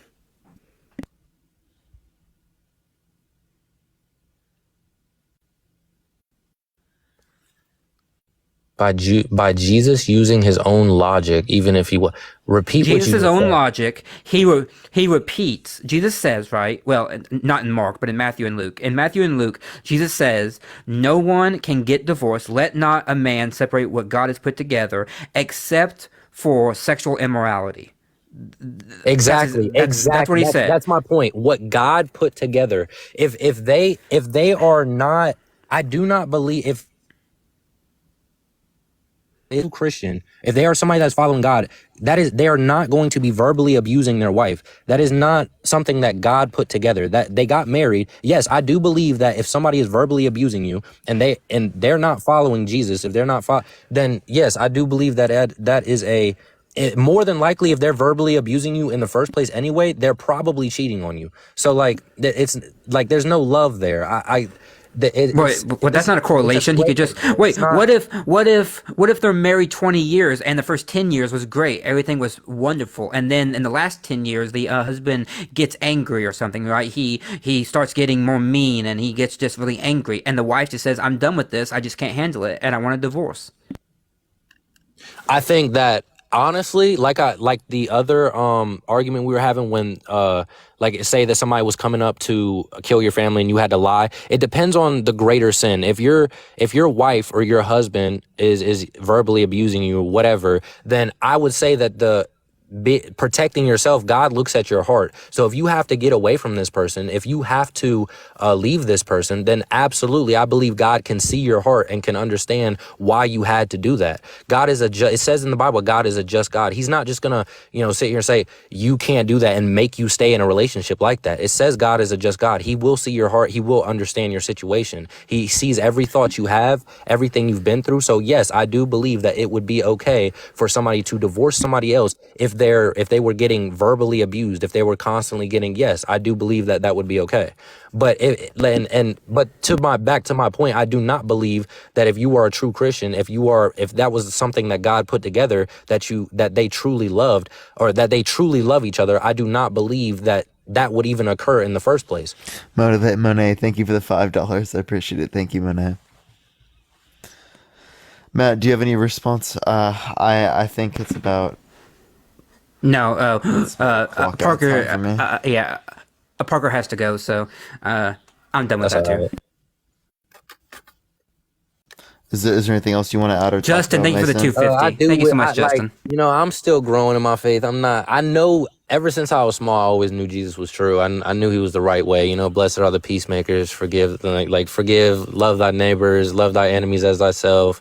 All that, it just makes sense. Thou shalt not kill, thou shalt not steal, all this other, it just makes sense to me. So I really do pray for y'all, and I hope y'all see, just try to understand it, bro, because I promise you it is real. I know we can't have all the answers as humans because we don't know everything. We don't know why God does all the things he does. He's omniscient. He sees your heart. He sees your mind and all that. But I do hope that y'all, come to God, because what just happened? Because, he is the truth, bro. And he just wants a relationship. He doesn't care how much you know, facts are always important, obviously, but he doesn't care how much you just like study into it. He wants a relationship. That's when you're going to feel him. That you start following him and doing the things he's telling you and trying for him. That is when you will start feeling God, not just like knowing about him and knowing like what he taught and like all. You actually have to follow him and actually have to have a relationship in order to feel him. I don't feel him all the time at all. I had to talk to a pastor about this because I didn't. And he said that the pastor said he didn't feel him all the time either. Some days he's just going through the motions of doing what he knows is right. But if you do that, I guarantee that you will have a relationship with him. But, and you will feel him. But either way, it was good talking to y'all. I know y'all got to go, so I'll let y'all go for real. All See right, you later. Appreciate you coming. All right, bro. All right, everyone. I'm gonna get off for Parker, tonight. thank you for having me on.